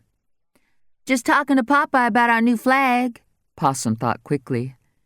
What you think, Smoke? Smoke walked in drinking a breakfast beer and looked long and hard at the big flag tacked to the wall. What is this shit? Smoke asked in a hard, mean voice. You don't got a flag, and I was thinking that all pirates got flags just like NASCAR drivers got colors, so I put this together for you, Smoke, like I said I would. Thought you could put it up in the pit when we go to the race tomorrow night. Then, when we escape to the island, you can hang it up there so everybody will know not to mess with you. If you're gonna talk to yourself, keep your fucking voice down. You woke me up, Smoke said. Now I'm gonna be tired the rest of the day. Smoke calmed down and looked thoughtful as he studied the flag from different angles. He got an idea and tugged it loose from the wall. Maybe I'll just shoot the damn dog and wrap it in this thing. We'll leave a little present on Hammer's doorstep, Smoke cruelly said. Popeye, who could play possum just as well as Possum could, pretended to be asleep again, and Possum pretended he didn't care what happened to the dog. But that wouldn't be as good as getting Hammer in that Trooper Brazil, Possum reminded him, because Smoke tended to forget most things these days. And we need the dog to get him to show up at the race so we can blow him away. Then Cat fly us off in a helicopter, and we live fat lives on the island. And how the fuck do you intend to set up all this? Smoke said, tossing the flag on top of Popeye, who didn't budge. That's easy, Possum replied. I send an email to Captain Bonnie and get him to do it. We know he got connections, right? So he can get the plan to Hammer and make her think you the man NASCAR driver with that pretty girlfriend Unique, and the rest of us is your pit crew who happened to find Popeye wandering on the road. So we picked her up, but ain't turning her over to no one, lest Hammer and Trooper Brazil can ID her for sure. So they show up at the race and come look for us, and the minute she starts screaming 'cause she's so happy to see Popeye, we pull out our guns, shoot everybody, run to the helicopter, and fly away. Set it up, Smoke ordered as he chugged the beer and tossed the can on the floor. End of Side 8. Side 9. Chapter 23. The chief medical examiner, Dr. K. Scarpetta, was in her office when Andy knocked on her open door. Dr. Scarpetta? Hi, he said politely and a bit nervously. If this isn't a bad time, I'd like to talk to you about the unidentified man who burned up on Canal Street last night. Come in. Dr. Scarpetta looked up from a stack of death certificates she was reviewing. Have we met? No, ma'am, but I've worked with Dr. Sawamatsu before. Andy introduced himself, and then explained that Regina was an intern with the state police, although he did not refer to her by name. "And your name is?" Scarpetta inquired of her. Regina stared at her, wide-eyed and tongue-tied. Regina had never met such a powerful woman before, and she was completely taken aback. Dr. Scarpetta was a very handsome blonde, maybe in her mid-40s, and was dressed in a sharp pinstriped suit. Why would someone who has everything going for her want to work with dead patients for a living? What should Regina say to explain herself without giving away her identity and causing a stink? Reggie, Regina blurted out. Officer Reggie, Dr. Scarpetta said with a nod from her judge's chair behind her big desk. And you'll vouch for her? She said as a bit of a warning to Andy. I don't routinely have police interns down here. I'll take full responsibility, Andy said, giving Regina a sharp glance. Oh, don't worry, Regina eagerly spoke for herself. I won't talk about anything I see or hear and won't touch or move anything in any way. A very good idea, Dr. Scarpetta replied, and she directed her attention to Andy. The man has been identified by fingerprints. His name is Caesar Fender, a 41-year-old black male from Richmond, and we have a full house this morning, I'm sorry to say. Have you ever seen an autopsy? She asked Regina. No, but not because I didn't want to. Regina was desperate to impress this legendary woman doctor. I see. When I took high school biology, I was the only one in my group who didn't mind dissecting a frog, Regina boasted. Guts have never bothered me at all. I don't think it would even bother me watching somebody die, like a death row inmate, maybe. Well, I didn't like dissecting things in high school, Dr. Scarpetta replied, much to Regina's surprise. I felt very sorry for the frog. I did too, Andy replied. Mine was alive, and I didn't think it was right to kill it. It still bothers me. And I certainly am bothered when I've watched people die, inmates or otherwise. I guess you've never spent any time at scenes or in the ER, Dr. Scarpetta said, and she thought Andy's name seemed familiar as she shuffled through the papers on her desk and pulled out a report. Sure enough, the name of the officer who had submitted the poisoned chocolates to the labs was Trooper Andy Brazil. I have something to discuss with you, she said to him. I think we need a moment of privacy. It was her way of politely ordering Regina out of the office. Please step out for a minute, Andy said to her. We'll be right with you. How can I be an intern if you're always making me leave? Regina said, a hint of her generally obnoxious personality creeping into her voice. I'm not always making you leave, Andy replied, showing her to the door and pretty much pushing her out. Stay, he said, as if she were frisky. He shut the door and returned to Dr. Scarpetta's desk, pulling out a chair and seating himself. I just got the lab report for the chocolates, the chief began. This is serious enough that Dr. Pond wanted it brought to my attention immediately because I'm quite familiar with poisonings by laxatives. I had a case several years ago of a woman whose kids laced her hot chocolate with X-Lax, supposedly as a joke. The woman developed multiple organ failure, pulmonary edema, and went into a coma and died. She handed Andy the report as she went on to explain it. Tests were conducted with high-performance liquid chromatography, and the chocolates in question are, in fact, positive for phenolphthalein, or PT, in various concentrations. Normal straight X-Lax, if taken in the proper doses, contains approximately 90 milligrams of PT, but just one of the chocolates in the box she submitted contains in excess of 200 milligrams, which at the very least would, if ingested, cause fluid and electrolyte loss, which is very dangerous, especially if the victim is older and not enjoying good health. Well, that sums up the governor, Andy said with growing concern. What about the fingerprints? Did the labs find anything on the paper the box was wrapped in? And was the handwritten note really written by the governor? Dr. Scarpetta sorted through several other reports. They did recover a latent by using the Lumalite and fluorescing dyes, and the print was run through APHIS, she informed him. They got a hit, and here is the identification number, which you can check yourself with the state police computer. She wrote it down for him. As for a documents examination, an exemplar of the governor's handwriting was inconsistent with the note that accompanied the chocolates. So the note is a forgery. Andy wasn't surprised. That's inconclusive because we need to get an official exemplar. The one we used preliminarily was from a letter the governor allegedly sent to Dr. Sawamatsu. Right, and we shouldn't assume that the letter is genuine, Andy agreed with her, or that the governor actually signed it himself. Legally, we can't assume that. Which reminds me, Andy said, and I hope this isn't out of line, Dr. Scarpetta, but it concerns me that Dr. Sawamatsu collects souvenirs, very inappropriate ones, or at least he brags as much to a lot of us. Do you ever go to his house?" "No," she replied, her expression turning hard. One thing she absolutely would not tolerate was disrespect toward the dead. Nor was any member of her staff allowed to even think about collecting mementos, money, personal effects, weapons, drugs, or alcohol from a body or a crime scene. "Maybe you should drop by unannounced to see him sometime," Andy suggested, "at his house." "Don't worry," she answered. "I will." "I'll get on the poison chocolates case right away," Andy promised. "And I suppose the documents examiner needs an exemplar of the suspect's handwriting, too." "I wasn't aware you had a suspect," she said. "But yes, absolutely. If you can get his or her handwriting, that would be a very good thing. And I suggest you get an exemplar from the intended victim as well." "From Superintendent Hammer?" Andy puzzled. "Why?" "To rule out Munchausen syndrome," Dr. Scarpetta matter-of-factly stated. "Poisoning with X-lax most often occurs when an individual chronically ingests it to get attention, for example, to gain sympathy from a parent or spouse." "You're saying it's possible Superintendent Hammer wanted us to think the governor or someone pretending to be the governor sent her poisoned chocolates because she wants attention? I can't believe that for a minute. You don't know her," Andy said politely but defensively. "No, I don't know her at all," Dr. Scarpetta replied. "But she's new, in a very demanding position, and if her experience has been anything like mine, the governor never returns her phone calls or invites her to parties at the mansion.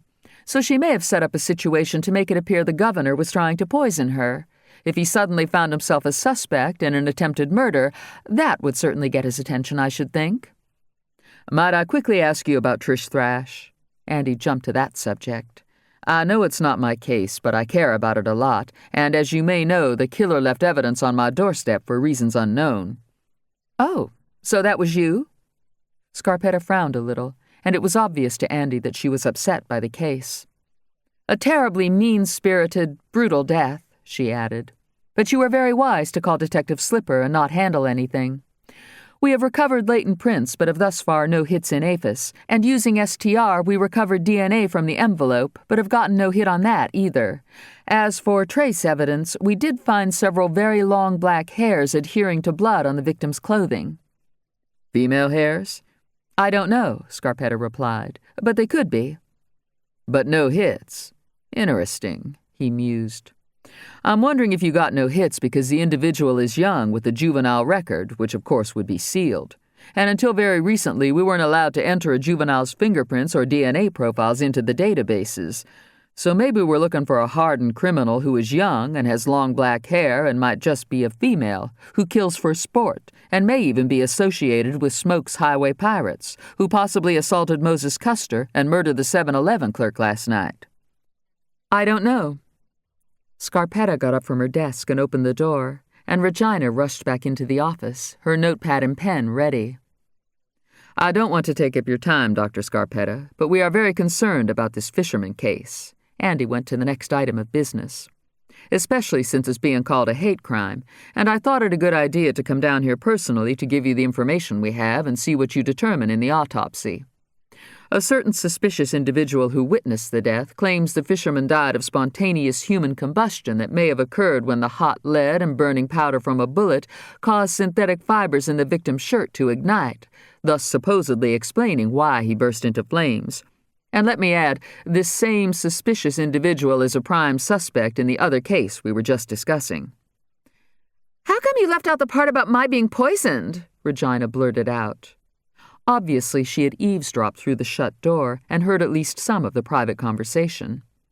"We're not going to talk about that right now," Andy warned her, knowing full well that if she divulged too much, it would become clear that she was not an intern, but the pampered youngest daughter of the governor. "It was awful," Regina said to Dr. Scarpetta. "I ate these cookies, and all of a sudden I was doubled over with the worst pain I've ever felt in my life. Well, it wasn't really all of a sudden. I didn't feel too bad until I was hiding behind the boxwood in the garden, and then I got cramps and gas. Next thing I know, an EPU trooper's rushing me to the hospital, where I was subjected to terrible indignities like peeing in a little plastic cup and then watching a nurse put a little stick in it. They wanted number 2 also, but I had nothing left in me after that terrible attack. My pee turned pink and it scared me to death. I thought I was peeing blood, but the nurse said it was a chemical test that made it turn pink, but it meant the worst. Someone put X-Lax in my cookies and tried to kill me in cold blood. Or maybe someone was trying to kill someone else, but I was the innocent one who ate the cookies, she continued, clearly enjoying her own story. The nurse said that pee usually has a pH of 4 or 6, and the X-Lax makes pee turn pink if the pH exceeds 7. Regina had no clue as to what all this meant, but she reckoned that pH was spelled P-E-E-H, and whatever the H part was, it must be devastatingly affected by X-Lax. She was fairly certain her H factor was still off, since she had been weak and pale when she'd pried herself out of bed earlier. I'm just lucky I'm not one of your cases this morning, Regina said with great drama. Yes, you are, Dr. Scarpetta agreed. We're all lucky we aren't cases this morning, or any morning.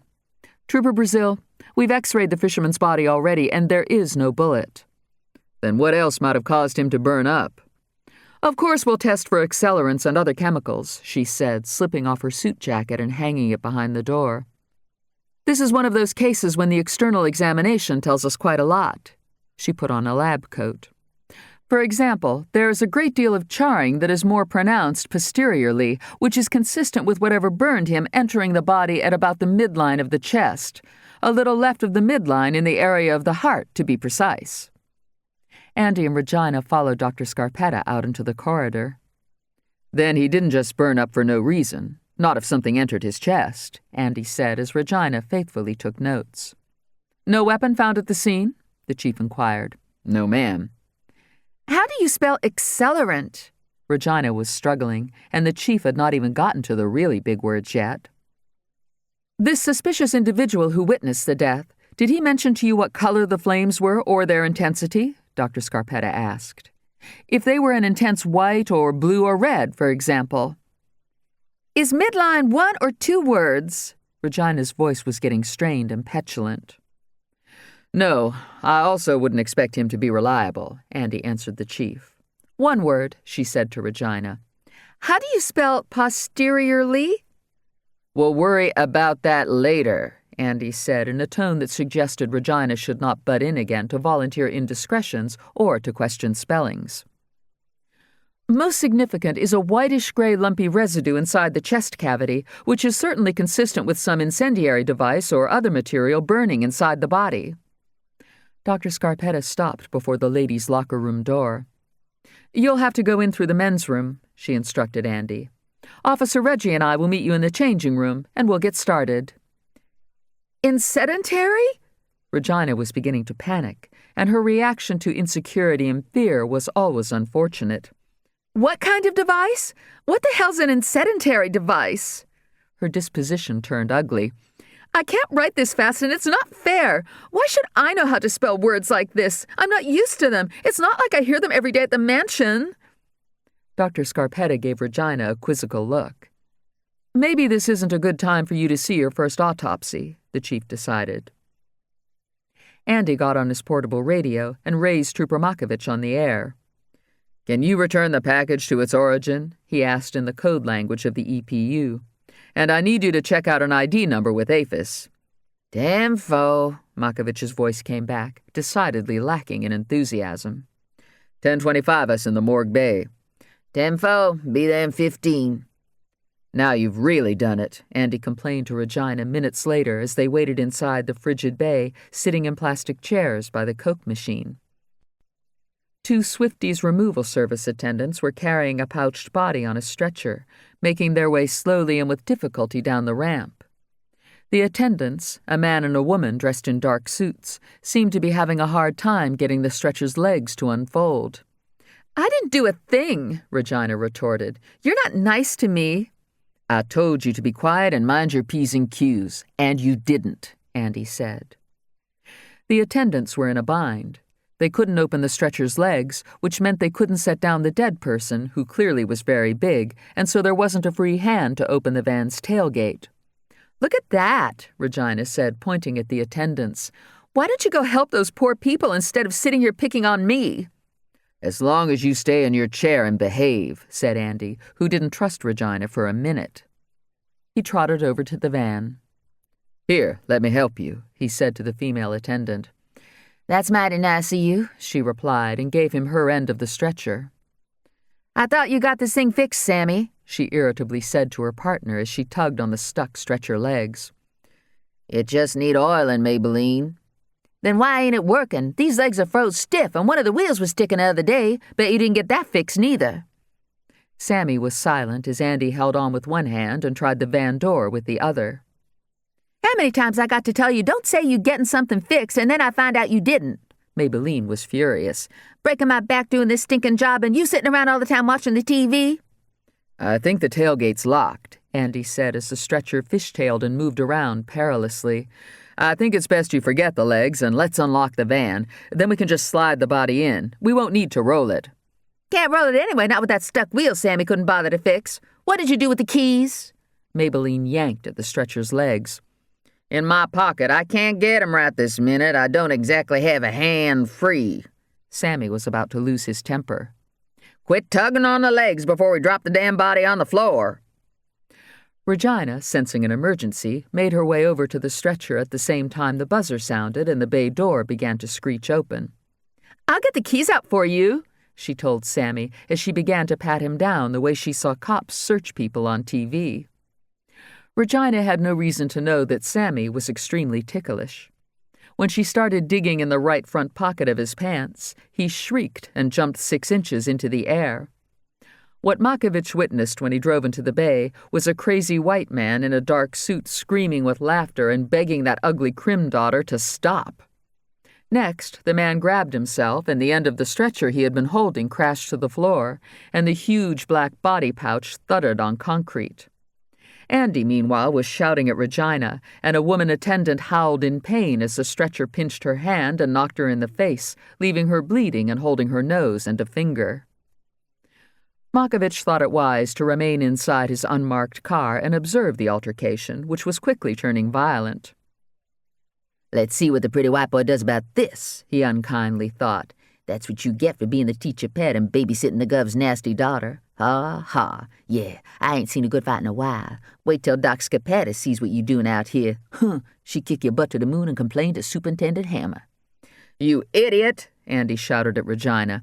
"You're the idiot!" she fired back at the top of her lungs. "Now look what you did," Sammy bellowed at her. "You better hope this dead lady's family don't see her body all banged up.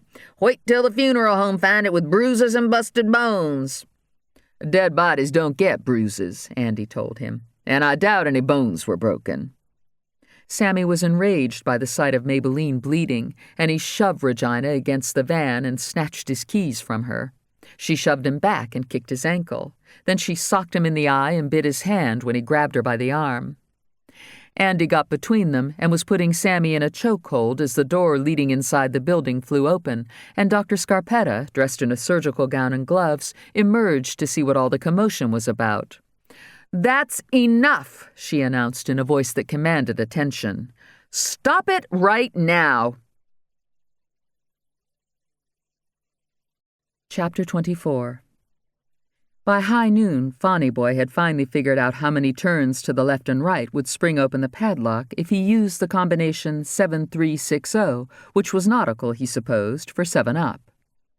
As he had expected, the secret compartment contained a pint of Bowman's vodka, a pack of cigarettes, and, thank goodness, an Orion flare gun that was made of plastic and had a range of 21 miles. There were 3 cartridges, each with a candle power of 15,000, and Fonny Boy fired all of them straight up into the air. He and Dr. Foe held their breath for a minute as they drifted in the bateau, still out in the middle of nowhere, the crab pot doggedly following them. "You shouldn't have shot them all at once," Dr. Foe said, discouraged and peckish. "Why did you do that, Fonny Boy? It would have made more sense to fire one and wait for a while, then try a second round and eventually the last one. Now we're right back where we started from, lost at sea with no food or water. Put that pint of vodka back. All it will do is make you silly and more dehydrated." What neither he nor Fonny Boy could possibly know at the time was that 3 Coast Guard pilots and an engineer were out in a bright orange Jayhawk helicopter on routine maneuvers. They were flying at an altitude of 500 feet when 3 small fiery rockets streaked past their windshield and startled them considerably. "Jesus Christ, what was that?" the pilot in command exclaimed into his microphone. "Someone's shooting at us," the engineer blurted out over the intercom from his bench seat in back. No, I think they're distress signals. Flares." The co-pilot calmed down his buddies. "Did you see how bright they were? Like they were phosphorus?" "We're not in a restricted area, are we?"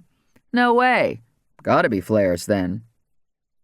The flares went out quickly but left rapidly fading white streaks across the sky that were easy to trace back to the source, providing one moved fast. The huge helicopter turned on an eastern heading and within minutes spotted a bateau with 2 people on board who began waving their arms frantically. The Coast Guard pilots and crew also noticed a buoy that most likely was attached to a crab pot. "Shit, Tangerians," the co-pilot said. "Yep, and guess what? They're in the crab sanctuary," retorted the engineer. "Look at that bright yellow buoy. A crab pot." At the same time they spotted the buoy, Fonny Boy and the dentist heard the unmistakable thudding of helicopter blades.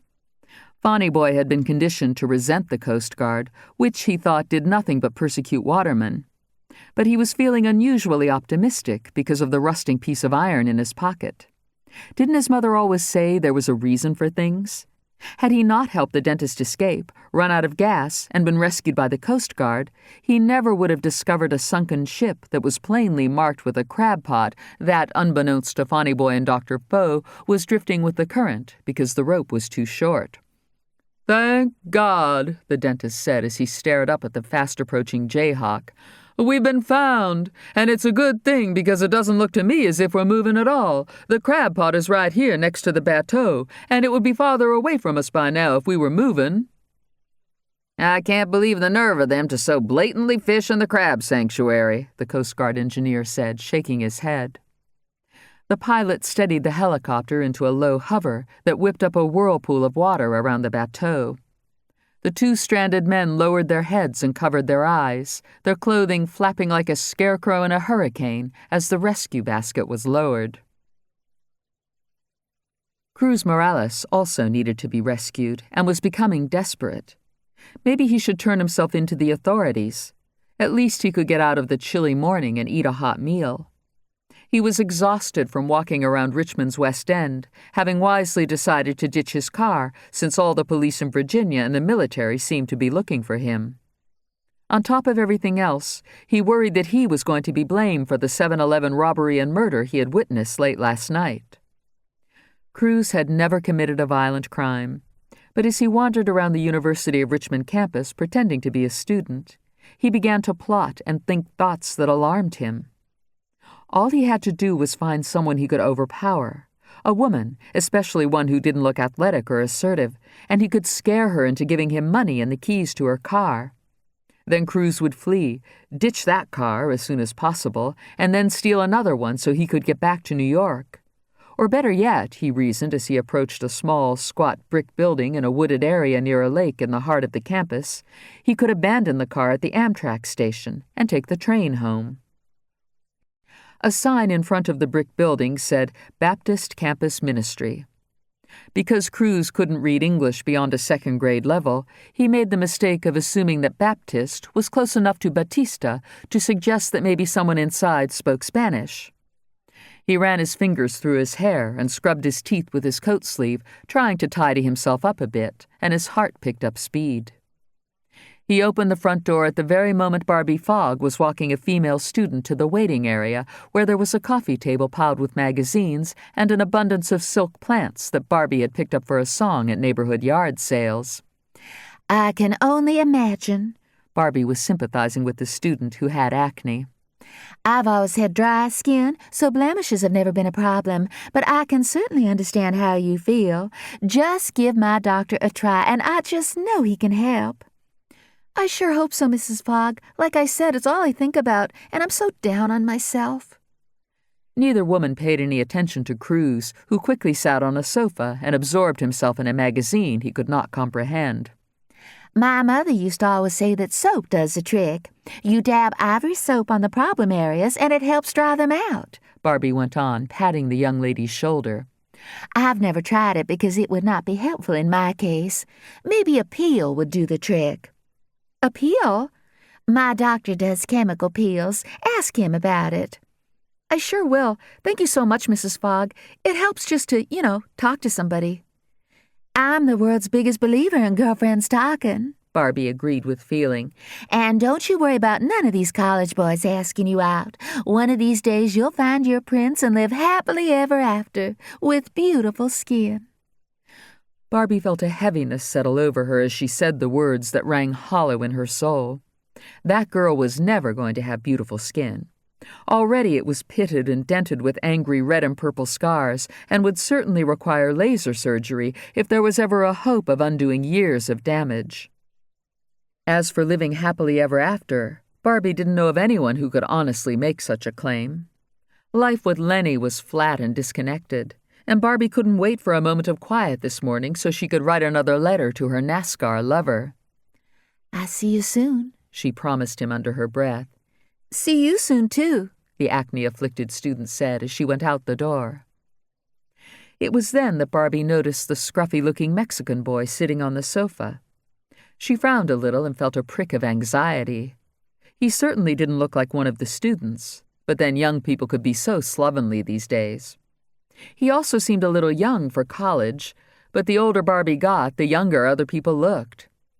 "May I help you?" she said in a professional tone she had learned on the job and knew never to use at home because it annoyed Lenny. "Sí," he shyly replied, barely glancing up from the magazine. "I only speak English, I'm sorry," she admitted. "You do speak English, don't you?" Her anxiety intensified. If he didn't speak English, how could he attend the University of Richmond? And if he wasn't a student, what in the world was he doing here at the Baptist campus ministry? Barbie wished Reverend Justice were here today. He hadn't called to say where he was or when he would be in, and the secretary was out with the cold, so Barbie was all by herself in the small building. "Sí," Cruz replied. "I speak a little English, but not so good." "Do you have an appointment?" No appointment. I need help bad." Barbie sat on the other end of the sofa, keeping her distance and realizing it would not be a good idea to take this poorly groomed Mexican boy back to her private office and shut the door. "Tell me about yourself." Barbie used the line she always began sessions with and wished Reverend Justice would walk through the door right this minute. But the Reverend had been busy visiting that poor beaten-up truck driver in the hospital, and there were many demands for Reverend Justice to give talks and make appearances on local television and radio shows, Barbie reminded herself. She shouldn't be so selfish as to wish he would tear himself away from truly needy people just because Barbie was a little ill at ease. "I don't got no money," Cruz told her as his criminal intentions began to weaken. "I not from here and got no money to get home. I just in town on a job, and all these things happen. I scared." "Well, there's nothing to be scared of at the campus ministry," Barbie said with conviction and a touch of pride. "We're here to help people, and you couldn't be in a safer place." "See, that good. I no felt safe, and I'm very hungry." Cruz blinked back tears. He also needed to shave the black fuzz off his upper lip, and his hair needed cutting, Barbie couldn't help noticing. And his fingernails were dirty, and he had a tattoo on the back of his right hand. This was a child who had endured a hard life, poor thing. "How did you find us?" she wondered out loud. "I see the sign and think maybe it's your family of Gustavo and Sabina or maybe Carla." This made no sense to Barbie. "So I come in," Cruz shrugged. "You know a way I can get home?" "That depends on how you got here to begin with," Barbie said, confused. "And where might home be?" Cruz wasn't terribly bright, but he realized he had New York plates on the car he had ditched, and the cops were looking for a Hispanic from New York. So maybe it was best to leave New York out of the equation at the moment. "I just bet you're from Florida," Bobby said. A lot of Spanish people live down there. My husband took me to the Everglades on our second anniversary. You know, he just always wanted to ride in one of those airboats. And then we spent 2 nights in Miami Beach in one of the few hotels that wasn't boarded up back then because I just love Jackie Gleason. You ever watch The Honeymooners? Cruz frowned and scratched his head. Well, I was just thinking maybe you could take the bus to Florida. The campus ministry has a small discretionary fund we can draw on if a student needs to get home and can't afford it. Cruz fell into a depression. He didn't know anybody in Florida. Maybe I go to New York and look for a job, he then said, hoping she wouldn't assume he was from New York and therefore the Hispanic serial killer who was running around committing hate crimes. That's a mighty big city, Barbie pointed out. And it's very hard to find jobs, but I tell you what I'm going to do. How about I give you some money so you can get a bus ticket and something to eat? Something whispered to Barbie that perhaps it wasn't wise to talk about money or imply there might be a discretionary fund inside the campus ministry. But she was a bit of a pushover when it came to pitiful people, and although this boy had perfect skin, he was clearly miserable and unlucky. So maybe God was telling her to give him a little miracle, and she thought of her rainbow and felt happy inside. Oh, gracias, thank you, Cruz said with massive relief. God bless you. You're a nice lady. You saved my life, and I never forget. Barbie was fortified by his gratitude and felt better about things. She got up from the sofa. But first I've got to clear this with Reverend Justice, if I can find him, she added. You may have heard of him. He's very famous these days. I just hope I can get hold of him. He seems to have vanished off the face of the planet. You wait right here. I'll be right here, Cruz promised. Barbie went back to her office and locked the door. She called the secretary, who didn't sound very sick when she answered the phone. You got any idea where Reverend Justice is? Barbie asked, as misgivings and fears began to gather inside her again, rainbow or not. How could she be so sure that Hispanic boy was nice? What if he wasn't? You tried him at home? The secretary asked in an unfriendly way, as if Barbie were a nuisance. No one answers, Barbie said in frustration as someone began knocking on her door. She wished she could call Hooter and get her opinion on giving the Hispanic boy money. But as far as Barbie knew, there were no telephones in the toll booths. "Anybody here?" a loud female called out as she knocked harder. Barbie hurried to see who it was. I'm sorry, she nervously shouted through the shut door. Who is it, and do you have an appointment? You take walk-ins? I must talk to somebody, or I very well may drown myself in the lake. I'm not a Baptist, but it won't matter if I take my own life and people, especially those who hate Baptists, find out you wouldn't talk to me, the person said in tears. Regina Crim's path had led to Barbie Fogg and Cruz Morales in the most extraordinary way, and the timing could not have been better. Trooper Makovich had been driving through downtown to return the failed Officer Reggie to the mansion when he got a call over his radio that an old Grand Prix with New York plates had been discovered in the parking lot of the Country Club of Virginia. It was believed that the car had been dumped very recently because an old beat-up vehicle that did not have Virginia tags would draw immediate attention at the club, and in fact had. A woman on her way to play indoor tennis spotted the Grand Prix when she was parking her Volvo and didn't hesitate to call 911. Sorry, Makovich said to Regina as he hit his siren and lights. We gotta check something out. It may be that Hispanic everybody looking for. That's fine. I promise I won't tell, Regina said, cheered by the flashing lights and whelping siren, and excited by the knowledge that it was against regulations for EPU to respond to a dangerous call while protecting the first family. Far as I'm concerned, you still an intern right this minute, Makovich said as he sped west on Broad Street, weaving in and out of traffic. So you get some big idea about snitching on me like you already done before when I beat you fair and square in pool, I'm gonna deny it and say you was officially riding along. It's Papa who got mad at you, Regina retorted. Huh, 'cause you such a sore loser and malingered me to him, Makovich roared through a yellow light. Motorists were pulling off on the shoulder, certain they were about to get a ticket for something. Traffic had slowed to 10 miles an hour, as other drivers cowered in terror and prayed they hadn't driven over a stripe on the street and their speed hadn't been checked by some helicopter and now a trooper was after them. The governor didn't see me beat you, Makovich irritably went on, as he did his best to cut through the barely moving cars. So you had to snitch, and then suddenly I have to hope he don't remember me. He doesn't remember you, Regina reminded him. He says you all look alike, and he doesn't mean it in a way that's not nice. But Papa can't see most people, and sometimes he calls Constance Faith, and the other way around, especially if they haven't put on makeup and are still in their robes. Would you get out of my way? Makovich yelled at the cars he was trying to pass. Within minutes, he was turning off Three Chopped Road into a long driveway that led to the stately country club with its elegant clubhouse, tennis and paddleball courts, and sprawling golf course. CCV, as the Country Club of Virginia was called, was in a very wealthy neighborhood where many of the homes were as big as the governor's mansion. Makovich was in an anxious sweat as he drove slowly over a speed bump. People around here thought all black folks looked alike, too, and poor vision had nothing to do with it.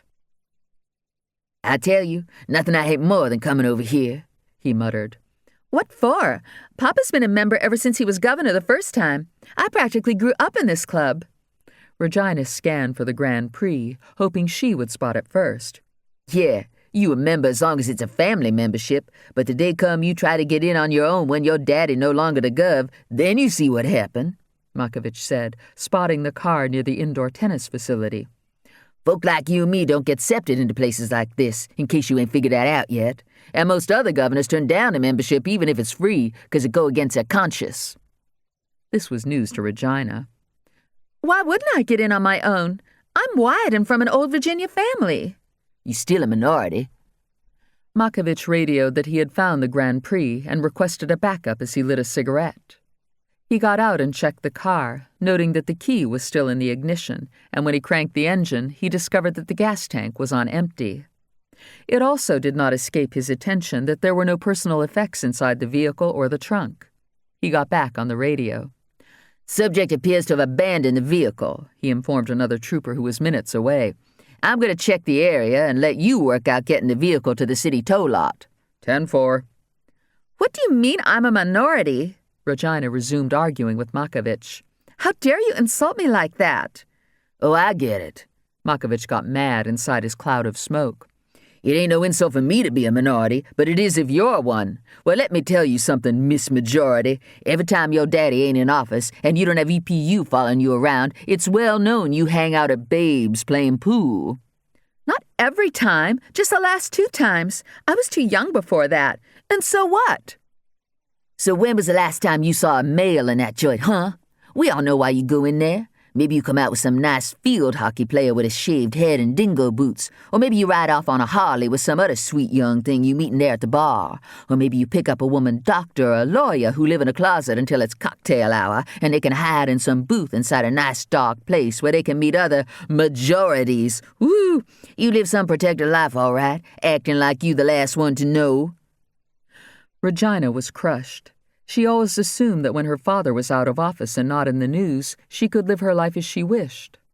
All the time she had frequented the women's bar in the Carytown shopping center, it had never occurred to her that people were watching and gossiping. Mention of the field hockey player in particular conjured up terribly painful memories of yet one more heartbreaking failed romance. Regina had been desperately in love with Dee Dee, a percussionist for the City Symphony Orchestra, who had waited until Regina's birthday to announce that Dee Dee was having an affair with a tuba player and never wanted to see or talk to Regina again.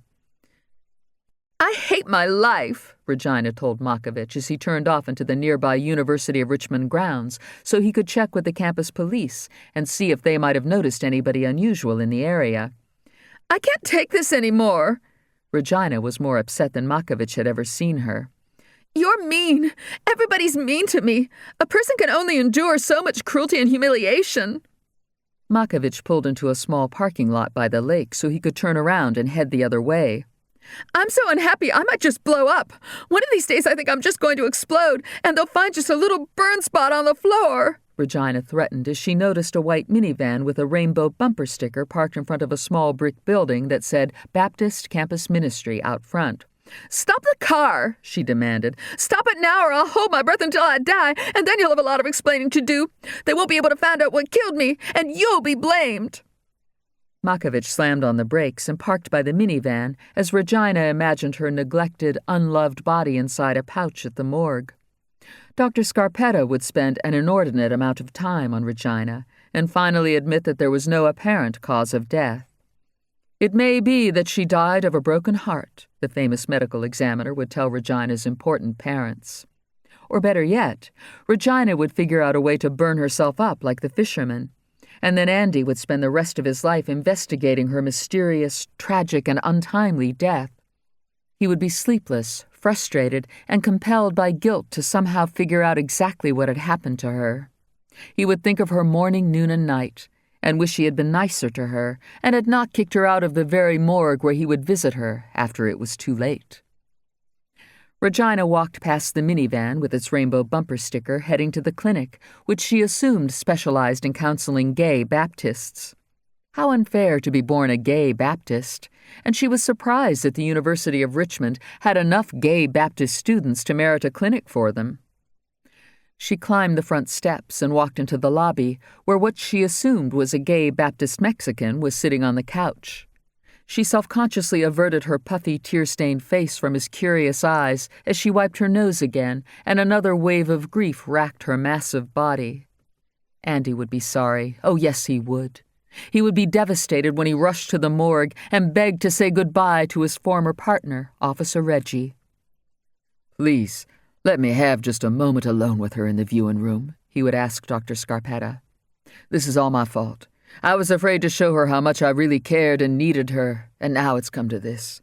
The stress of her life and my unkindness toward her were too much, and she burst into flames." Perhaps it was a touch of clairvoyance on Regina's part, but even as she was fantasizing about spontaneous human combustion, Andy was speeding back to headquarters to post a Trooper Truth essay on that very subject. The Truth About Spontaneous Human Combustion by Trooper Truth.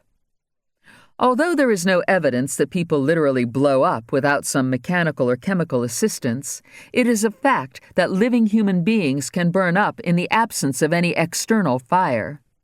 I make this distinction because many of you, my readers, mistakenly believe that combust means to blow up, when it doesn't mean that at all. Now, it is true that combustion can refer to agitation or tumult, but for the purposes of this essay, when I mention combustion, or combusting, I am talking about something or someone burning up. For centuries, spontaneous human combustion, SHC, has been written about, but not always persuasively.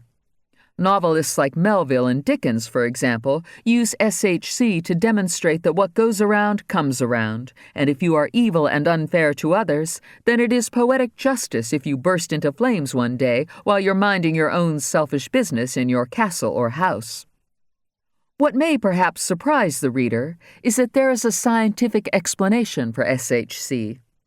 Experiments on dead human bodies and body parts donated to the Body Farm in Knoxville, Tennessee, have shown it is possible, given certain conditions, that if a body is ignited, it can continue to burn until it is almost completely cremated. Normally, it takes 1 to 3.5 hours for a body to be reduced to bits of bone and ash, and this only occurs in an extremely hot fire or a crematorium oven. So I have to admit that when forensic anthropologist Dr. Bill Bass first mentioned to me that one of his graduate students had written her master's thesis on SHC, I thought he was joking. "People don't just burst into flames," I protested as we ate barbecue at Calhoun's in Knoxville. "I can't believe I'm hearing this." "Not literally burst into flames," he said, drinking iced tea from a jelly jar as the setting sun played across the Tennessee River, "but burn for considerably long periods of time." This strange conversation over baby back ribs occurred last spring when I happened to drop by the Body Farm to see if the scientists there had ever done any experimenting on mummification. I had just returned from Argentina and was still very interested in mummies, and hoped Dr. Bass might be inclined to attempt an old-style Egyptian embalming on one of the bodies donated to the farm. He saw no good purpose in this, and explained that finding an apothecary shop that sold what we needed would be very hard and probably would exceed the budget. However, Dr. Bass told me, and I sensed he hated for me to go away disappointed because he is a kind, humble man, the Body Farm was doing some rather unusual research on spontaneous human combustion, if I was interested. I replied that I certainly was, and over a period of weeks I visited the Body Farm numerous times. It is not a pleasant place, and for those readers who are unfamiliar with it, I offer a brief description. The University of Tennessee's Decay Research Facility, or the Body Farm as most of us call it, is several wooded acres surrounded by a tall wooden fence topped with razor wire.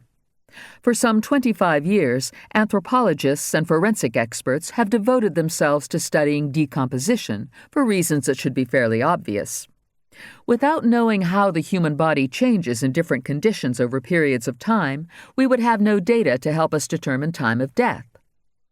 The Body Farm is the only facility I know of that makes it possible for death investigators and scientists to conduct important experiments that are not permitted in morgues, funeral homes, or medical schools.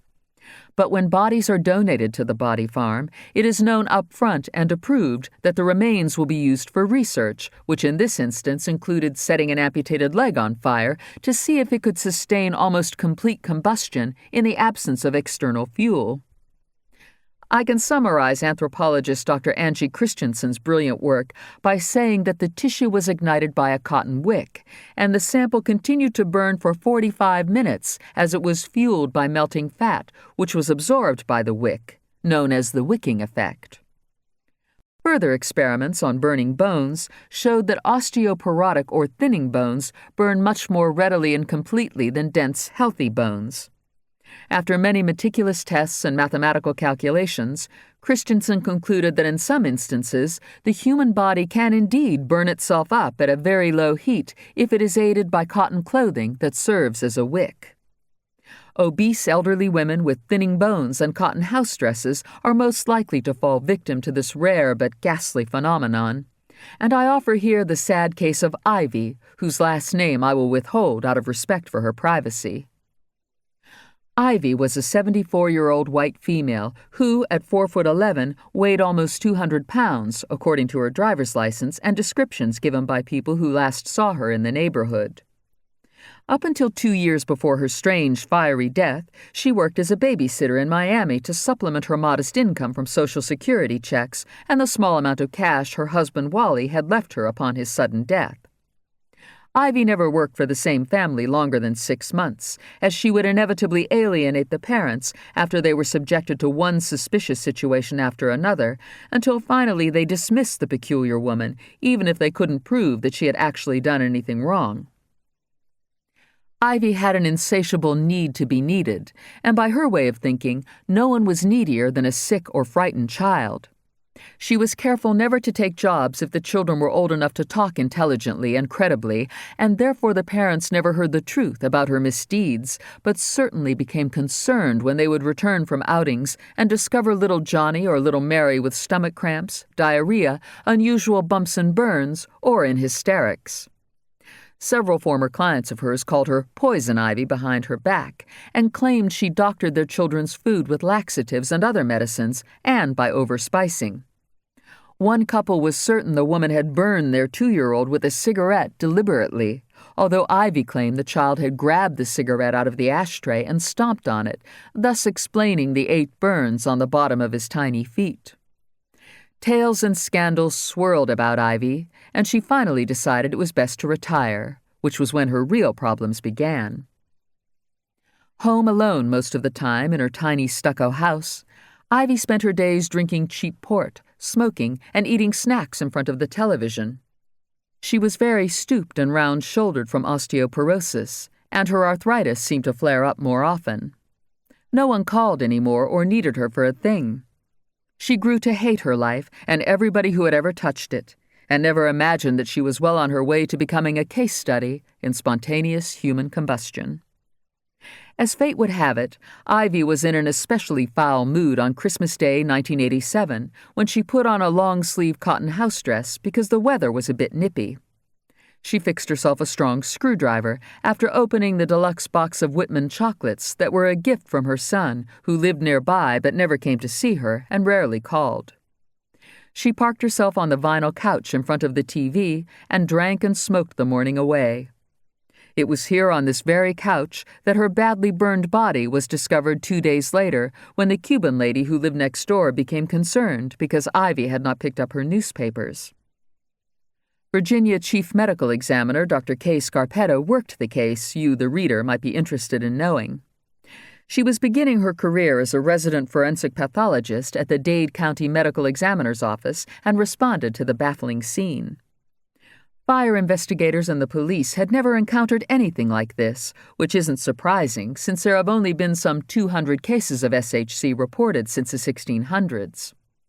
Ivy's torso was almost completely incinerated, including the bones, yet there was no sign of a fire anywhere in the house. Although not much was known about SHC at the time of Ivy's death, in retrospect it is fairly easy to reconstruct what happened. Ivy passed out drunk, and a lit cigarette dropped out of her mouth, setting her cotton house dress on fire. As her body began to burn, fat melted, and the cotton became saturated and served as a wick. Ivy sustained low-heat combustion possibly for many hours before the fire extinguished itself long after Ivy was dead. It's just lucky I did research on this rare phenomenon, because I know enough to realize 2 things about the mysterious death of fisherman Caesar Fender, whose burned body was recently discovered on Canal Street. SHC is not a paranormal event, nor does Caesar's death meet the criteria in any sense. In the first place, the grayish-white residue in his chest cavity clearly suggests an external fuel source. Also, Caesar was not very old or overweight, and it is unlikely his bones were thinning. Most significantly, he was not wearing cotton, and a wicking effect could not have occurred. Nor was there any evidence that he was smoking at the time of his death, even if a witness, who is now the main suspect, claimed there was a Bic lighter in Caesar's pocket. That alleged lighter or pieces of it were not recovered at the crime scene or in the morgue. This leads me to suspect that a flare gun was used to commit what is clearly a murder, and I have a feeling Dr. Scarpetta is thinking the same thing. This makes Caesar's death quite different from what happened to Poison Ivy, who craved getting attention at the expense of others. Her syndrome is known as Munchausen's by proxy, which simply means that someone harms another person who can't defend himself or describe what really took place. Victims are often young children or the infirm. The motivation of the perpetrator is to gain sympathy, attention, or feel needed as he rushes his victim to the doctor or the hospital. "Oh, I don't know what's wrong with my little baby," the wicked perpetrator will sob to the doctor. "But he's got terrible diarrhea again and is dehydrated and too weak to get out of bed. I'm just so distraught I don't know what to do. I love my little baby so much, and I've already lost 2 babies, and if I lose another one, I will lose my will to live." Another common reaction after the so-called caretaker has harmed someone in his or her care is to wrap the victim in his or her arms and coo and cry.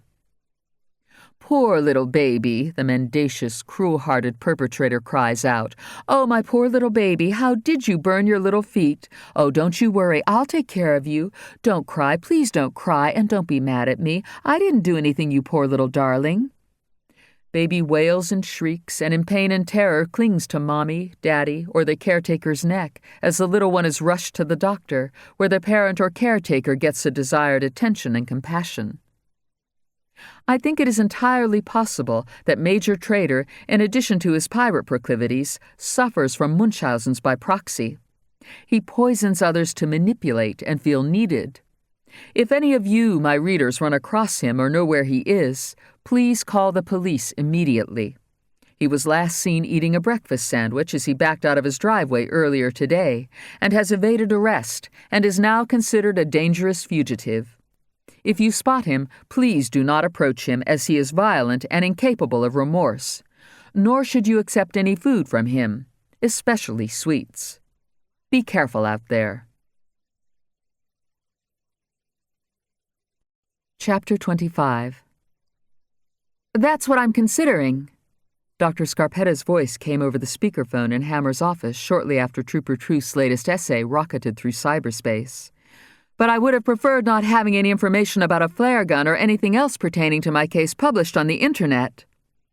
No one has any control over what Trooper Truth writes, Hammer replied as she gave Andy a disapproving look. He's anonymous, assuming he's a he. How did he know about my case in Miami? Dr. Scarpetta inquired. Maybe by doing an internet search on spontaneous human combustion? It was Andy who answered. I assume there was a lot in the news about a case as sensational as that one must have been. As usual, there was. What next? Hammer asked as she paced. I've submitted the grayish residue to the trace evidence lab, and we'll see if we come up with oxidized strontium, potassium perchlorate, phosphorus, chemicals like that, Dr. Scarpetta informed them over the speakerphone. In the meantime, he's a death due to 40% body burns, and I'll have to pen the rest of it, but I think you should work him as a homicide unless we find out he had some sort of flare on his person that accidentally ignited. Traitor lied. Big surprise, Andy said to Hammer as he hung up the phone. So much for the Hispanic with New York plates. Unfortunately, Trooper Makovich had no way of knowing what Hammer and Andy were discussing. As Makovich waited in his car while Barbie and Regina visited inside the clinic, Cruz Morales walked outside to smoke and noticed the unmarked Caprice. His heart jerked and began to pound. That bitch counselor had called the police. He tossed the cigarette and began to run, immediately snagging the attention of Makovich, who recognized him as the Mexican who had stopped at Hooter's toll booth. Makovich tossed his own cigarette and bolted out of the car in pursuit. "Stop or I shoot!" Makovich yelled as he pulled out his pistol. Yes, I've thought about shooting myself. Regina poured out her heart to Barbie Fogg, both of them unaware of the foot pursuit outside in the parking lot. But I don't have a gun. I certainly am grateful for that, Barbie said with relief. I don't know what's wrong with me, Regina went on as she wept behind the closed door of Barbie's office, which was furnished with a faux-finished blue desk, a rose sofa, and an abundance of silk arrangements in soothing pastels. It's like I'm from another planet. I think I'm saying the right thing, and then I piss everybody off. I don't have a single friend. Even if I had one, she looked at her watch. Well, I guess I had one 3 hours ago, but not anymore. I think this is the longest I've ever talked to anyone. For sure it's the longest anybody's ever listened, Regina added pitifully. Who was the friend you had until 3 hours ago? Barbie listened intently from a lavender chair. Andy, he let me be his partner, and then suddenly he turned hateful. His partner? He's your boyfriend? Or was, briefly? Barbie was a bit surprised. If ever she had met a woman who was unattractive to men, it was this poor creature. The young woman desperately needed a complete makeover. If Barbie were given the virtually hopeless task, she would start by doing Regina's colors, which were difficult to determine. Regina's pale, ignored complexion and dark hair certainly would be enhanced by bold colors such as charcoal and red, but Barbie believed that only the most feminine of women could get away with any accoutrement that hinted of strength and assertiveness. The last thing Regina needed was to look more aggressive. Maybe if she lost 80 pounds, wore makeup, had a good haircut, and began waxing regularly, her appearance would soften, Barbie hoped. No, he wasn't my boyfriend, Regina was saying with an indignation that belied her hurt feelings and overall horrible opinion of herself. Do you get headaches? Barbie inquired. Regina blew her nose loudly. Of course I do. How could anybody in my position not get awful headaches daily? Oh, dear, Barbie thought. She would have to work on everything about this wretched girl, including quietly dabbing instead of honking her nose. You do scowl a lot and have very strong frown muscles, Barbie pointed out. I think Botox would be a very smart place to start. I can hook you up with my doctor, but first, let's talk about your boyfriend and what happened. Andy's not my boyfriend, Regina cried harder, her face blotched and puffy. He let me be his intern this morning, and we went to the morgue, and he got irritable. Andy works at the morgue? Barbie was horrified. This was going from bad to worse. The last place someone like Regina needed to be was a morgue, and the idea of winter colors only became more distasteful and inappropriate. Anybody who spent time at the morgue should not be wearing bright red and black. He's a trooper, Regina explained with mounting impatience.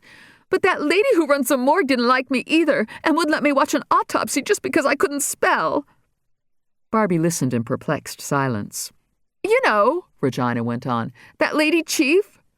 Oh, yes, I've read about her and seen her on TV, Barbie said.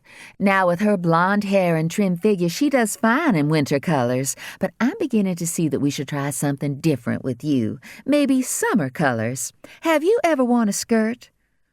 Winter colors? A skirt? What is this, a Mary Kay clinic? Regina was insulted and repulsed.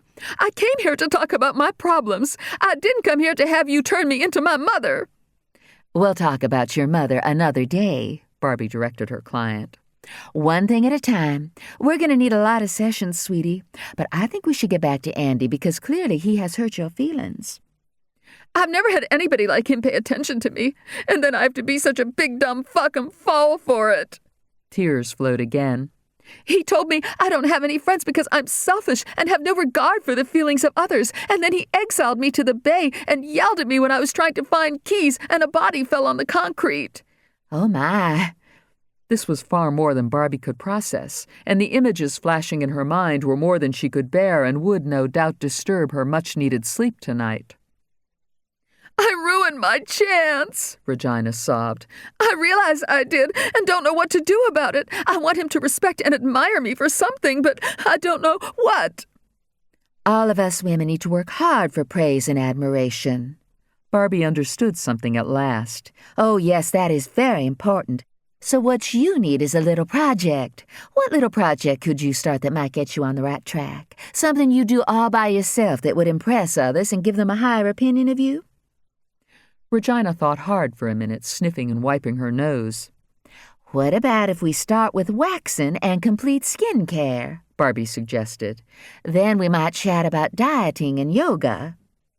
If only Regina could prove herself just once. Papa needs a seeing eye horse, she said, feeling a surge of hope. Maybe I could be in charge of supervising it. Someone will need to feed and brush it and practice commands with it. Does your father have a horse that's gone blind? Barbie frowned without changing expressions, the paralyzed muscles in her forehead smooth and uncommunicative.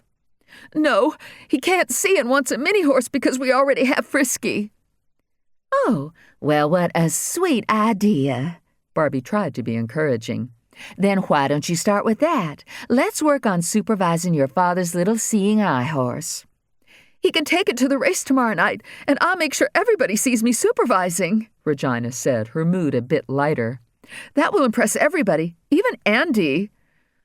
What a coincidence, Barbie marveled as she thought of her magic rainbow and how it was making connections in her otherwise vacant life. You know, it just so happens I'm going to the race, too. Why don't I do a makeover of you before you go, and maybe you'll meet some handsome race car driver. Oh, please, sit with us in Papa's box. Regina got excited and even showed a little appreciation. That would be perfect, but I don't want to wear a skirt. I refuse to, unless you really think it would impress people. Maybe the horse and I could ride in your van. Those seeing eye horses aren't any bigger than Frisky. I don't know why not, Barbie considered, assuming Frisky was a cat, and therefore a mini-horse could easily fit inside a pet carrying case in the back of the minivan. Just make sure you tell me where to meet you. Meet me at the mansion tomorrow at noon, Regina said happily, and I'll let you do the makeover. Unique, too, was considering a makeover as she sat in her dreary apartment, which was paid for by her wealthy, important doctor father, whom she accepted help from, but hated. Unique was nude on her black bedspread, sorting through Polaroid photographs of various people she had savagely murdered over the years. She wasn't getting the usual excitement and sexual arousal from reliving her crimes because she was a bit anxious. When she and Smoke had fled from the 7-Eleven last night, they had noticed a Mexican kid in a beat-up Grand Prix, and Unique had ordered Smoke to chase him. Unique had not bothered rearranging her molecules when she went inside the convenience store because it was very late, and although she had noticed the Grand Prix, she didn't realize its driver was nearby because the lights were out inside the payphone booth. So Unique wasn't invisible when she blew out the clerk's brains and ran out of the store at the same moment the Mexican bolted out of the phone booth and sped off in his car. Smoke had not been able to catch the Grand Prix, and now Unique had to consider the possibility that there was someone out there who could describe her to the police. She stared at the gory photograph of TT and fantasized about straddling the body and slashing away with the box cutter, while TT's warm flesh and blood were consummated by Unique's purpose and became part of her insatiable darkness. Every one of Unique's victims became part of her being. The Nazi inside her had directed Unique long ago that this violently sexual transubstantiation, or her purpose, was essential if the Nazi were to live. And if the Nazi died, then so would Unique. Unique's frightening eyes roamed around her bedroom, taking in the cheap black furniture, black candles and incense, and the Nazi memorabilia she had begun acquiring through the internet, when she had pledged herself to destroy and consume people who did not deserve human existence, according to her purpose. She picked up another Polaroid and fantasized about the blonde undercover cop whose identity she still did not know. But her purpose would unite him with her soon enough, and although she had been invisible when she had first seen him inside the convenience store and then followed him home, she couldn't take a chance that he might somehow recognize her. What if the Mexican boy gave her description to him? Unique got up from the bed and looked at herself in the full-length mirror. Her naked skin shimmered, and she shook her long raven-black hair before she began hacking it off with a box cutter. Hair fell all around her bare feet, and the Nazi directed her to dye what was left a pale blonde that was almost white, and change her plan about refusing to go with Smoke to the race tomorrow night. Unique had intended to consummate her purpose with the blonde cop while the road dogs were pretending to be a pit crew, but now things had changed. If only she could find that Mexican boy and slash him into eternal silence. But maybe it was too late. Maybe he had already given her description to the police. "Show me," she softly said to her darkness. "Show me the purpose." "You will find your purpose," she answered herself in a different voice that was deep and unearthly. "Yes." She smiled at herself in the mirror as her craving became intense. Soon, she said to the blonde cop. Soon you will have a unique experience. Chapter 26. "I feel right qualmish," Fonny Boy told the pilots through his headset as he and Dr. Foe shivered and felt airsick in the back of the Jayhawk. "I'm of a mind when I scuttered along on my losopy and went ass over tin cup and fell in my own spew." The sad childhood story about Fonny Boy flying along on his tricycle and taking a spill and throwing up on himself was lost on the Coast Guard crew, who had been smart enough to radio NCIC for a record check and had discovered that the dentist they had just rescued was wanted for healthcare fraud, money laundering, and racketeering. As for the strange-talking Tangier boy, he was in clear violation of maritime law and also wanted for kidnapping. Of course, Andy had seen to it that warrants were taken out on Dr. Foe and Fonny Boy after Andy had visited Tangier Island disguised as a journalist and had gone through Fonny Boy's dental chart, and later realized that when Fonny Boy had stated that the dentist was tied up, he had meant it literally. Recognizing that the two people the Coast Guard had just rescued were wanted by the state police, the pilot switched to the emergency frequency and radioed for any state police aircraft that might be up. Makovich, having dumped Regina an hour earlier, happened to be giving Kat a helicopter lesson when the call came over the radio. "Helicopter 430 Sierra Papa," Makovich tensely replied as Kat jerked the twin-engine helicopter into a hover. "I didn't say lift the pedal, I said left pedal," Makovich admonished him through their headsets, and in Makovich's confusion, he pressed the transmit button on his cyclic, and his instruction was heard by hundreds of area pilots, including the Coast Guard. "If you lift the left pedal, it's the same thing as pushing the right pedal, and how many times I gotta tell you that? And see what happens? The chopper noses round to the right, 'cause what you just did was give it right pedal since you lifted the left pedal. Don't you remember what I told you about torque?" Kat was sweating and not at all interested in aerodynamics. He just wanted to learn whatever was necessary to fly the helicopter himself. He didn't give a damn about getting his license or abiding by any FAA regulations, because he was fairly sure that once he and the road dogs escaped to Tangier Island, they would sell the Bell 430 to pirates in Canada and never have another worry. $6 million, he thought, as he over-controlled and caused the helicopter to oscillate precariously over the tarmac. Helicopter 0 Sierra Papa. A voice came back to Makovich. You're on 124.5, which was the emergency frequency. Switch to 125 nothing. Makovich switched as he struggled with the controls and yelled at Kat while unwittingly pressing the transmit button again. Set it back down. Easy, easy. Don't hump for the ground. Just let it settle. Jesus Christ, don't jerk the collective up at the last second. The helicopter popped back up into the air and then set down again hard, bouncing on its wheels as the tail boom swung around and almost hit a power cart. Makovich yelled for Kat to take his hands and feet off the controls. It's my ship. Makovich fought to steady the aircraft. It's my ship. Let go of the fucking controls, you son of a bitch. That's it. I ain't giving you another lesson ever. It ain't worth it. Kat shoved the cyclic forward and pressed down on the right pedal, causing the helicopter to taxi along the tarmac in a hard right turn, heading straight for the hangar, the rotor blades chopping at full power. Makovich had no choice but to haul off and slug his NASCAR student in the side of the head, knocking him out cold.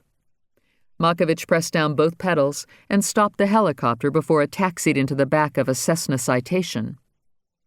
He cut the throttle back to flight idle and blew out a big, stressful breath of stale, tobacco-smelling air. Man, Kat groaned as he slowly came to. Why'd you fucking hit me, man? You tell your fucking driver when he needs to go somewhere I'm flying and you can park your dangerous motherfucking ass in back, Makovich angrily said. The near disasters of the morning were compounded by his throbbing hangover and bad memories of Hooters dissing him and Freckles and then refusing to have sex with him on the couch when she drove him back to his mother's cluttered single-bedroom house. Man, we gotta go to the race tomorrow night, Kat said as he rubbed his head. Yeah, well, the governor got to get there too, Makovich said as he flipped switches to the off position. So I'm gonna have to fly you dudes in shifts, 'cause I got no choice about it. I can't just tell the gov that he's gonna have to go by car.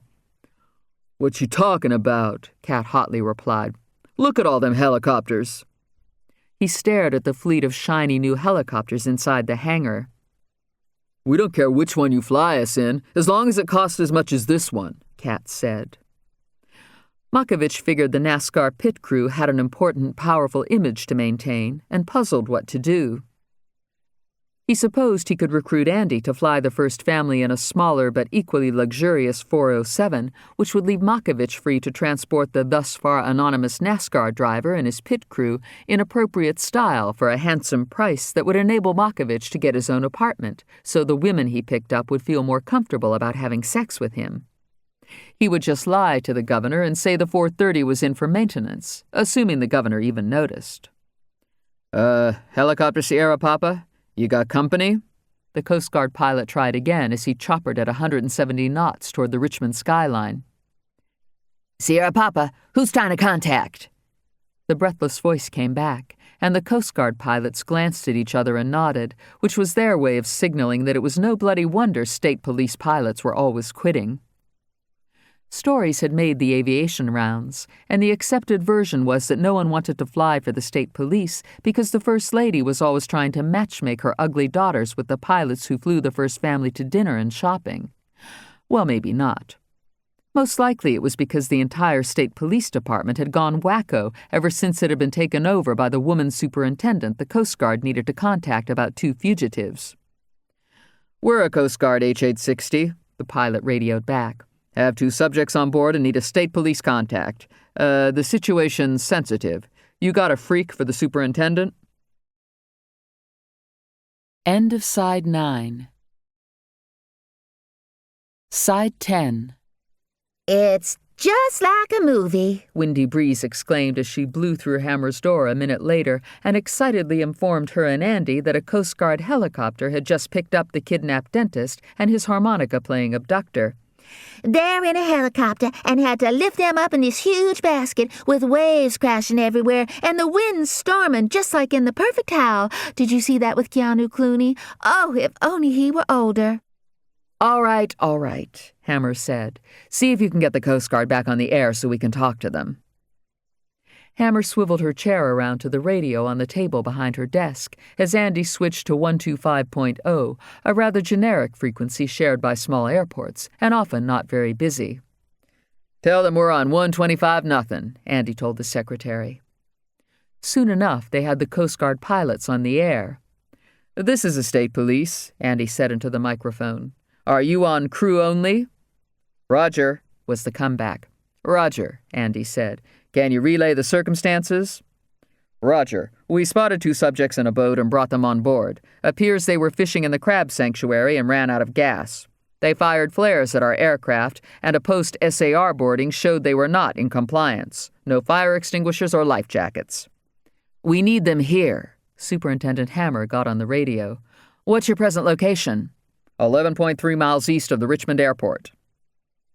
Hammer asked the Coast Guard if they could transport the prisoners to State Police headquarters for questioning at the very moment Dr. Foe was saying into his headset that it would be most helpful if the pilots would drop him and Fonny Boy in Reedville, not realizing that the radio was turned to crew only and no one in the cockpit could hear him. "I don't need to return to Tangier at this time," Dr. Foe said into his microphone as the helicopter thundered across what a pilot would call severe clear skies.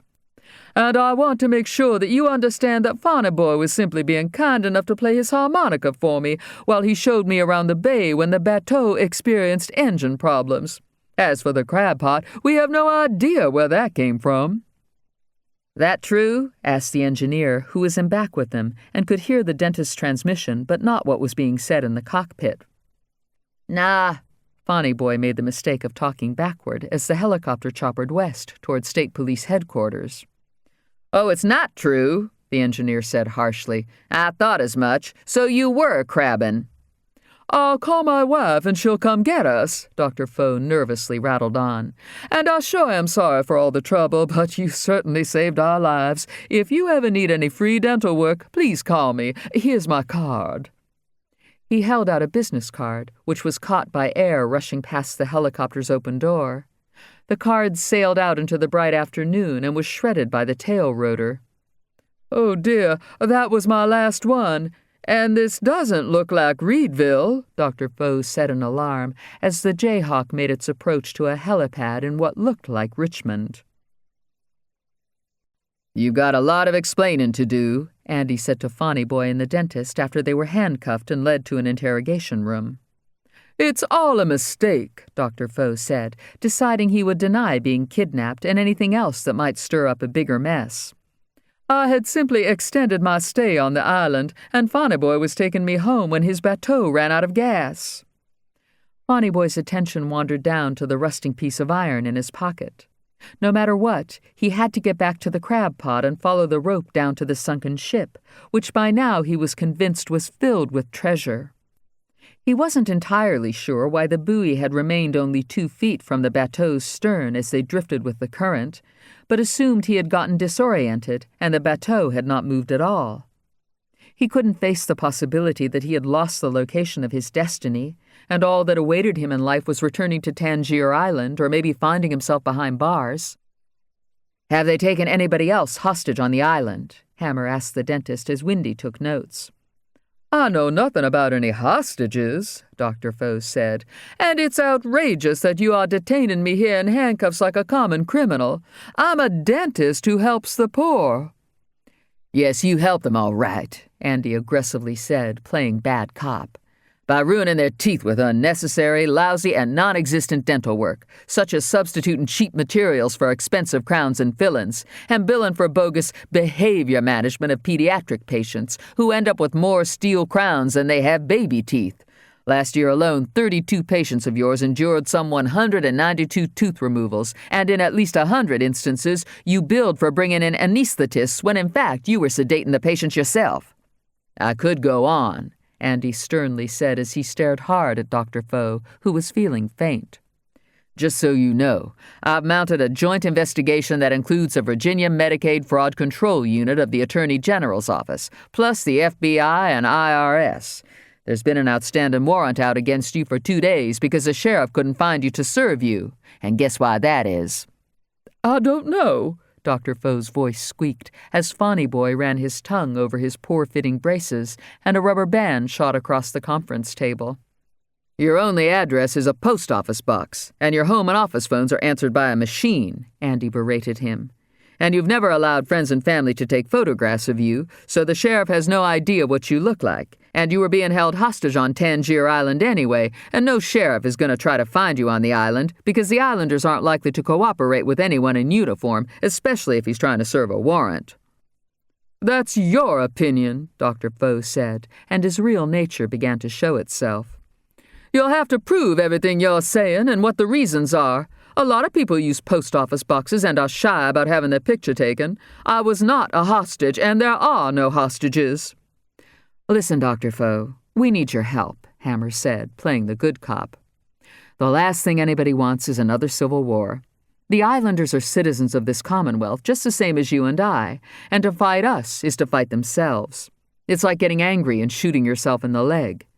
Any civil uproar on the islanders' part will only prove self-destructive, and it is the contention of the Coast Guard that when you fired the flare gun 3 times out on the bateau, you weren't signaling distress, but were making a blatant attempt to shoot down the helicopter. Say what? Dr. Foe exclaimed. I'll tell you what, Hammer replied, changing to the role of bad cop now.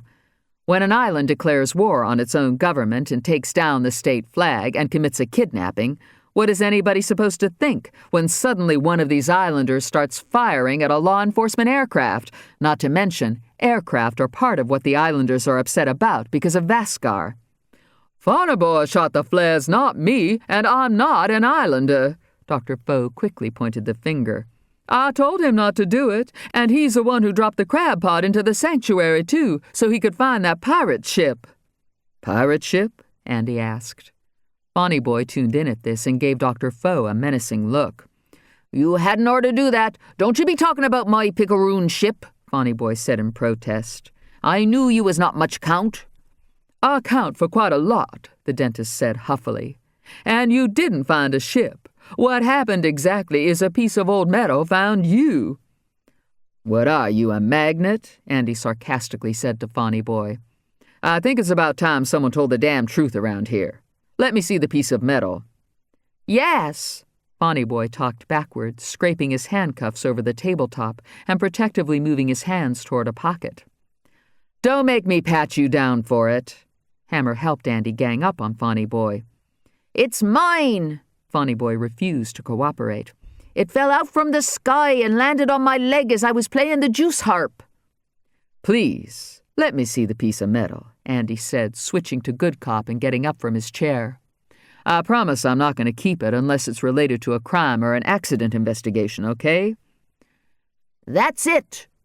Fonny Boy was adamant, clutching the right side of his windbreaker and feeling an unexpected hard lump near the broken zipper. Curiously, Andy dug into the pocket, worked his fingers through a hole, and discovered the key to the clinic in the lining. "Ha!" the dentist blurted out. "The key he took when he locked me inside the clinic after hitting me in the nose for no reason." I thought you said you weren't kidnapped. Hammer caught him in a lie. "I'm an innocent victim," Dr. Foe said. "I demand to be released immediately, and I fully intend to press charges. Those violent, untrustworthy people on the island held me against my will, and probably are the ones who have framed me for fraud." "I've seen the teeth out there," Andy said, "and all I have to do is look at Fonny Boy's teeth, too. How many fillings, root canals, crowns, and extractions has he performed on you, Fonny Boy?" Fonny Boy couldn't recall or count that high. He squeezed a pocket of his jeans and felt the piece of metal. Realizing he was in big trouble because the dentist had just ratted on him, Fonny Boy thought it wise to give the trooper what he wanted. The metal probably wasn't worth much anyway, and all that mattered was that Fonny Boy get out of here so he could return to the crab pot and find the sunken ship and the treasure. Andy reverently held the old, irregular, rusting bit of iron, studying it in amazement as if it were a priceless antique. "We need to carbon date this," he said to Hammer. "It could be very important." Chapter 27. The day was running out on Andy, and there was still much to do. Next on his agenda was to pick up Moses Custer at the hospital and make sure he got home safely. Then he had that waterproof suitcase to deliver to Canal Street, where Captain Bonney, a.k.a. Major Trader, had agreed through email to show up so he could get what was coming to him. "You'll get what's coming to you, all right," Andy thought as he packed an old, battered aluminum suitcase full of weights from his cramped makeshift gym in the basement of his row house. "How about getting your ass arrested for murder, attempted murder, conspiracy to murder, obstruction of justice, and whatever else I can think of, you son of a bitch?" Andy threw the suitcase, a disguise, and fishing gear into the trunk of his car and hurried downtown to the hospital. "I'm sorry I took so long to get here," he apologized as he walked into Moses Custer's room, a large private one the governor had ordered him moved to, even though Moses was on his way out. "He's all ready to go, and it's about time you showed up because we need the room," said a nurse whose name tag read A. Carless. "Do you pronounce your name Careless or Carless?" Andy politely inquired of the woman, who was built like a wrestler and had eyes that looked in two directions at once.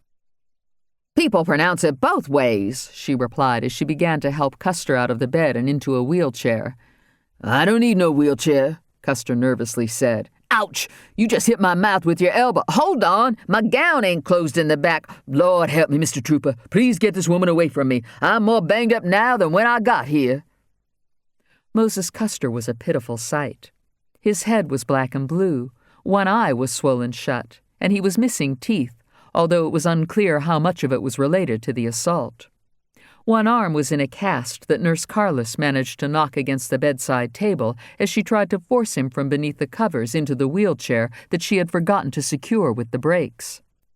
Before Andy could intervene, she lifted Custer off the bed and set him down hard in the wheelchair, which took off on its own and crashed into a chest of drawers. Custer shrieked as the chair bounced backward and slammed into the bed, his bandaged right foot catching the handle of the bedpan on the floor and sending it flying as the chair spun uncontrollably and threw Moses out. "Don't touch me!" he screamed as the nurse lifted him up by the front of his gown, thereby exposing his backside and other parts that were nobody's business but his own.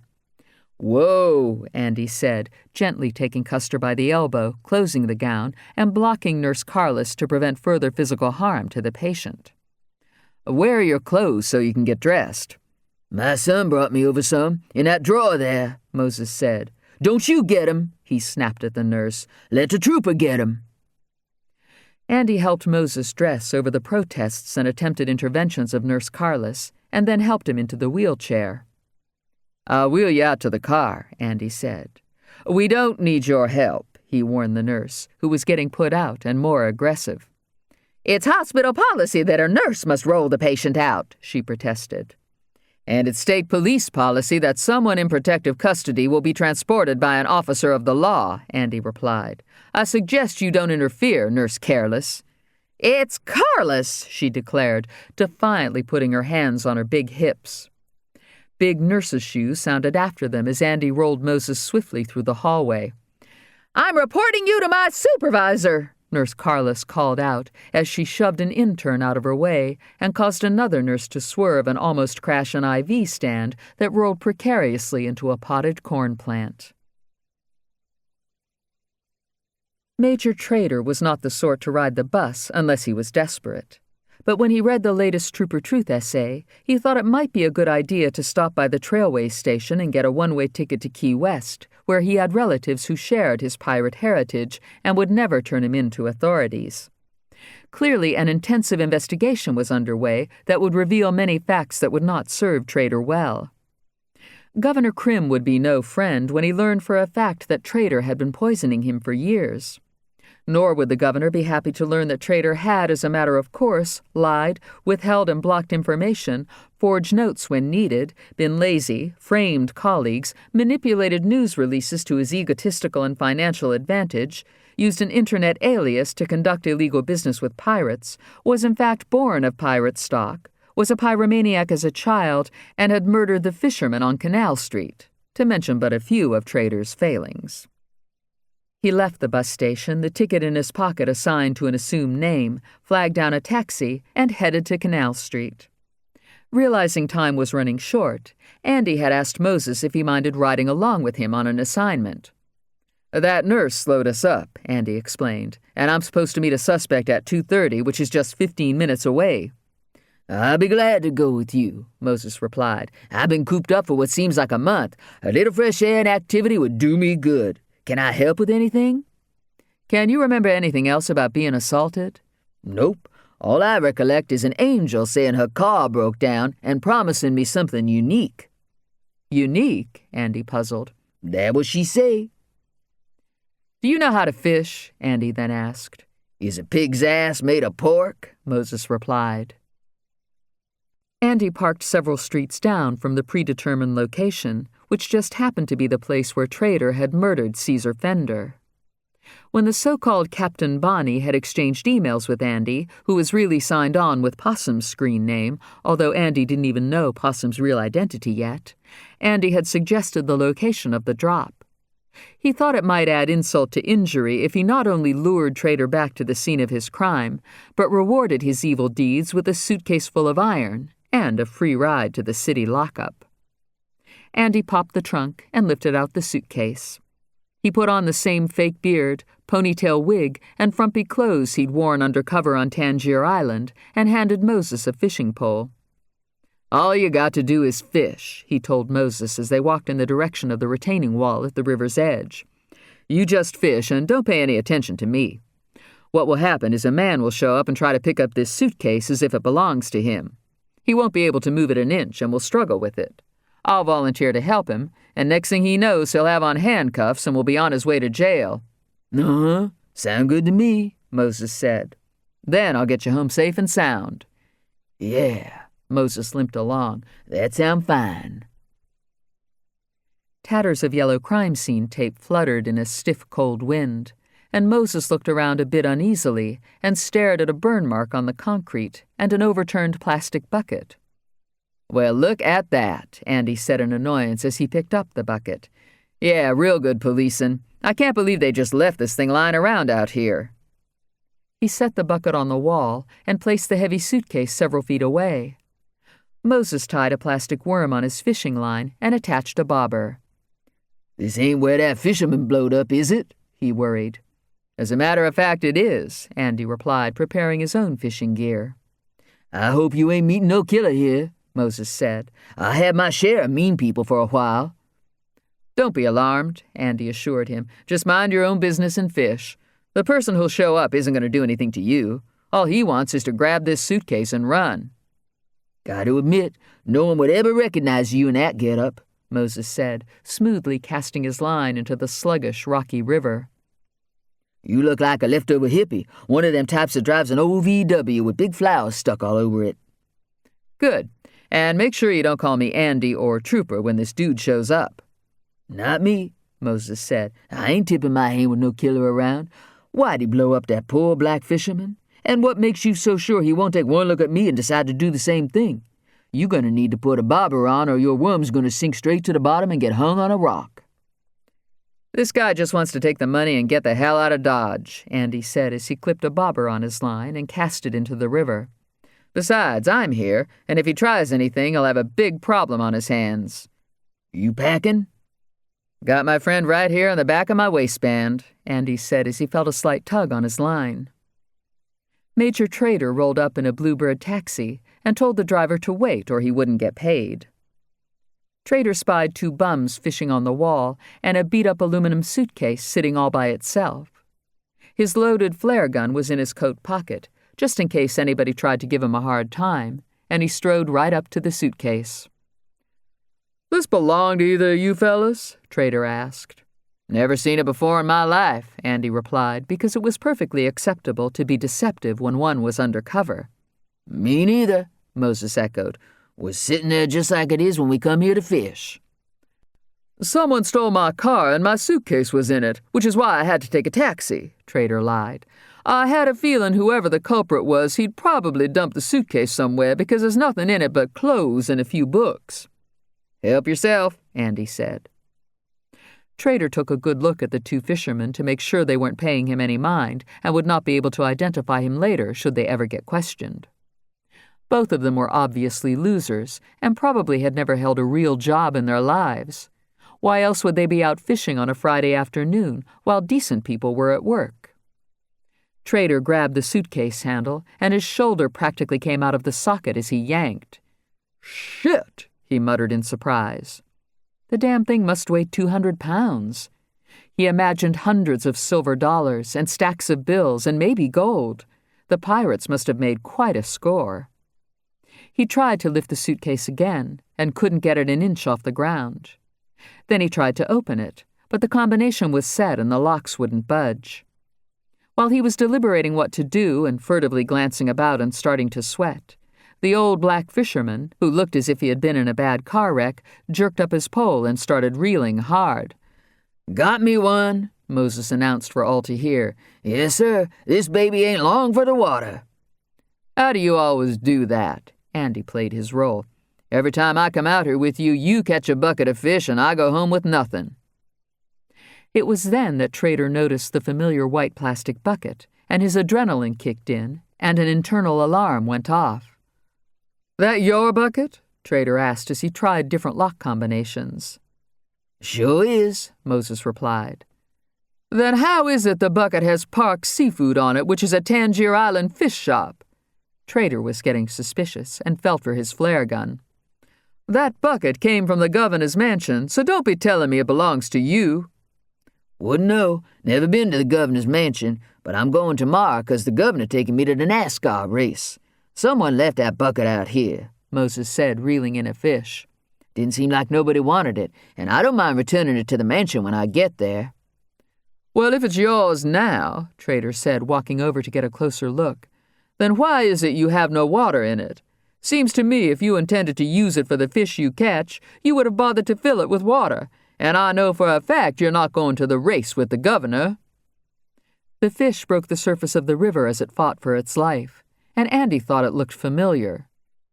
"A trout?" he asked Moses as Trader frantically tried to lift the suitcase again and groaned in exertion. "Sure is," Moses said. "A nice one, too."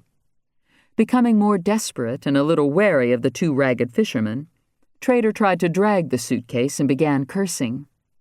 Moses held up the flapping trout, and Andy noticed an old hook wound in its lower lip.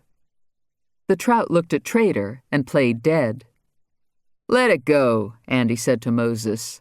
"We don't need a fish or crabs or anything else to ID this big fat piece of lying shit." He pulled off his fake beard and ponytail wig and whipped out his pistol.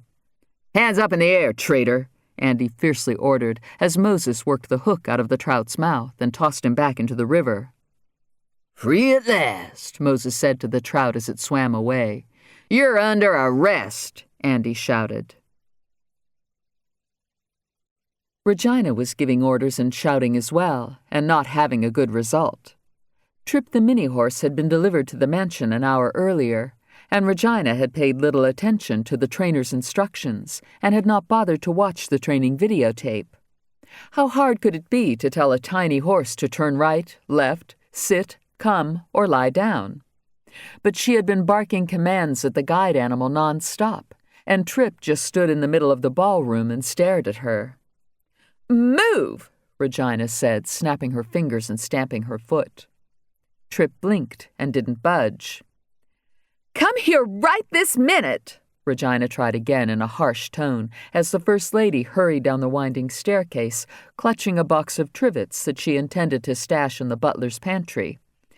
"You stupid pony!" Regina yelled. "Regina!" Mrs. Crim paused, panting hard from exertion. "You know not to talk to the help that way." "Oh, she isn't talking to me, ma'am," Pony said as he appeared in a starchy white coat. "Can I assist you with that box?" "What's all the commotion about?" the governor inquired as he stepped out of a parlor, peering through his magnifying glass, obviously befuddled. "Where am I? I walked into my office and I couldn't find my desk. Did someone move my desk? What are you carrying, Maud?" "Just some things that need to be tossed." She quickly made up a story. I was cleaning out one of my closets and came across that revolving shoe tree I bought on an information commercial. I don't suppose you know which one I mean, but it's never served a useful purpose, and most of the shoes on it are out of style anyway." "Your desk is in the same spot," Pony told the governor. "May I help you upstairs, sir?" "What's this?" The governor spied the mini-horse and was instantly smitten.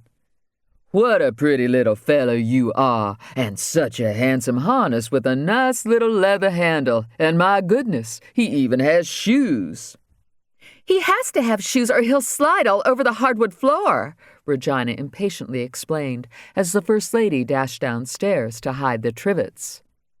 "But he's worthless. He won't do a thing I say, so I certainly can't see what good he's going to do, Papa. Come here." Regina clapped her hands at the indifferent tiny horse. "You idiot! Get here right this minute or I'm sending you back and you can just go live with some other blind person who probably lives in a dump and has no household staff or limousines or cooks or important people visiting." "Perhaps you're not saying the right words to him," the governor considered as he moved closer to Trip and patted his thick red mane. "Sit," he said. Trip did nothing. "Fetch." The governor tossed an imaginary stick across the oriental rug. "Well, leave it then." Trip did. "Sir," Pony said, "what would you like for your mid-afternoon snack?" "I believe 2 eggs and a piece of toast would be nice," the governor replied as his magnified cloudy eye scanned his new guide horse. "Over or under?" Pony politely asked. "Under," the governor decided, and Trip suddenly crawled under an inlaid mahogany federal card table. "Now isn't that strange?" the governor commented as he got down on his knees and tried to coax Trip back out. "I think there's something wrong with this horse. Or maybe you've confused the poor thing and intimidated him with your rude voice," he said to Regina. "Right," she said sarcastically, and Trip backed out from under the table, turned right, and started walking across the ballroom in his Velcro-fastened tennis shoes. "Everything's always my fault. I'm so sick and tired of being blamed for whatever goes wrong. I'm an excellent supervisor, and it's the retarded horse who's screwing up, not me." "Wait," the governor snapped at his daughter because he had heard quite enough. Trip stopped. "Sir?" Pony was back. "Would you like hollandaise sauce, butter, salt, pepper, or anything else on your eggs?" Crim paused to check on his submarine, which had been blissfully still in the water since he had stopped eating Major Trader's sweets. Well, maybe he didn't need such a bland diet anymore. Dear Lord, wouldn't that be a blessing? "I might even try ham again," he thought out loud. "I can put ham on the eggs as well," Pony suggested, as Trip continued to walk across the ballroom, his driverless harness flopping.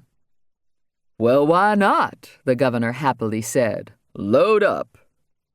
Trip stopped in his tracks and then headed toward the elevator.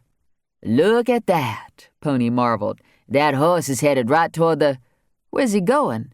He's going to the..." "Lift," the governor interrupted with excitement, finishing Pony's sentence and using the English word for elevator because he preferred all things English and always had. Trip stopped and lifted a hoof. "I believe there's a pattern developing," the governor announced as he went to Trip and patted his head. "You can put your foot down, little fella." Trip didn't move. "Seems to me he only listens to 1 or 2 words," Pony observed. "Load up," he said to Trip. The horse lowered his hoof and headed to the elevator again. Intrigued and challenged, Pony followed and pushed the down button. The doors opened and Trip boarded. "We'll just ride along with him and see what he does," the governor said, enjoying himself more than he had in quite a long time. He and Pony rode the elevator with Trip, and when the doors opened on the kitchen level of the mansion, the mini-horse stood still, waiting. "Let me see," the governor pondered. "I suppose the opposite of load up would be unload." "Unload," he said to Trip. Trip clumped off the elevator. "Right," Pony exclaimed, hoping that the governor had figured out the pattern of commands.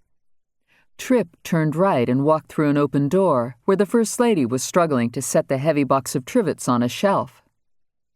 When she heard the mini-horse's sneakers and glanced around and saw her husband, she shrieked, and the box crashed to the floor. Trivets clanked and banged and scattered across centuries-old heart of pine. "Wait!" Mrs. Crim tried to explain as her thoughts and fears tumbled together nonsensically. Trip stopped. "What are all these?" the governor asked her, perplexed, as he eyed the trivets through his magnifying glass. "Okay," he said. Released from the wait command, Trip stood inside the pantry surrounded by trivets and listened for what he was supposed to do next. "So that's what this is all about," the governor declared. "Shopping. Huh. You've been hiding trivets again, and all the while I thought you were entertaining immoral men in the mansion." "How could you think such a thing?" the First Lady cried out as she stooped to gather up her beloved trivets, or at least the most recent batch of them she had ordered over the internet. "Why, Bedford, I would never cheat on you." "Leave it." The governor ordered her to stop picking up the trivets, and Trip obeyed the command by not bothering to do anything. Not that he was doing much at the moment anyway. "What do you mean, again?" Mrs. Crim asked in amazement. "You know I've been hiding trivets?" She gave Pony an accusing look, and he shrugged as if to say, "He didn't find out from me." "Oh, I've run into your trivets here and there," the governor explained. "Frankly, I just thought they were junk, possibly left by previous governors in the last century." "They most certainly aren't junk," Mrs. Crim said indignantly, "and they're very expensive," she unwisely added. "Send them back," the governor ordered. "Back? Back?" The First Lady raised her voice angrily, and Trip took a step back inside the pantry, clanking a horseshoe trivet into a lacy one that featured a dog. Goodness me, Pony was startled. You think he recognized the horseshoe and that's why he decided to step on it? That's one smart little horse. Maybe he recognized the dog, too. Maybe that's his way of saying he wants to knock Frisky out of the way and be your only pet. "We must keep them separated," Mrs. Crim said, dismayed that she had yet one more thing to worry about. "Oh, poor Frisky. He'll be heartbroken if we pay more attention to this little pony than to him." It was unfortunate that she planted this thought in her husband's head, because from that point on, he began to refer to the mini-horse as the pony, which was very confusing to Pony the butler. "Come here, Pony." The governor tried to coax Trip out of the pantry, and Pony responded by stepping inside the pantry, where he, Trip, the First Lady, and the governor crowded one another and began to step on trivets. "Be good, Pony, and come on out of here," the governor said, as if Trip were frisky and might expect a biscuit. Pony stepped back out of the pantry, and Trip didn't budge. "You're being very obstinate, Pony," the governor said rather sharply. "I'm sorry, sir," Pony said, and by now he was thoroughly confused. I didn't mean to do nothing to upset you. I guess you want your eggs under. And let me see, load up? I believe that's what you said. "Right," the governor abstractedly answered as he peered through his magnifying glass at Trip, as the mini-horse walked out of the pantry and under a harvest table before he headed to the elevator and took a right, which led him into the kitchen. "That's the most amazing horse I ever seen," Pony marveled. "Look at that, sir. I think he's going to fix your eggs. Now listen up," he said to Trip. "Under and load up. That's how your master wants his eggs." Trip walked under a butcher's block and headed back to the elevator. "I was just having a little fun," Pony sheepishly said to the first couple. "I know there ain't no horse on this planet that can cook. If there was, you could just have all these little horses in the mansion, and you wouldn't need no inmates no more." "I, for one, wouldn't eat anything a horse cooked," Mrs. Crim said with disapproval. "Think how unsanitary that would be." "That reminds me," the governor said, following Trip.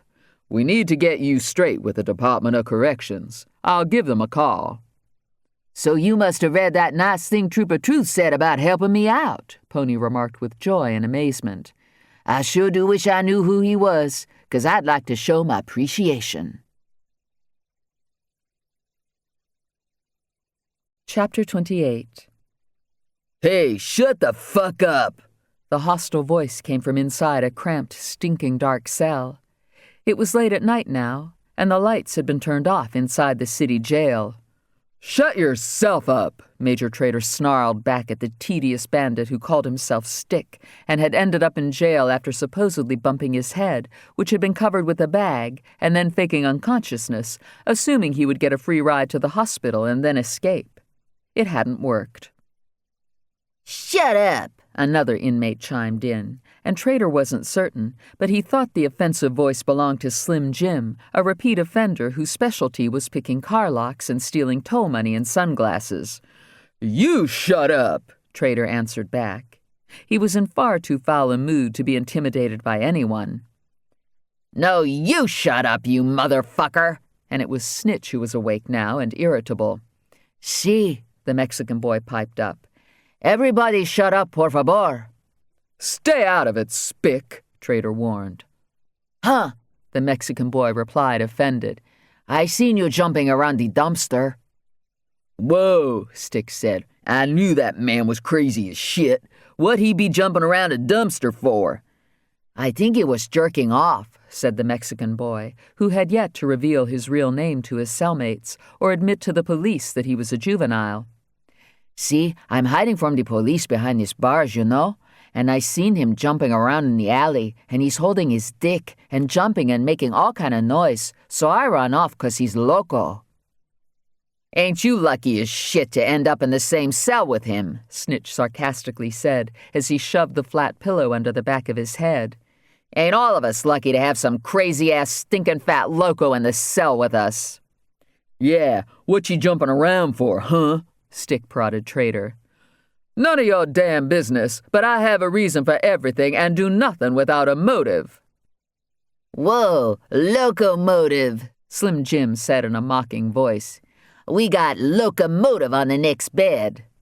"Please, let's not fight. It's bad enough to be in here. For the love of God, let's show a little consideration and pray for peace," said Reverend Pontius Justice, who had dropped off several videotapes at Barbie Fogg's house last night, and then had made the mistake of negotiating for a blowjob on his way out of her neighborhood, only to discover that the woman he had decided to solicit wasn't a hooker, but a spinster whose car had broken down after the battery had died in her cell phone.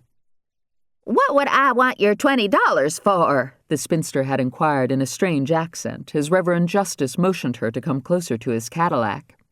"If you offered me taxi money, babe, that sure is nice, but I don't take no money from strangers." "I don't care what you spend it on," replied Reverend Justice, who was intoxicated and worn out and unfulfilled from promoting his new neighborhood watch program that so far had not prevented a single crime. "You climb in and take care of me for a minute, and you can do what you want with this brand new $20 bill I'm holding. See?" The spinster, who turned out to be Yuva Klott and was infinitely older than he had thought when he'd first spotted her in the distant darkness, approached his Cadillac, wrote down his plate number, and started yelling for help. As Reverend Justice sped away, the police were on his butt with their sirens screaming and lights throbbing like his head.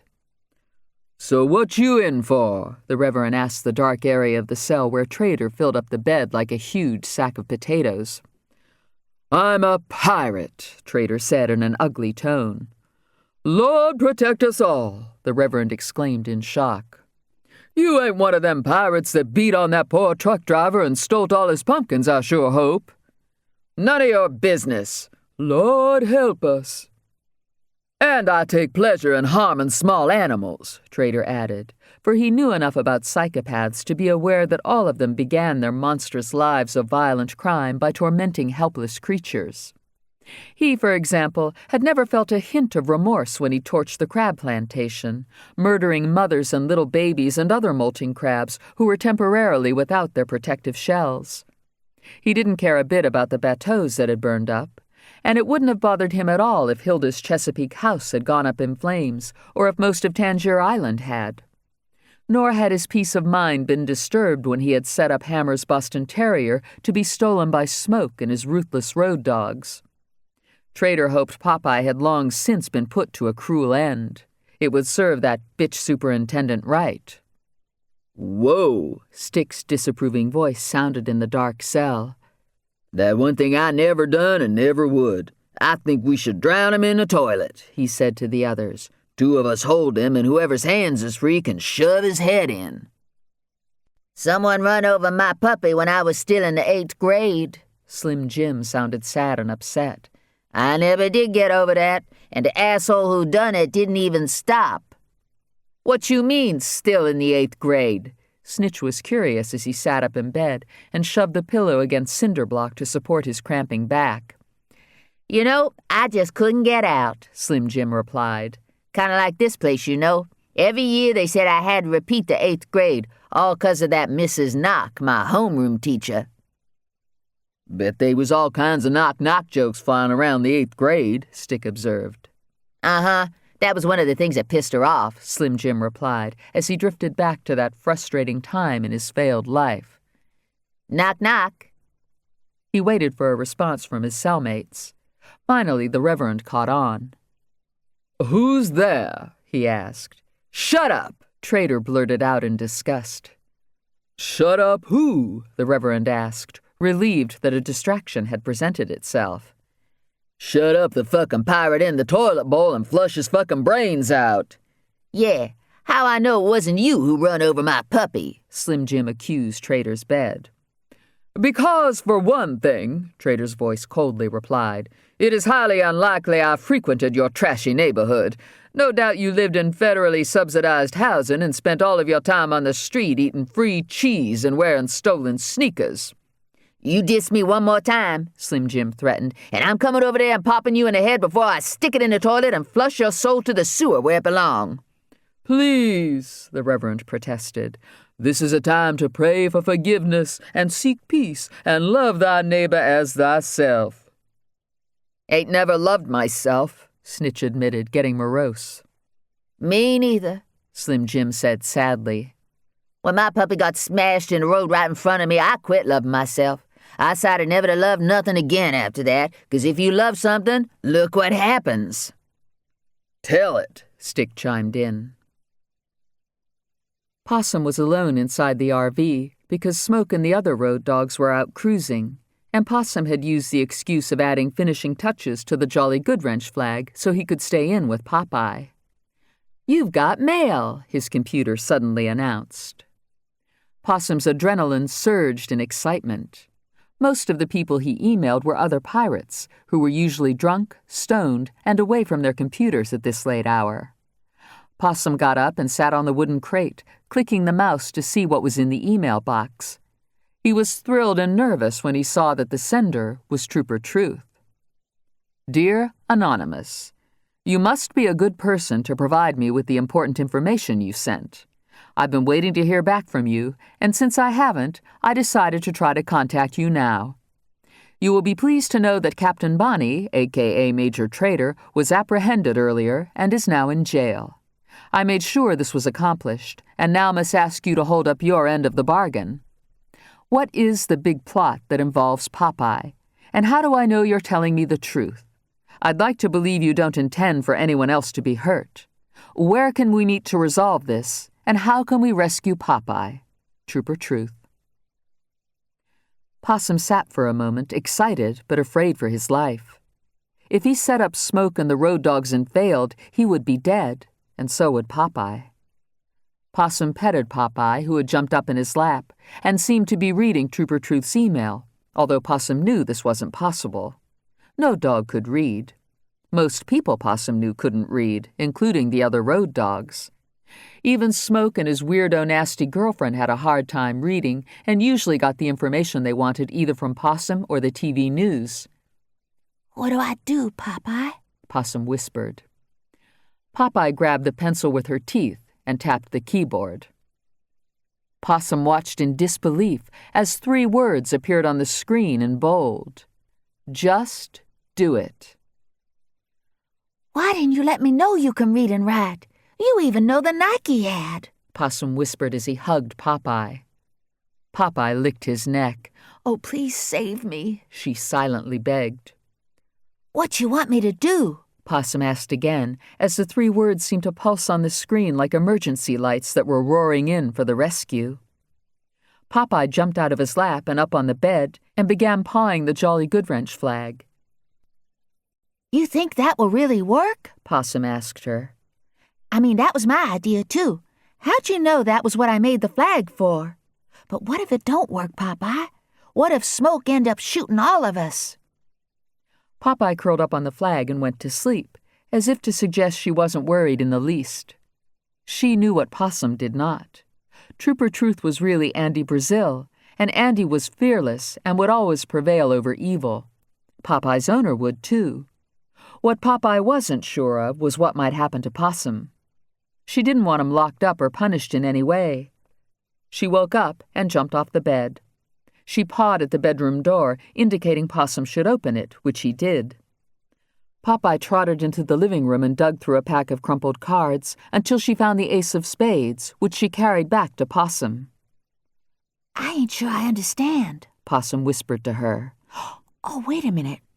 Maybe you telling me I got to have a card up my sleeve? Popeye just stared at him in a way that suggested he was getting warm, but was missing the point. Or maybe I should play a game? Popeye didn't react. I should bluff? Popeye was getting impatient. Why did humans have such a hard time understanding animals? Animals were explicit and didn't lie or even shade the truth. Unless animals were sick or had been treated savagely, they had no agenda beyond surviving and being respected and loved. Popeye snatched the playing card out of Possum's fingers and tossed it on the keyboard repeatedly, as if she were dealing. Deal? Possum scratched his head, and Popeye licked his bare foot, voicing her approval. What you saying? I make a deal with Trooper Truth? Popeye jumped back up in Possum's lap and licked his face with enthusiasm. Possum blew out a loud, tense sigh and began to type just in time because Andy was about to give up on getting a response. Dear Trooper Truth, I swear you can trust me, but my problem is I going to get in trouble if I help you out. See, I'm sort of trapped by Smoke and the road dogs, and if I set 'em up, and even if it works, I'm afraid I'm going to end up in jail. See, it was me who shot Moses Custer in the foot, knocking his boot off, 'cause I had no choice, or I would have been hurt bad by Smoke and maybe shot too. And Smoke always be saying he gonna hurt Popeye if I don't do what he say. I don't know what to do. Andy read the email and realized for the first time that the son of a bitch Smoke was behind Popeye's dog napping. Andy knew that Smoke was not to be taken lightly. Andy also realized with relief that he was in a perfect position to make an honest bargain with whoever this anonymous road dog was, so he fired back an email to him. Dear Anonymous, the bullet you say you fired at Moses missed. He was in the hospital because the road dogs beat and cut him up so badly. Did you beat on him too or cut him? Trooper Truth. Dear Trooper Truth, no, all I did after trying to shoot him was help dump the pumpkins in the river. As for the cutting, that was unique. I sure is glad that bullet missed. Maybe now I can forgive myself, and Hoss won't be mad at me no more. Andy was unclear about the Hoss reference and didn't understand what Anonymous meant by the cuttings being unique, but he decided to take a risk. Dear Anonymous, surely you must know that Hoss would want the road dogs caught so nobody else, including Popeye, is in harm's way. I doubt very much that Hoss has been mad at you, because he would know that bullet missed Moses. Hoss knows everything. He's possibly been disappointed in you for not turning in Smoke and the road dogs. Now is the time to make things right, and a place to start is to tell me how I can find Smoke and the other pirates without them figuring anything out. By doing so, you will be granted immunity in exchange for your assisting the police. And I think you know by now that I always tell the truth. Trooper Truth. A reply landed in the mailbox moments later. Dear Trooper Truth, go to the race and look for a pit crew with a Jolly Good Wrench flag. That's us pirates. I'll have Popeye and do my best to stay out of the way, but you should know that Cap been taking helichopper lessons from the state police and plans to fly all of us to Tangerine Island after Smoke kills a lot of people. Jesus, Andy muttered as he stared at the message. There was only one state police person he could think of who might be giving anyone flying lessons right now, since the state police were so critically short of pilots at the moment. Markovich, you stupid son of a bitch, Andy said out loud. What the hell are you doing?" Makovich wasn't a saint, but he wasn't terribly bright either, and Andy tried to work through Makovich's motivation. He dug through his briefcase until he found the paperwork on the bagman case he had worked last year. He dialed Hooter Shook's home phone number. After much clunking and groping and coming to, Hooter groggily answered. Hello? She assumed it was Makovich, who had been calling her a lot and stopping at her toll booth even when he didn't need to. That man was sex-addicted, she angrily thought. She had never seen anything like it.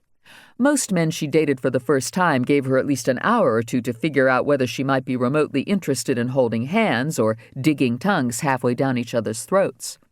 But Makovich had kept grabbing at her under the table when they were drinking in that booth at Freckles. It was a shame, really. Hooter had liked him a fair amount when they'd chatted out by the traffic cones.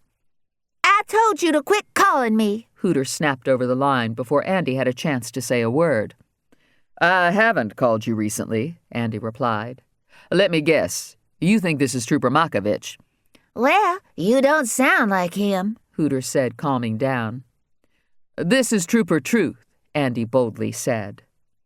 Nah, you pulling my leg, Hooter replied with suspicion. She didn't recognize Andy's voice, because most white folks sounded the same to her. Ain't no way Trooper Troop be calling me. "Well, I am," Andy said with confidence.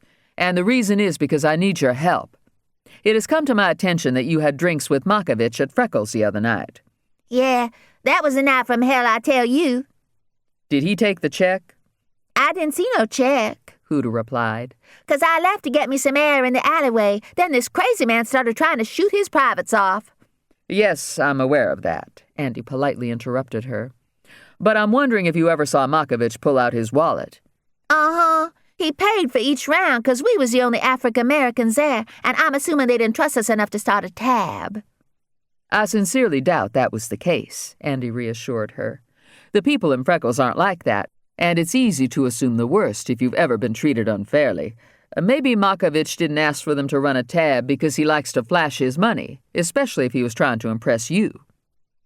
There was a pause on the line as Hooter pondered this. Well, She finally conceded.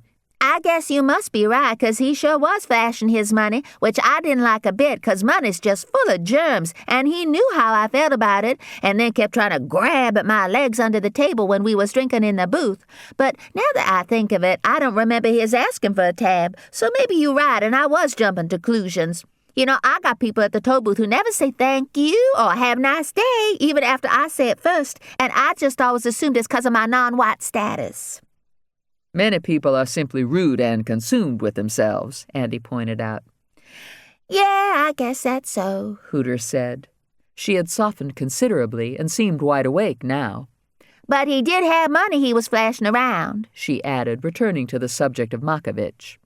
Now, you gotta understand there was a lot of smoke in there, but he was flashing away, and I caught a lot of 20s, and at one point what I could swear was a $100 bill, which I never seen in the exact change lane and ain't never had in my entire life. So Makovich was giving Kat helicopter lessons and possibly being paid $100 in cash for each one. Makovich was probably doing this at night or off hours when he knew no one else would be at the state police hangar. Andy walked into the kitchen to check the time. It was a little past 1 a.m. He dressed in civilian clothes, took his gun and portable radio, and went out to his car. It was just as he'd suspected when he arrived at the airport. The Bell 430 was not inside the hangar, and there were what appeared to be fresh Salem Light cigarette butts all over the tarmac, even near the fuel truck. Andy switched his radio over to the state police aviation frequency. 430 Sierra Papa, Andy said over the air. Makovich was startled and unnerved when Andy's voice filled his headset, as Kat, dressed in NASCAR colors, tried to fly the helicopter level and steady in a pattern around the nearby Chesterfield Airport. 30 Sierra Papa, Makovich replied, trying to sound innocent and busy. "Who's calling us?" Kat demanded to know. stand by. Makovich transmitted to Andy. It's a tower. Makovich told Kat over the intercom because he didn't want to make the same mistake of broadcasting what he was saying in private. "Let me talk to him," Kat said as he missed his approach. I need to practice the radio. Not now, Markovich said through his mic. You're gonna have to do a flyover 'cause you was way too high for that approach, and I got a feeling the tower's gotten a complaint about the way you're flying, so the best thing is let me deal with them, and you just take your headset off for a minute, 'cause it ain't gonna be pleasant, whatever the tower's got on its mind, I can tell you that. Don't get so damn close to the fence. Pull it up to 800 feet and just fly the damn helicopter while I deal with this. Cat took off his headset and squinted through his Oakley sunglasses, trying to make out the very dark shape of trees looming ahead. 30 Sierra Papa, Markovich transmitted to Andy. I'm busy right now. Roger. I'm well aware of that. Andy's voice came back, and his tone boded that he knew exactly what Markovich was doing. Your student is in violation. Andy used aviation vernacular. What you mean? Markovich was getting increasingly alarmed and pulled up on the collective to clear the trees, a reflex he scarcely noticed anymore because he had to fight for the controls routinely when giving this NASCAR dumbshit a lesson. Just inform your student that the tower needs you to return to the ground ASAP, Andy ordered Markovich. Roger, Markovich reluctantly replied, and he tapped Cat's headset, indicating for him to put it back on. We got a problem, Markovich told Cat. It's my ship. Don't make me tell you again to get your hands and feet off the controls. We got us a big mess with the FAA, and I'm going to have to deal with it so you don't get in any trouble and we don't end up grounded. Shit, Cat exclaimed. The race. There better not be any fucking problem. The world-famous driver I work for ain't going to put up with no problem, and he's good friends with the governor and the president of the United States and will get your ass fired. Don't you worry, Markovich said, speeding back to the Richmond airport. I'll handle it. The only thing that got handled was Cat, who within the hour was in the city lockup, crowded inside a dark cell full of inmates who kept telling each other to shut up and continued to go on and on about some puppy that had gotten flattened in a hit and run. Andy called Hammer the minute he got home. He informed her of everything that was going on, including the reassuring news that Popeye might be alive and would be rescued at the Winston Series race. That rotten snake, she said of Markovich. He can just turn in his gun and badge when he gets to headquarters. You call him and tell him to report to my office at 8 sharp. I respectfully disagree, Andy said. Smoke and the other road dogs don't know Cat's identity has been revealed and he's now in jail. And he's also missing in action as far as they're concerned, Hammer reminded him. Don't you think they're going to be a bit suspicious when he doesn't show up to fly them to the race? I think I've got a way around that. Let's hope so. I'll fly the governor in a 407 and make sure he, Moses Custer, and whoever else get safely in their box. Andy laid out his plan. And we'll have at least 20 troopers and EPU in plain clothes strategically stationed. Markovich needs to fly Smoke and his road dogs as expected. Don't worry, I'll get it all arranged. Baloney, Andy. Hammer wasn't convinced. There will probably be 150,000 fans at that damn race. 20 troopers can't begin to protect the governor and his guests and manage such a crowd if something bad goes down. The first shot fired and there will be a riot and people will get crushed in the stampede. Cars will run off the track and crash. It will be a terrible disaster, and I just don't think we're equipped to control it. And what if Tangier Island decides to be a problem too? I don't think anything will dissuade them of the ridiculous notion that NASCAR plans to take over their island, and a perfect time to launch some sort of hostile move on their part would be during the race. She continued to paint negative scenarios. We ought to have troopers posted on the island, too. Frankly, I wish you could write something in an essay that would convince those people to behave and settle down, but I doubt anyone on Tangier even has a computer. I've received no communications from anybody on the island, Andy informed her. So you're probably right. No one there is reading me. But based on all the satellite dishes I've noticed, they certainly watch TV. So why not create a diversion on the island? I can plant something in my next essay that will end up being broadcast in the news before the race. He thought of Fonny Boy and the rusting piece of iron, and decided that nothing captured an islander's attention more than items of value that they feared outsiders might try to take from them. Andy began to write a carefully worded email that instructed his anonymous pirate friend to leave his or her computer logged on to Trooper Truth and watch for the next essay. In addition, the anonymous pirate was to inform Smoke that Cat was busy practicing auto-rotations and getting his check ride and would meet them at Tangier Island after the race, so he had time to do a high recon of the area and set up their new headquarters. Tell Smoke and the others that Cat got word of a huge stash of treasure, and his instructor was going to drop Cat off on the island early and would fly Smoke and the dogs to the race as planned, then whisk them to Tangier Island, where Cat would already be out in a boat, securing the treasure before anybody else found it, Andy emailed the anonymous pirate. Assuming Cat doesn't have a computer or know how to use one, just say that the email alerting them about all this came from the helicopter instructor, Trooper Makovich, who has decided to throw in his lot with you road dogs and be your pilot and get you guns and scuba gear, set up money laundering, and make runs to Canada and whatever else you need in exchange for his being cut in on a modest share of the treasure. Possum was slightly confused and a little frightened when he got Trooper Truth's latest communication. But he would do as he was instructed and leave the computer logged on to the website and pass on the information to Smoke. But Possum did have one final question. Dear Trooper Truth, this is the last time I write you, but I was wondering if you could take that picture of Popeye in her red coat off the front page of your web. See, if Smoke see that picture, it will be the end of Popeye because he don't know anybody still looking for her except the lady superintendent Popeye got stole from. P.S. My name is Possum, but I used to be Jeremiah Little before Smoke made me join his road dogs or else kill me, he said. Can you call my mama and tell her I'm okay and ain't in any trouble and find out if she's still living with my daddy? 'Cause if she is, I can't go back to the basement and won't have no place to go when I get free of Smoke and move out of the RV. P.S. P.S. Don't forget your promise. Andy replied with an instant message assuring Possum that Popeye's photograph was being removed right that minute. And of course Trooper Truth would call Possum's mama and keep all promises.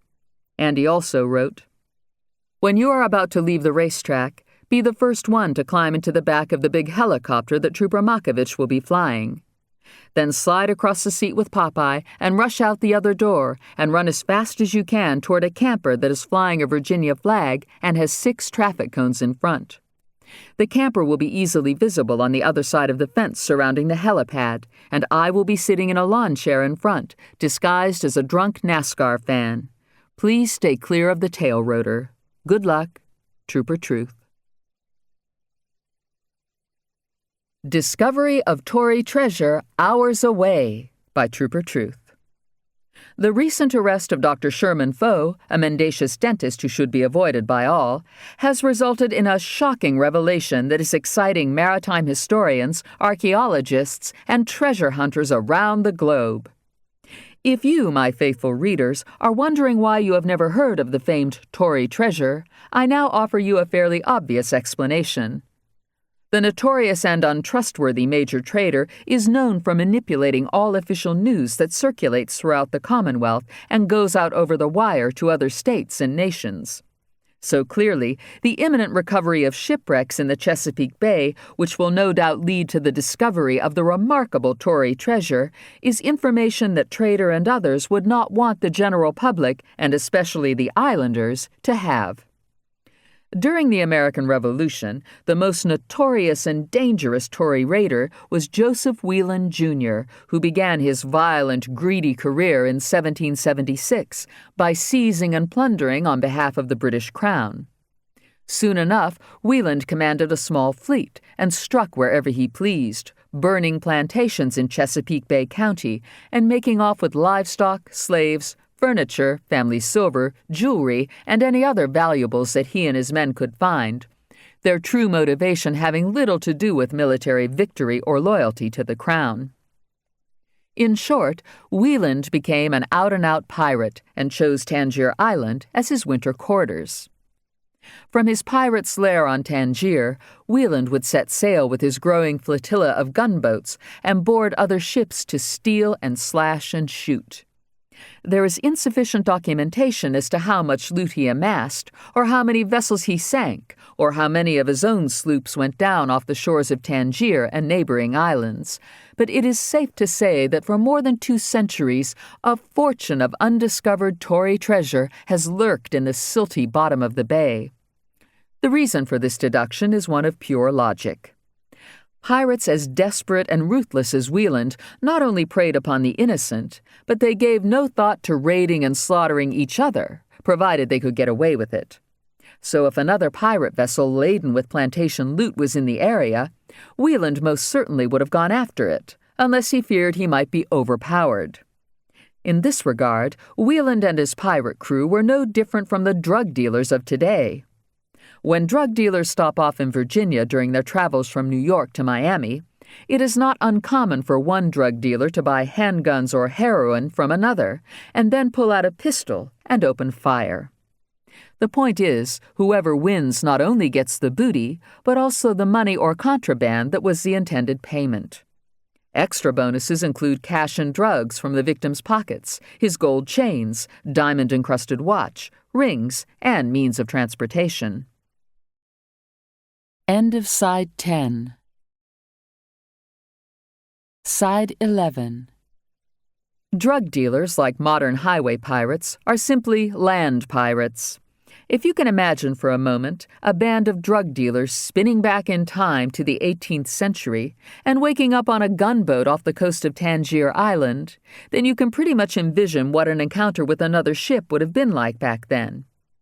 You can be assured that an ensuing battle between seafaring drug dealers would be no different from Wieland's attacking another pirate vessel in days of old.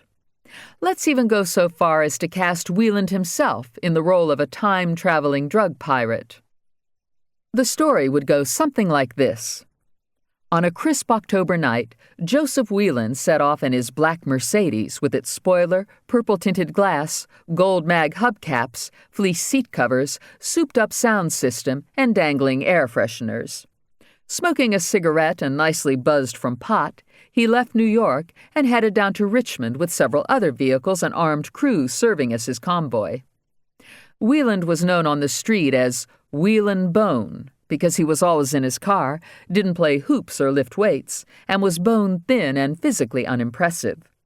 But his appearance did not diminish the terror he struck in the hearts of his victims and other land pirates when they learned that Wheelin' Bone was in the neighborhood. Arriving in Richmond in the early morning hours, Wheelin' Bone and his mates parked along a trash-cluttered street in the federal housing project Gilpin Court and proceeded to an apartment that was the lair of a local drug dealer other land pirates called Smack. When Smack looked out the window and spied Wheelin' Bone dressed in a long black coat, black Nikes, and a black warm-up suit that had skulls and bones all over it, Smack got a little uneasy. "Shit, I don't know," he said to several of his lieutenants. "Man, he looked bad. Looked like he might be packing an Uzi under that black coat of his, 'cause I can see the barrel poking out." "You sure that ain't a buttonhole?" "I say we don't take no chances." "Shit, no, we ain't taking no chances," Smack agreed. "I say we shoot him through the door." Pistol slides snapped throughout the lair, and then the inexplicable happened. Wheelin' Bone and his crew were about to knock on the door when suddenly they vanished with a strange crackle of static and a flash of intense white light. This frightened Smack and his pirates, and they responded with a salvo of gunfire that ripped up the door and shattered lamps and beer bottles. They fired until magazines were empty. When the smoke cleared, they peered out in astonishment at the dark, empty street. Wheelin' Bone and his crew spun through the third dimension, passing through the wrinkle in time, and landed softly on a gunboat called Rover, which was loaded with 18th century antiques, jewelry, and sacks of gold dust and silver coins. "Where the fuck are we?" Wheelin' Bone asked as he stared out at the peaceful waters of the Chesapeake Bay and the distant shadowy shape of Tangier Island. "Man, I ain't never seen a boat this old. It don't even have a motor or a flashlight." "Shit, look at these guns," one of his mates exclaimed as he inspected a huge cannon. "I sure would like to shoot one of these at a police car." Wheelin' Bone and his crew laughed at the image and set about to figure out how to safely handle cannons, make homemade grenades, and sail. As days and weeks passed, they were indiscriminate in seizing other ships and celebrated with drunken nights of Madeira wine and rum because they had quickly run out of pot and crack cocaine and could find no one who had ever heard of either. Whelan Bone and his men became expert at attacking other pirate ships and setting them on fire after they had been pillaged and their crews shot, hacked to pieces, and dumped overboard to be eaten by crabs. Years passed, and the American Revolution ended, but Whelan Bone became only more powerful and lustful. He terrorized the Bay and the shores of Maryland and Virginia, and became even more feared than Blackbeard was in his day, although there is no record that Whelan Bone ever had a beard or set it on fire. His modus operandi, which he no doubt learned from stories about Blackbeard that were passed down from pirate to pirate, was to blast his cannons at the broadside of an unsuspecting vessel, which was followed by the hurling of Blackbeard-style grenades that were case bottles filled with powder, small shot, slugs, pieces of lead, and iron, rather much like modern pipe bombs, except the grenades were ignited by a small, quick match that the pirates lit before quickly tossing the massively destructive devices into enemy ships. Whelan Bone and his mates would then board the disabled ship, step over the dead, and finish off the wounded and raid to their heart's content. Whelan or Whelan Bone, whatever you prefer to call him, faded from historical documentation toward the end of the 18th century. And by 1806, piracy had pretty much come to an end in the Bay, although those otherwise peaceful waters and neighboring shores became vicious and volatile again 6 short years later during the War of 1812. Indeed, the Chesapeake and the nearby Patuxent River to this day remain a focal point of military activity, thus explaining the inconvenient restricted areas I mentioned in an earlier essay that make it so difficult to fly to Tangier Island. One can only imagine the number of ghostly, broken hulls of ships and chests of loot that have littered the bay floor since John Smith settled Jamestown. Antiquities law clearly states that found pirate treasure belongs to the location, which in the case of the Tory treasure is Virginia. Of course, if the treasure can be traced back to the vessels from which the loot was originally seized, then the vessel's point of departure is highly likely to unfairly claim the treasure, and there will be a long, drawn-out battle in court. I strongly suspect that Whelan's remarkable stash will be claimed by North Carolina. But all of this is moot if individuals can find the treasure first and quickly pass it off to dealers at a very high price. I am stating the obvious to mention that no one is more capable of rapidly locating and seizing the Tory treasure than the descendants of pirates who now live on Tangier Island and know the ways of the bay better than any other human beings. It is my contention that the treasure belongs to the watermen, and we should allow them to have it. Tangier's economy is depressed. There are strict limits on the number of blue crabs they can trap, and the crab population has been shrinking for years. I am asking everyone, including the governor, to stay away from that crab pot marked by a yellow buoy that is approximately 10.1 miles off Tangier's western shore. Let decency prevail and greed vanish as you consider that most of us don't suffer the hard, often unrewarding lives of the watermen. Since their ancestors suffered so much when Joseph Whelan set up his winter headquarters on their island long ago, it would be only fair and right for today's Tangiermen to profit from that evil pirate's ruthlessness. It may very well be a perfect example of poetic justice. Anne Bonny and Whelan never met the punishment they deserved. Even Blackbeard didn't get what was coming to him. Hacking him to death and impaling his severed head on a gunwale was light punishment compared to the way some pirates were dealt with in other parts of the world.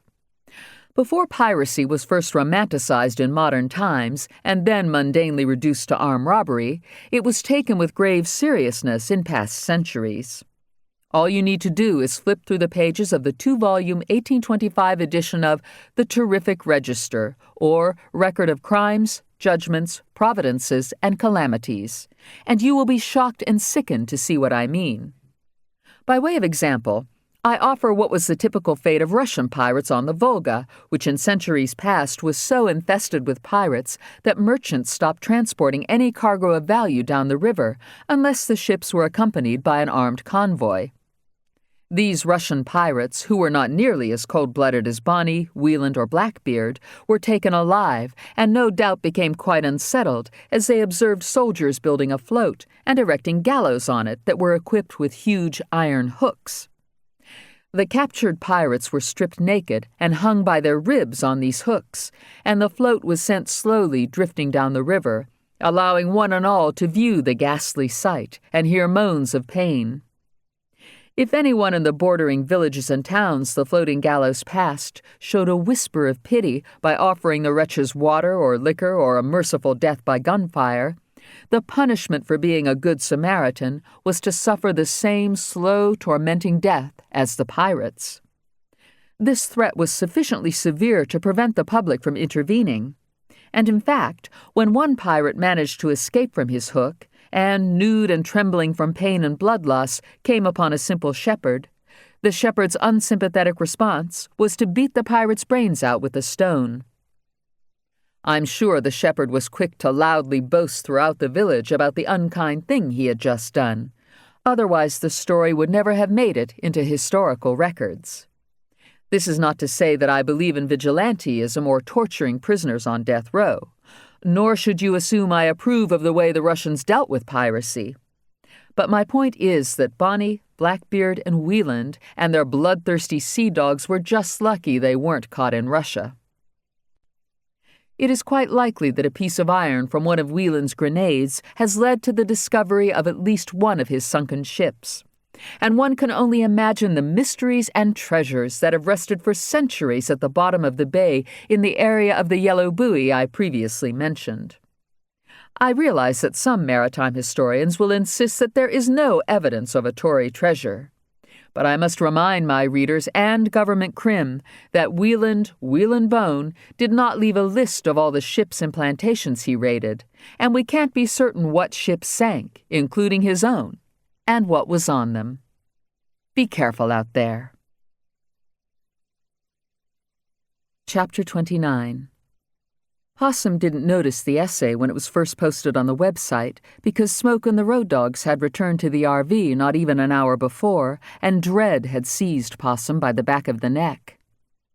I just wish you was here with me, Possum was praying to Hoss. I know I ain't always done the right thing, but I'm trying to now.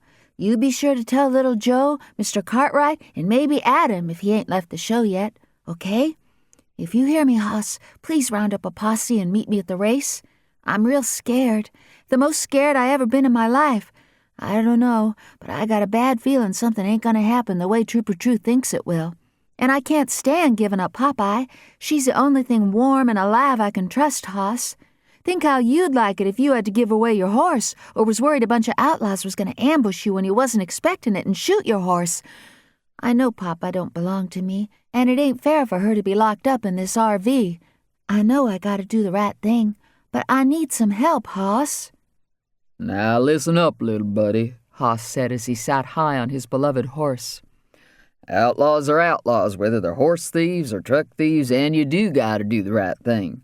Me and Pa and little Joe ain't sore at you, and you gotta believe that.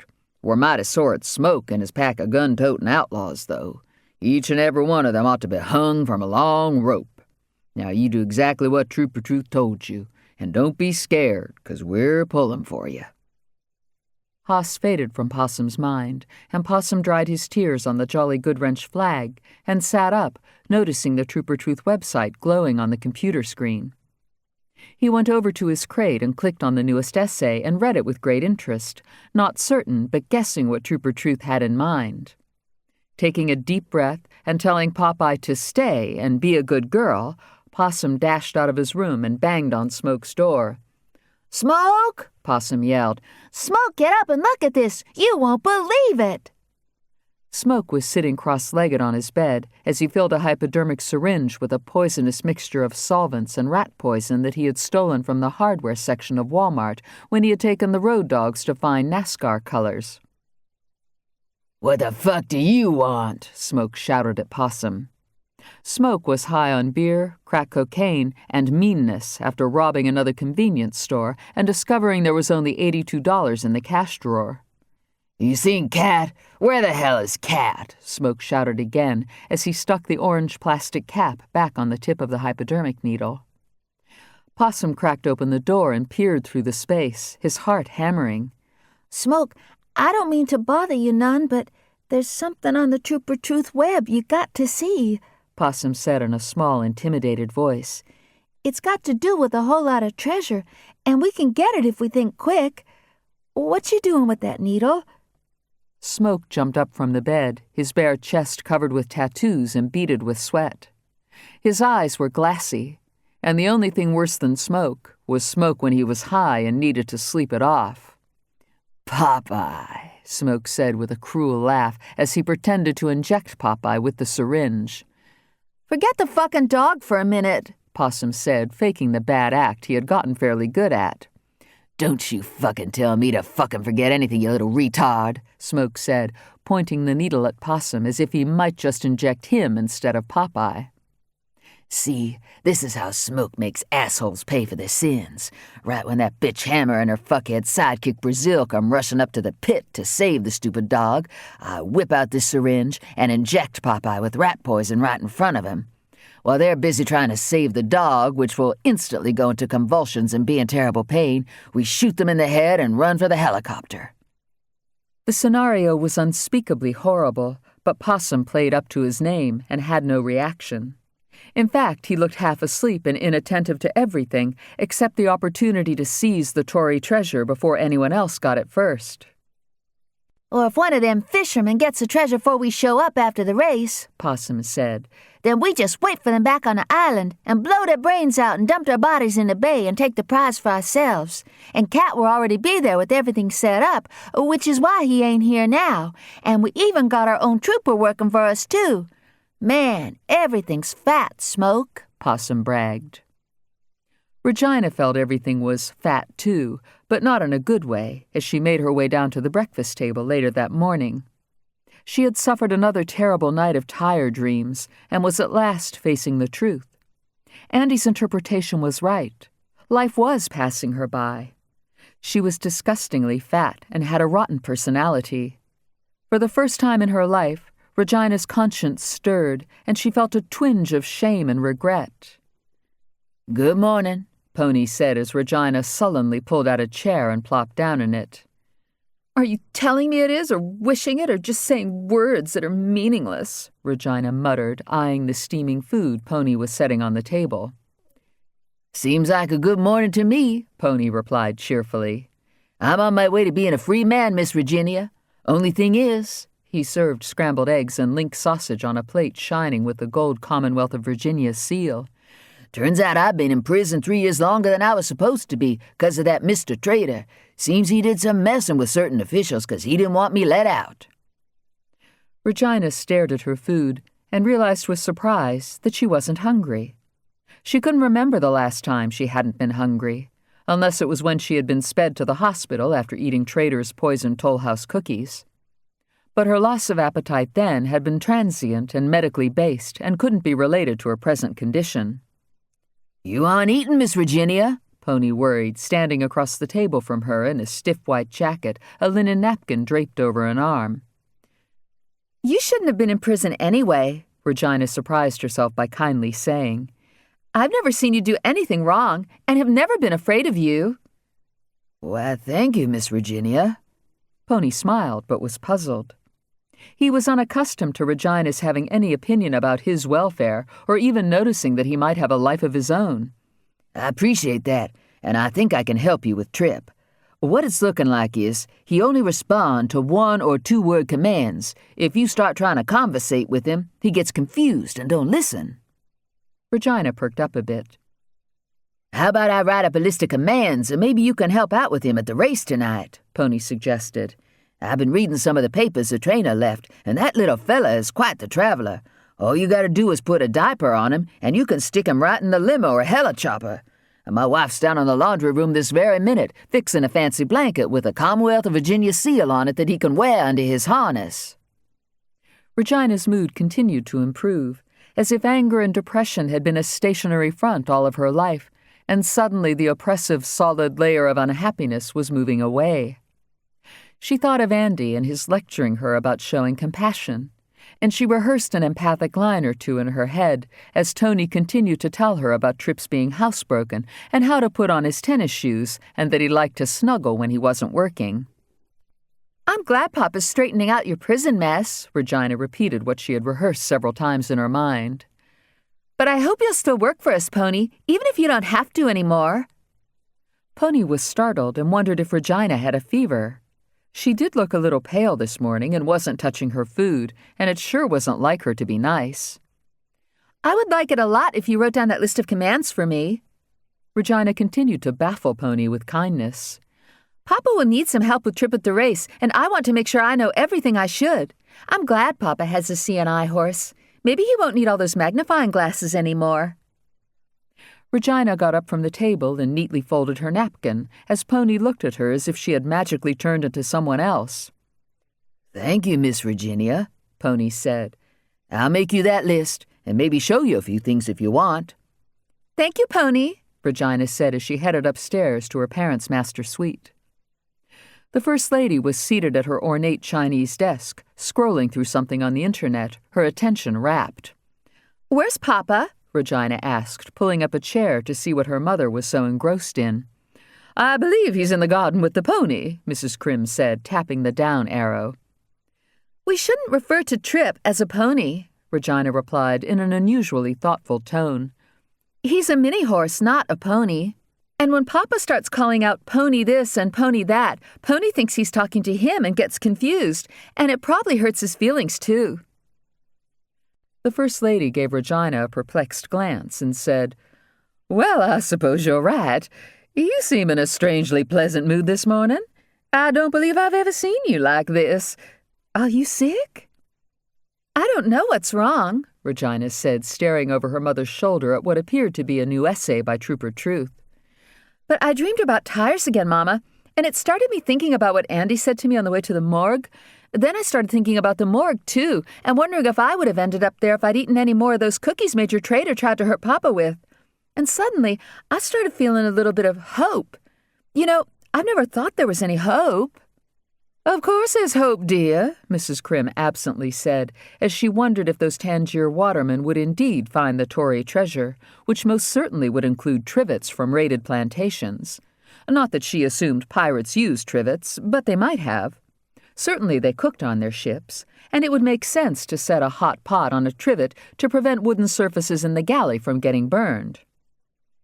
"How long do you suppose a trivet could be on the bottom of the bay before it would rust away?" she questioned out loud as she peered through antique wire-rimmed glasses that were attached to a long gold chain. "You should read this. It's quite interesting, about an old piece of iron that most likely will lead to the Tory treasure, and I'm assuming if a piece of iron would still be intact after hundreds of years of being underwater, then why wouldn't a trivet fare just as well? Many of them are iron. But I must say, your papa's not going to be pleased when I read this to him. I can't imagine he won't insist that the Commonwealth is the rightful owner of the treasure. It doesn't matter who Wheel and Bone stole it from. What right does North Carolina have to anything found in the Chesapeake Bay? What matters is that the treasure is here in Virginia and therefore belongs to Virginia, and therefore any trivets found should be given to the mansion." Regina got up to take a closer look at what her mother was reading. Although Regina had always been a strong advocate for finders keepers, she wasn't so sure what she thought in this case.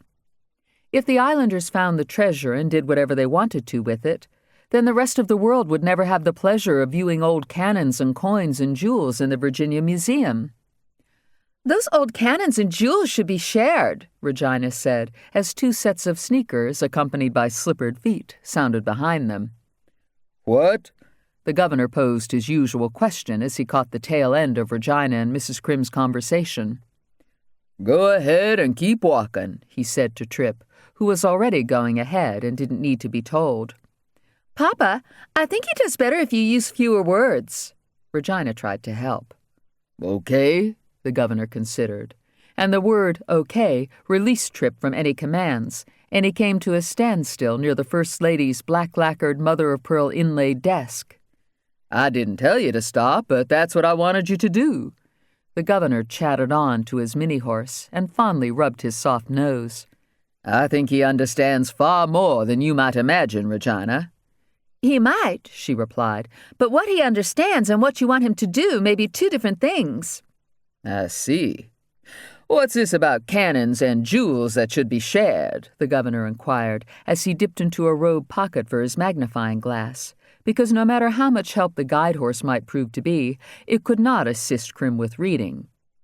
Regina paraphrased Trooper Truth's essay and again offered her opinion that the treasure should not be squandered by whoever finds it, but should be shared with the public. As long as certain pieces would come to the mansion, the First Lady was quick to add. Maybe a cannon or two in the garden and out front, the governor considered, and his spleen was acting up a bit at the thought of that damnable state of North Carolina. As awful as that pirate Wheeland was, he's part of Virginia history, and I'll be damned if those watermen are going to get the treasure first and sell it to some antique dealer, or worse, to North Carolina. Oh, Bedford, Mrs. Crim pleaded, you must do something right away before it's too late. Can't you send in an aircraft carrier or something so those Tangier people don't haul all of the treasure away? They have no right to it. No, they don't, Regina agreed. And it was the first time she had not been in concert with what Trooper Truth had to say. How weird, she added. Whose side is Trooper Truth on, anyway? He's always made sense in the past and been on the side of truth and justice. He could very well be in collusion with Tangier Island and is trying to influence me to let them have the treasure, said the governor, who was seeing matters far more clearly since he had stopped listening to Trader and eating his sweets. I'll issue a press release immediately that warns all treasure hunters to stay clear of that crab pot with the yellow buoy, the governor declared. Let those fishermen just try to go near that sunken ship and think they're going to, he patted Tripp's neck, load up. Right, little fella? Tripp pulled away from his owner and headed toward the elevator, and then took a right. Right, Regina said, proud of her father's power and decisiveness, while Tripp made another right and stopped before his reflection in a gilt Chippendale mirror. How far down do you think it is? The First Lady pondered, as she imagined chests of gold, family silver, and jewelry fit for a queen. Down? Regina puzzled. How far down what is? She asked, as Tripp lay down in front of the mirror and continued to stare at himself, a bit puzzled. Based on the location in this Trooper Truth propaganda, the governor replied, I'd say the treasure's down pretty deep, because it's in the crab sanctuary, which is in a trough of the bay, if I'm not mistaken. Well, that's good, the First Lady said with relief. The deeper the better, because it will make it all that much more difficult to find. I doubt those Tangier people have the proper gear to dive down and bring a big cannon to the surface. Why, it would sink one of their little boats. Within the hour, news of the Tory treasure screamed over the wire and blared over televisions and radios throughout Virginia, the U.S., and in particular bombarded North Carolina. Commentators speculated that the people of Tangier would be excited into a furious frenzy because of the governor's order that any waterman seen within 5 miles of the crab pot with its yellow buoy would be arrested by the Coast Guard, which had rushed to patrol that area of the bay. Treasure hunters and their vessels were on notice that they would be seized. The airspace between the Virginia coast and Tangier was restricted to all except authorized aircraft, and naval vessels were preparing to form a blockade around the island. Fonny Boy and Dr. Foe heard the news over the car radio after posting bond and leaving Richmond as quickly as possible. They sped toward Reedville, where the dentist intended to hop on the mailboat and bribe the captain to help them find the crab pot Fonny Boy had dropped in the water. The Coast Guard won't be suspicious of the mailboat, the dentist reasoned as Fonny Boy stared tensely out the window, watching telephone poles fly by. That's poor. It ain't fittin'. The treasure, it's mine, Fonny Boy said every other minute. We'll split it 50-50, Dr. Foe reminded him. You owe me for bond and whatever I end up paying the mailboat captain. We'll need gear, too, which will be expensive. There's a bait and tackle shop near where the mailboat docks, but we've got to hurry, and for God's sake, don't do anything to cause trouble, Fonny Boy. If the police know we've left Richmond, we'll be arrested again for jumping bail, and then the judge is really going to throw the book at us. They wouldn't do nothing to us. Fonny Boy's backward talk meant that if they got caught while finding the treasure, they were really in trouble this time. And if the mailboat gets seized, who cares? Dr. Foe replied. It doesn't belong to us. If questioned, we'll just blame everything on the captain and say that we boarded the boat to mail a few letters and dental bills back to the island. And next thing we knew, the boat was speeding toward the treasure before we had a chance to get off. No! Bonnie Boy excitedly meant the opposite. Major Trader and his cellmates learned the news, too, because one of the guards had a habit of wearing a Walkman with the sound turned up so loud the prisoners could hear every tune, advertisement, and news release that leaked from his headset. Now listen here, Trader said. Instead of wasting all your time trying to drown me in the toilet, let's band together. If we can figure a way out of here, we can find that treasure first. You think so? Slim Jim asked with nagging doubt. I mean, even if we could get out of here, how are we going to find that crab pot and then haul all the treasure out of the bottom of the bay? I can't swim, Snitch added. I never could swim, Stick confessed. You don't have to swim, you idiots, Trader impatiently replied. He had traded beds with the Mexican boy, because if there was one thing Trader understood, it was office psychology. His maxim was fairly simple. If you wanted to feign friendship and sympathy, you sat the person you wished to manipulate in a nice living area with nothing between the two of you but a coffee table. If the objective was to intimidate, you sat at your desk, which became an imposing barrier between you and the individual you intended to terrorize. If you wished to confuse and humiliate, which had always been his preferred tactic with the governor, you poisoned the person with X-lax and then insisted on having important discussions while walking through buildings or driving. The Mexican boy's steel bed, as it turned out in the light of morning, was in the center of the cell. By appropriating it while he was using the toilet, Trader had gained the leadership role he wanted, although the other cellmates weren't sure why they suddenly viewed him with a bit more respect. Realizing the power of violent gastric attacks, Trader directed that when the guard was strolling past, on cue Reverend Justice would double over in agony and make loud moans and shrieks, while the other cellmates gathered around him in a panic and screamed for help and shouted for everyone to give him air. The guard will burst inside the cell to render aid, Trader explained. And when he does, you, he said to Stick, poke him in the eye, and you, he said to Cat, grab his radio, and you, he said to Slim Jim, grab his keys so you can unlock all the doors, and you, he pointed to the Mexican boy, put your finger in your pocket and pretend it's a gun, and start threatening to shoot because no one in this place understands Spanish, and you, he nodded at Snitch, stay right here in the cell, and when questioned later, claim that our jailbreak was an inside job, and you overheard us saying we were escaping in an awaiting getaway car that was taking us to Charlotte. But we don't got no getaway car, Stick said, and he didn't like the thought of sticking his finger in anybody's eye. That's where you come in, Trader said to Reverend Justice. The gods treat you far more respectfully than the rest of us and have even asked you religious questions and told you to pray for their various problems. I fully believe that if you ask to use the payphone because one of your parishioners is dying and needs last rites over the phone, the God will give in. Baptists don't do last rites, the Reverend protested, and I'm not so sure I want any part of this. I'm already in a world of trouble for trying to solicitate that old clot woman. They fell silent as the guard with the headset loudly passed by, his eyes glazed as he snapped his fingers and hummed to a rap tune. When you use the payphone, Trader resumed, you call someone of lesser intelligence who works for you and is submissive and naive, and order that person to pick you up on the street. Just say you'll have a few friends along for the ride, and then we'll get the hell out of town.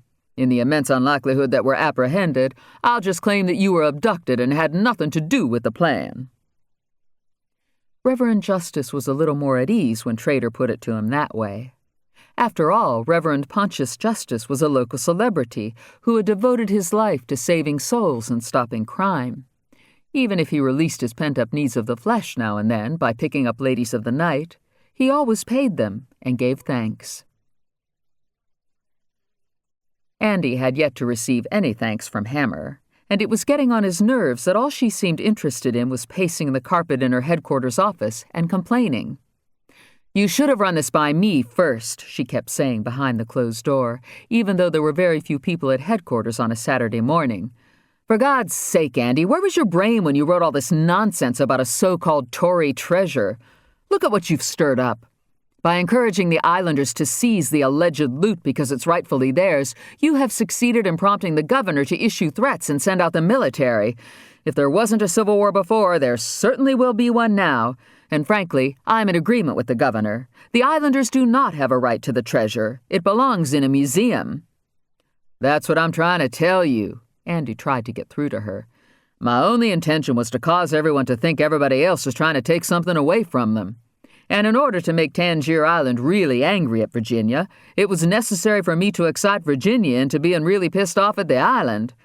Then when Makovich arrives tonight in a state police helicopter filled with NASCAR guys who are really smoking as road dogs, just what sort of reception do you think they'll be greeted with? Our undercover troopers will hardly be needed. You're making no sense, and you're scaring me, Hammer blurted out. And I thought the entire point of Trooper Truth was to always tell the truth. It seems to me in these latest essays all you're doing is manipulating everyone, even if it's for a good cause, or even if you mean it as a good cause. Damn it, I'm so confused. I understand exactly how you feel, Andy said. I promise I know what I'm doing. We both know how ruthless and dangerous Smoke is. If that helicopter sets down on the island and he sees the first hint of people who don't exactly look like watermen, even if they're dressed like them, he very well may open fire the minute he steps out on the airstrip. We've got to introduce an element of surprise to make him pause just long enough for us to surround him and take him down without incident. Let's get on with this and mobilize the troops, Hammer decided. The governor will just have to return by car to the mansion after the race. You and I are flying the helicopter to Tangier Island to see what we can do to bring closure to this mess. And by the way, what makes you think a Tory treasure really is in the bay? I don't necessarily think it, Andrew replied. But that old piece of iron clearly came from a battle, possibly involving pirates. And that Tory turncoat Joseph Whelan certainly must have amassed a fortune during all his years of plundering plantations and other ships. So what happened to all of his loot? Barbie Fogg had never been on a real plantation, but she got a sense of what that might be like when she pulled up to the front gates of the governor's mansion at noon, just in time to see a very odd sight. 2 powerfully built EPU troopers were shoveling wood chips into the back of a long black limousine. Barbie drove through the opening gates and parked on the circular driveway. She collected her makeover products, which fit nicely in a large toolbox, and grabbed a bag of clothes out of the trunk. "What are you doing?" she asked the troopers. "I don't mean to pry, but why are you piling all these wood chips on the back floor of this beautiful limo? Are you planning to plant flowers inside? If so, I think that's a wonderful idea. Then the governor can ride around in a garden." The troopers sternly replied that the information was classified. And then the mansion's front door opened, and a black butler in a stiffly pressed white jacket greeted Barbie with a smile. "Do come in," he warmly said. "Miss Virginia is expecting you. Here, let me take your coat, and can I help you with your toolbox?" "Thank you," Barbie said, slipping out of her coat and revealing a rather sexy tight leather outfit that did not seem in keeping with her daintiness or soft voice. "I need the toolbox in the bag so I can work on Regina." Pony knew that Regina's appearance required a lot of work, but it saddened him to think things had deteriorated to the point that tools were required. He escorted Bobby up the winding staircase to the first family's private quarters, where Regina was rummaging through her bedroom closet, pulling out painter's pants and sweatshirts and getting increasingly discouraged. "Oh," she said with relief when Barbie walked in and set the toolbox and bag on the bed. "I'm so glad you're here. I can't find anything to wear, and I looked in the mirror a little earlier and scared myself. Do you really think you can make me pretty in time for the race?" "Of course I do," Barbie assured her as she looked out the window at the EPU troopers shoveling more wood chips into the limousine. "That's for Trip's trip," Regina explained. "Trip? Barbie was baffled. What's a trip? "No, Trip's trip, not Trip," Regina said. "Trip's Papa's new little mini horse that's specially trained to guide blind people. Papa has to take him everywhere he goes, you see, and since I'm supervising, I did a little research on the subject and found out that many horses do better in the car if they have wood chips." She paused to see if Barbie understood the point. Barbie didn't. "Sort of like being in a stall?" Regina offered a hint. "You know, like a litter box?" "Oh," Barbie said in amazement. "And here I was thinking they were planting a nice little mobile garden. Silly me. But I would think if a little horse does his business inside a limo, wood chips or not, it might prove a little unpleasant for whoever else is riding along." "Horse doo-doo doesn't smell as bad as dog doo-doo," Regina reminded Barbie. "And the minute Trip uses the bathroom, you just scoop wood chips over it, and you don't even know it's there." "Then what happens when you get up in the governor's box at the race?" Barbie worried as she opened the toolbox and began to arrange bottles of foundation, blemish cover-up, nail polish, hair treatments and dyes, along with dozens of other cosmetics, on top of an antique walnut-high chest. "If he needs to go out, he'll paw the door," Regina replied.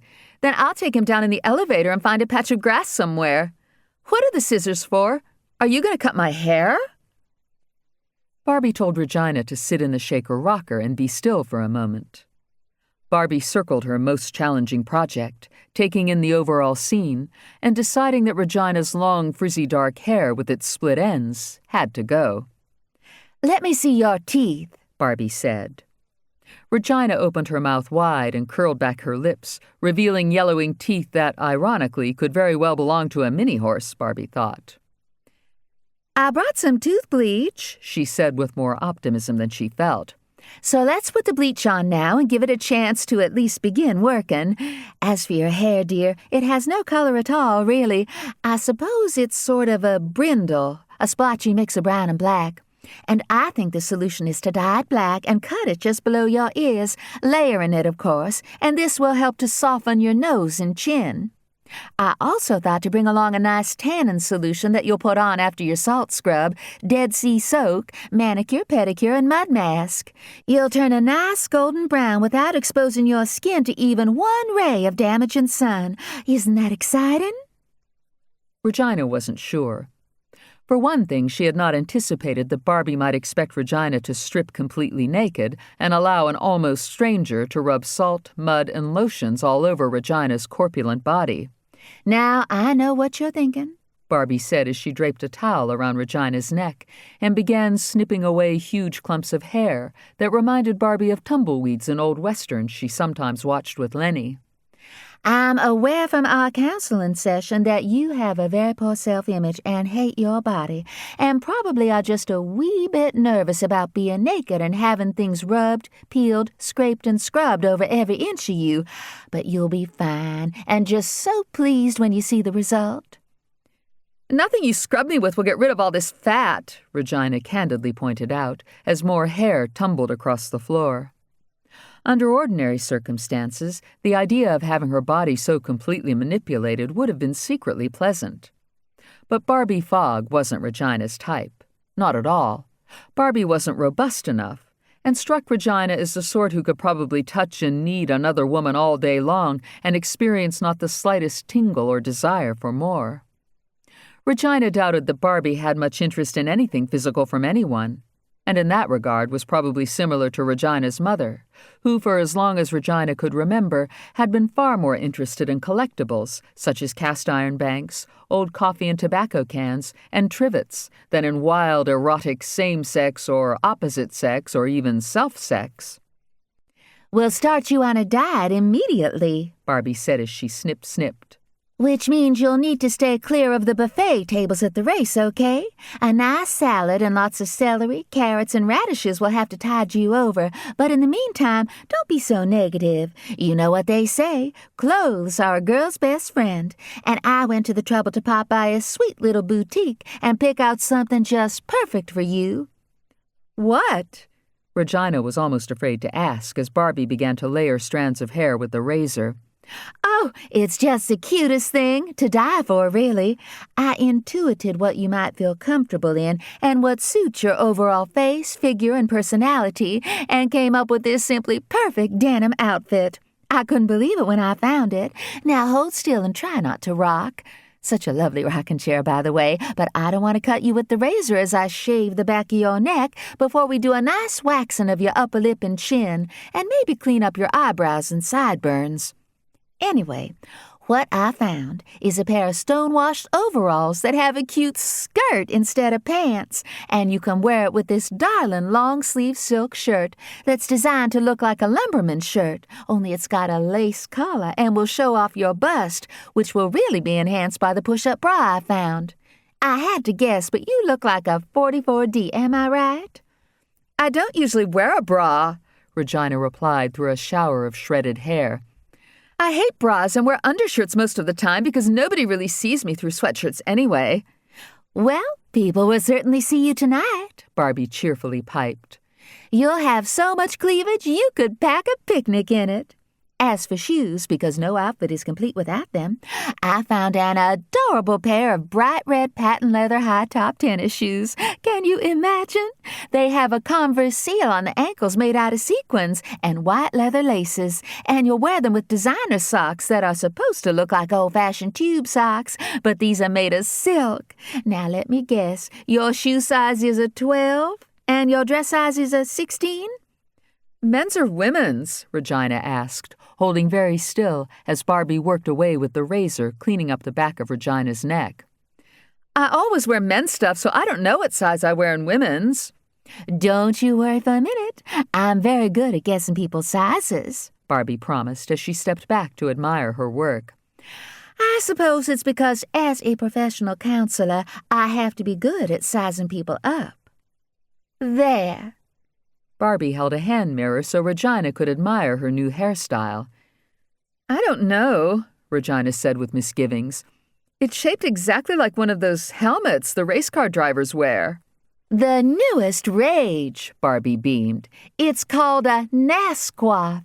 Isn't that just too chic? And you'd pay a pretty penny if you got one in a salon, assuming you could get an appointment or even on a waiting list during the race season. If it's so chic, then why don't you have a NASQuaff? Regina wanted to know.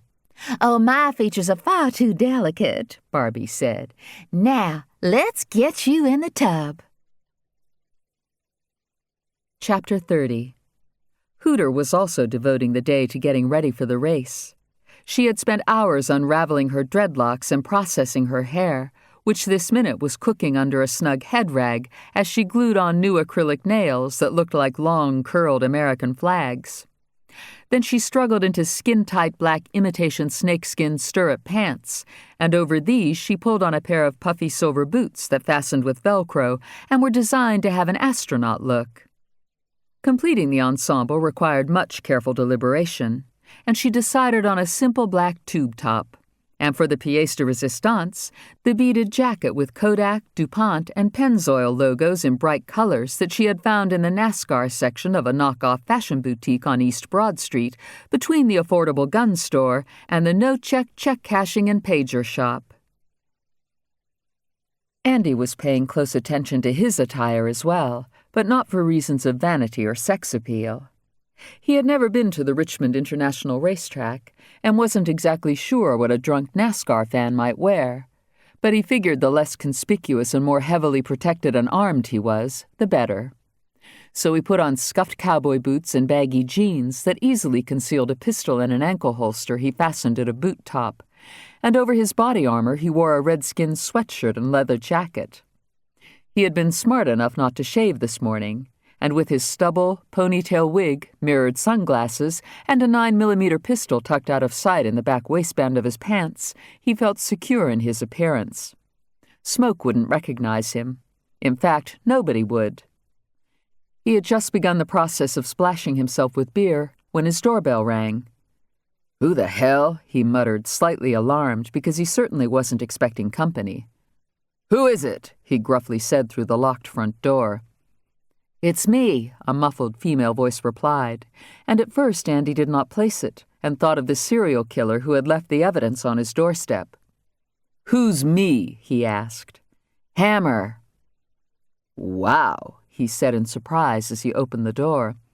"I'm sorry I sounded rather unfriendly, but I had no idea it was you. I mean, I didn't at first, so I almost didn't recognize your voice because The blood didn't seem to be flowing to his brain as he looked her up and down.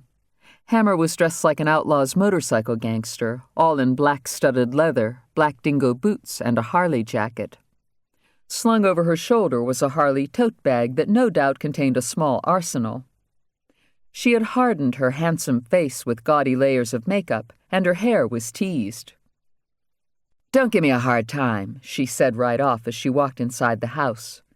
"The last thing I want to look like is a cheap motorcycle slut, but I had to do something.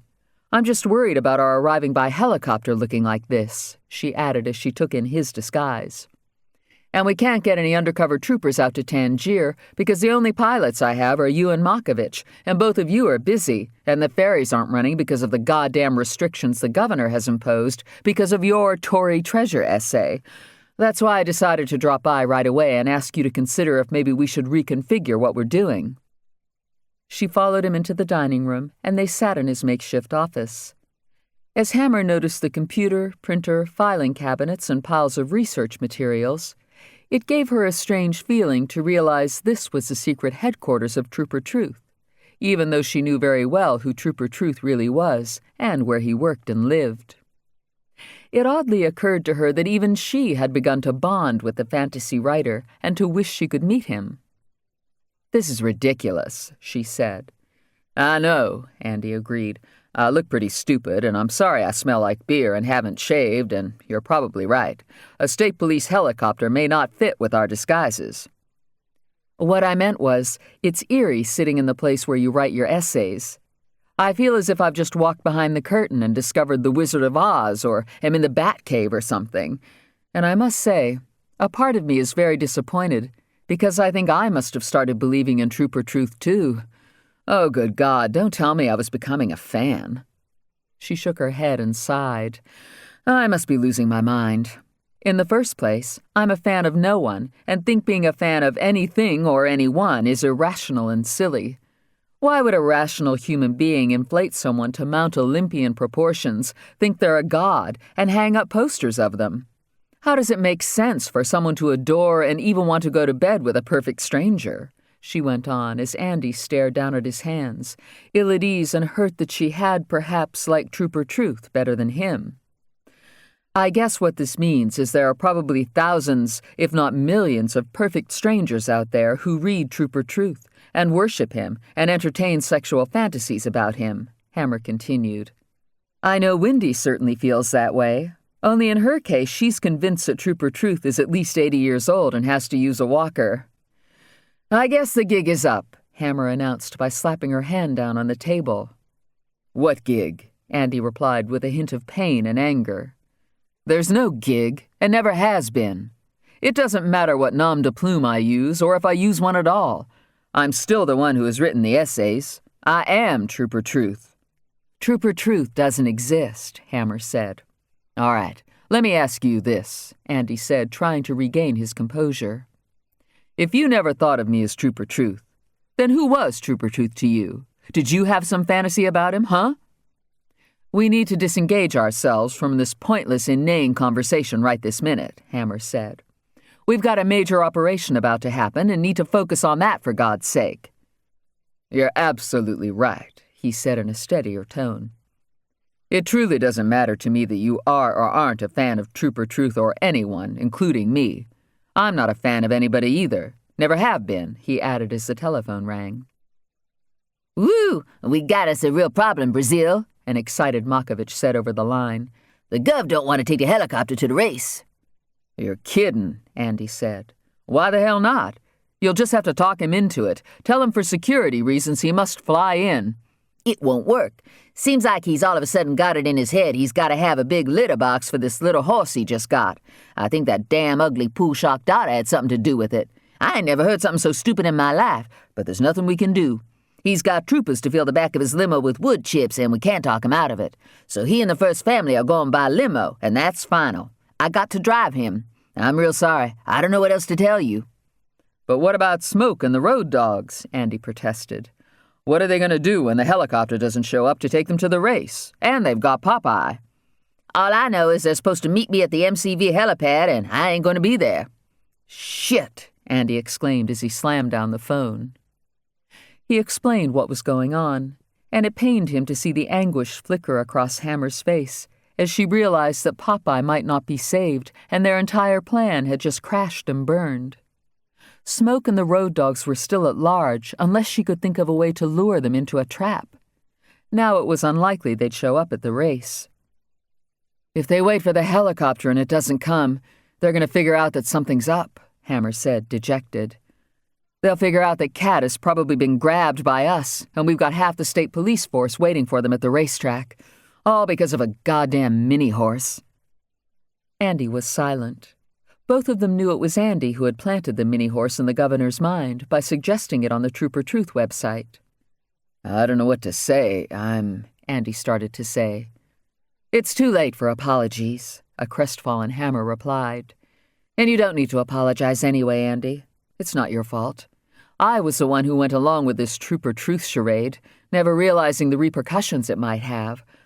I just hope Popeye—" "Well," she said, her voice breaking, "I just hope she doesn't suffer," she blurted out in grief as tears welled in her eyes.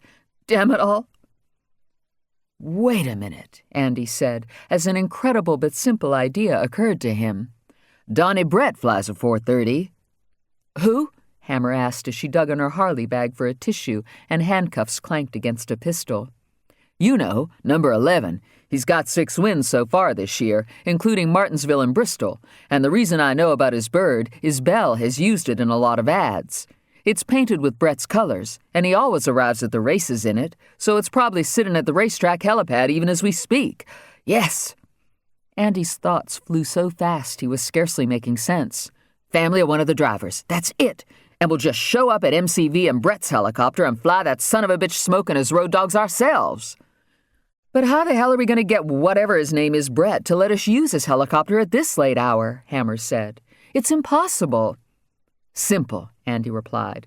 "We walk into the fantasy and turn fiction into fact." "Now is not the time to talk like a writer," Hammer warned as she blew her nose. "You can be up front with me in the left seat and pretend to be my girlfriend." Andy relayed his plan as it unfolded inside his head. "And who will you be?" I'll go as Donnie Brett's brother, Andy said.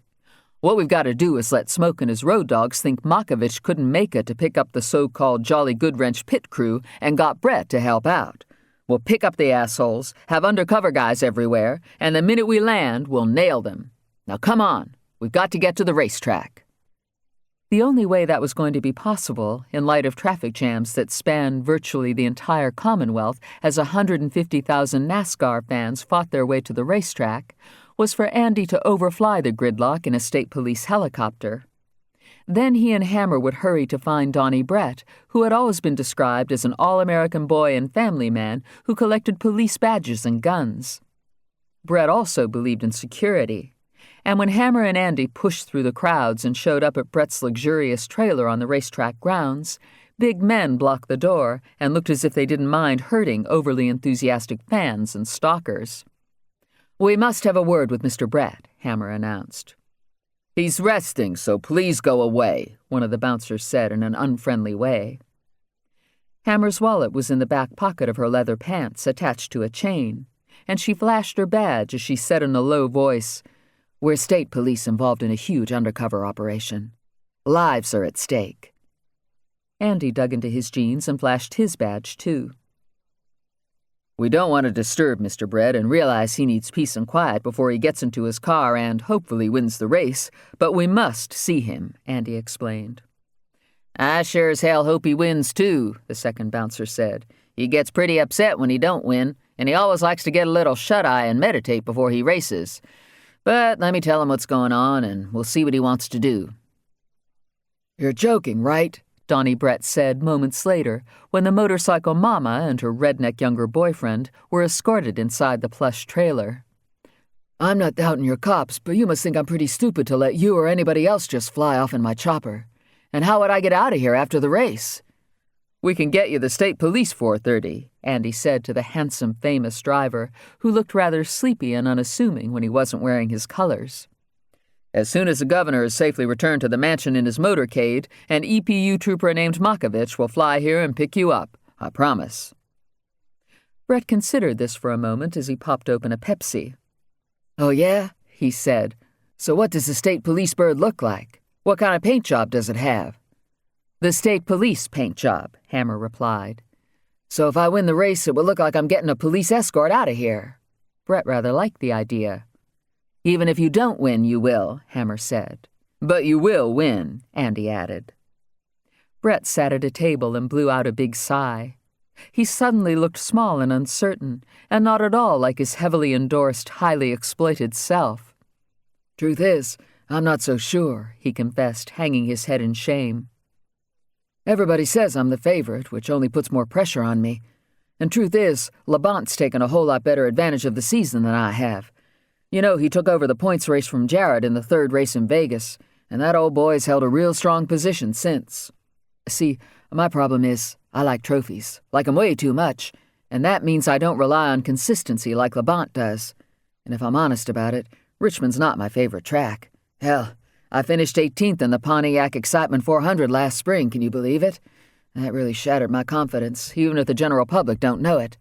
I think that's one of the reasons I had to go out and get me that big chopper. You know, the crowds go wild when I fly in and out in that thing, and it helps my confidence and maybe makes the fans think I'm the big guy, even if the way I'm heading, I'm not going to be big for much longer." Hammer was getting impatient as she glanced at her watch, and Andy pulled out a chair, listening intensely to what Brett was saying. "Look," Andy said, "there are 20 or 25 cars out there, and every one of them, including number 11, has the capability of running up front." "Yeah, now you are right about that," Brett said, sipping his Pepsi and looking pretty miserable. "Anybody could win. The competition's about as tight as it can get, and that's why my confidence just cracked when I came in 18th last time I was on this damn racetrack." "On any given race weekend," Andy went on, "any driver can make a big move and win, and I think you're the one to make that big move tonight.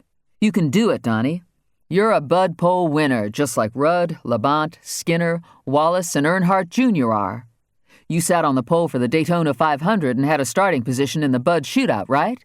And don't forget, you still lead in the Rebestos Rookie of the Year standings, and you grabbed the checkered flag at the Winston in Charlotte." "But I came in 18th, man," Brett obsessed. "That's the only thing I'm thinking about as I get ready to go out there tonight. And when you start choking, that's when you start beating and banging off the corners, or get nudged into a spin because you aren't really focused and are misjudging which way someone's going." "You've always been known for your instinct and judgment," Andy reminded him. "Remember the Busch Series in '99? "We've got to go," Hammer said as her tension mounted to a screaming pitch. "If we don't go now, it's going to be too late." "How could I forget?" Brett replied with a shake of his head. "That was one of my best." "Exactly," Andy encouraged him. "And why? You had to work for every piece of the track you got. And there were wrecks and door-banging tussles going on everywhere. And what did you do? Right after an accident in Turn 4 took out number 40 and caused a 7-lap caution, and Hamilton spun off Turn 2 and took out Burton and Fuller, you were smart enough to get off the gas and get on the brakes, and then you shot out ahead on the back straightaway and just stayed in it." "Yeah," Brett said, looking up and greatly fortified. "I sure as hell did." "And that happened right here," Andy concluded, measuring his words by tapping the table with his finger. "That was right here at the Richmond racetrack." I know. I guess it's my nature to dwell on poor performances," Brett said with a grin. "And guess what? I'm just not going to do that tonight. And if you want to use my bird, you go right ahead, as long as someone knows how to fly the damn thing." "You bet I do," Andy said. "And when you're out there tonight, remember what I said. Make your big move. You'll know when." "What in the world was that all about?" Hammer asked Andy as they flew toward downtown Richmond in Brett's glorious 430, which was painted black and emblazoned with his car number and endorsements in brilliant yellow, purple, and red. "I thought you didn't go to races." "I don't, but I watch them on TV occasionally and study strategies, whether it's of race car drivers or tennis players or Navy SEAL snipers," Andy replied through his mic, as he pushed ahead at 150 knots and overflew I-95, which was a solid line of barely creeping cars for as far as he could see. "Glad we're up here and not down there," he added. Barbie Fogg had so far avoided the backed-up traffic caused by the masses headed to the racetrack. It wasn't that Barbie was wise in the way of shortcuts and alleyways, but after she had picked up Hooter at the toll booth, the unexpected had occurred. Barbie's cell phone had rung, and she had been surprised and relieved to hear Reverend Justice's voice on the line. "Where on earth have you been?" Barbie said as Hooter flashed her nails in the passenger seat, admiring her little acrylic flags. "Been busy with the prison ministry," the Reverend replied. "And my car's broke down, so I need you to come over and pick me up quick as you can. I'm gonna have a few brethren with me, so you need to have room for, 6 of us, including me." "Oh my, that's a tight squeeze," Barbie said while Hooter ripped open the Velcro straps on her astronaut boots and readjusted them, admiring her stylish outfit and imagining herself in the governor's special box at the racetrack.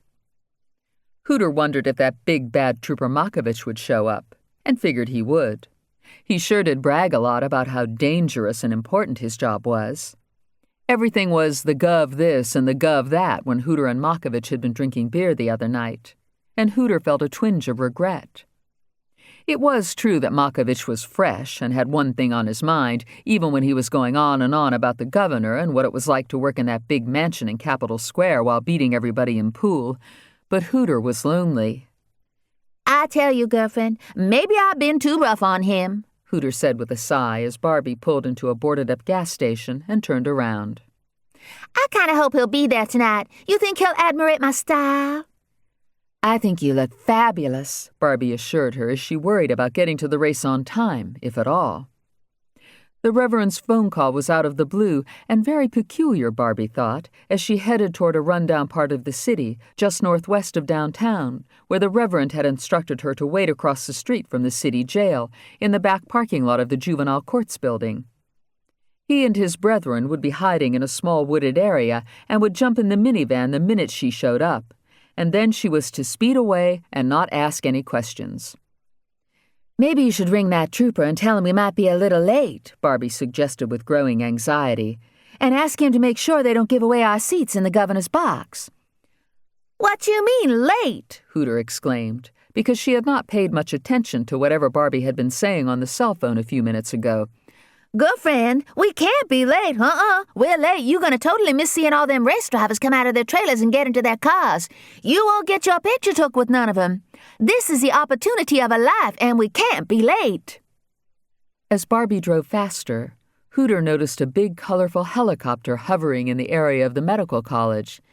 "Why, look at that helichopper." Hooter leaned forward to get a better look. "Now that would hang the moon, wouldn't it, girlfriend, to ride on a helichopper? Must be some poor person they're rushing to the emergency room, but I ain't never seen a med chopper that looked like that." "Oh, my Lord," Barbie exclaimed and almost ran off the road. "That's Donnie Brett's colors, and look, his number 11's painted on the door. Oh, dear Lord, he must have been in a wreck already."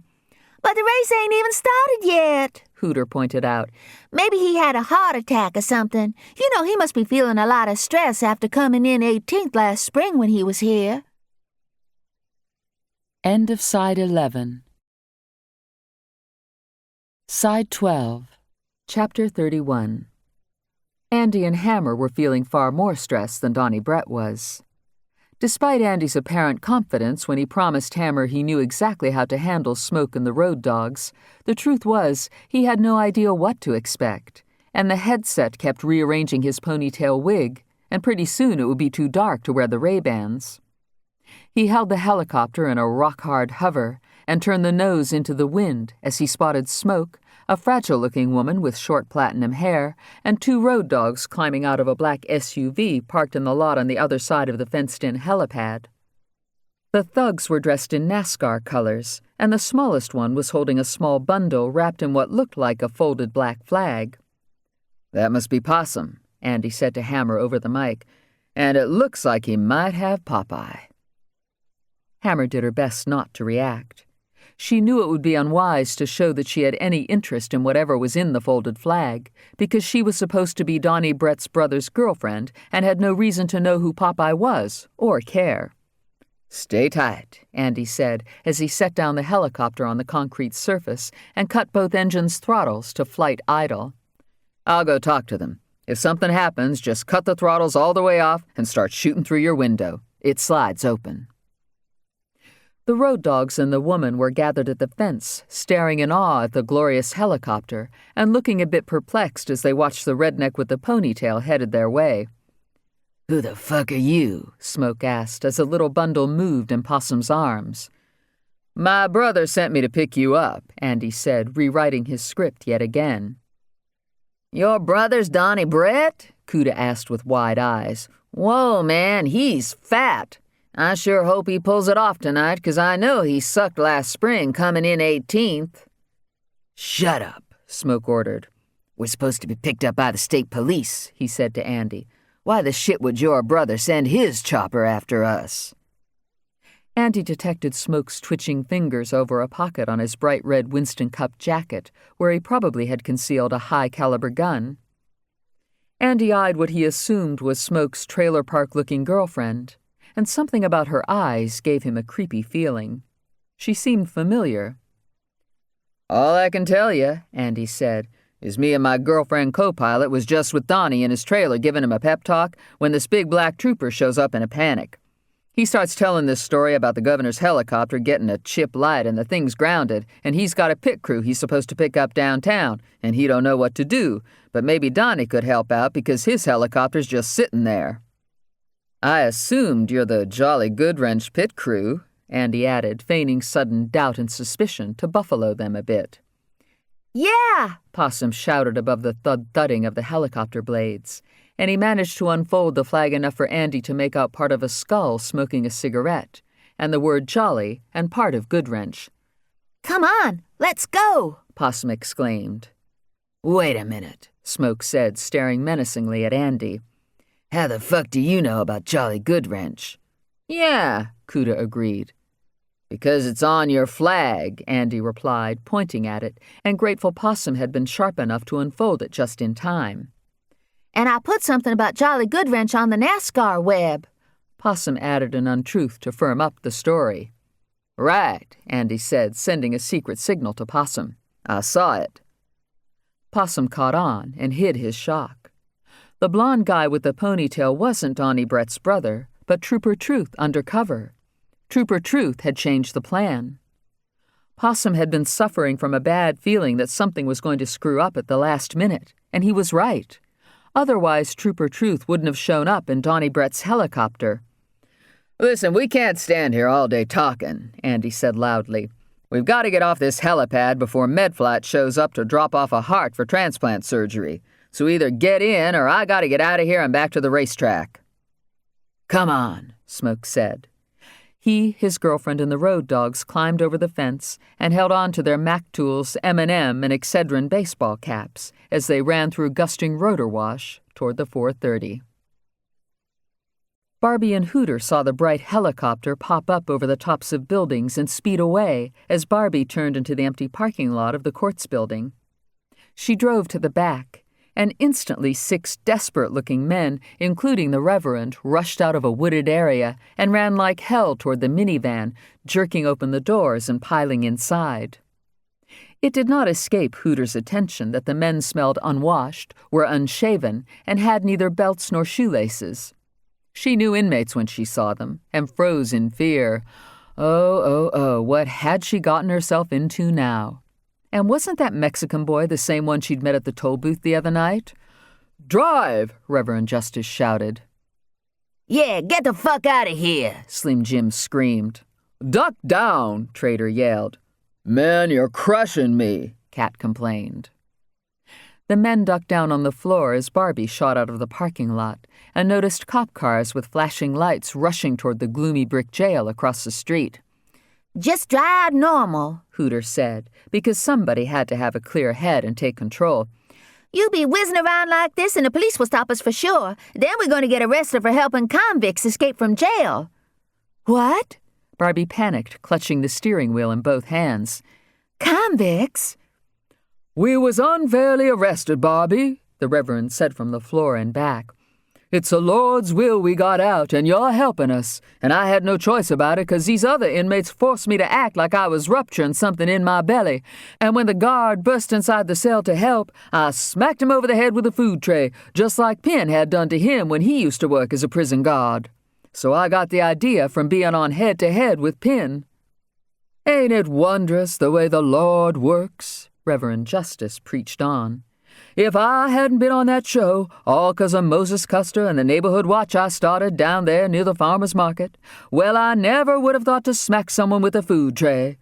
Course, if I hadn't been so overstandard and stressed out from all the publicity I suddenly was getting, I might not have tried to pick up that old woman for purposes of releasing myself, and then I never would have had to smack nobody with a food tray. Maybe it was just a superstition, but Moses Custer had always heard that if his ear itched, it meant someone was talking about him. As he rode in the governor's motorcade, Moses's right ear was itching something fierce beneath bandages, and he wondered if it might indicate that a lot of people out there knew he was a VIP guest in a long black limousine and destined to sit in the governor's box at the race. He stared out tinted glass at backed-up traffic as the governor snored, and his peculiar daughter with her jet-black helmet haircut kept staring down at her quivering cleavage, while that tiny red horse stood in the wood chips and now and then stepped on Moses's foot. Makovich, meanwhile, was trying to weave through traffic as he talked over the radio to Andy, who had turned the helicopter's intercom to crew only so the road dogs couldn't hear what he was saying. To make everything worse, Makovich said into the mic, 6 inmates just broke out of jail, and cop cars are everywhere, so I'm telling you, it's a mess out here. I don't know when we'll get to the racetrack, but we're going to be late. Look, I've got to go to Plan B, Andy transmitted as the mobbed racetrack appeared 1,000 feet below in the distance. Woo, seems like we should be on Plan G or H now at least. I'll do a high recon over the racetrack and just keep circling until you can get a bunch of uniformed cops to swarm onto the helipad so Smoke will change his mind and order me to take them to Tangier Island, Andy came back. But we ain't got no undercover backups down there, man, Makovich worried.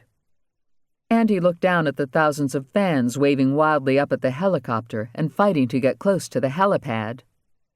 I wasn't expecting this and should have, he said. But Brett's fans are recognizing his bird and are going to storm us on the ground.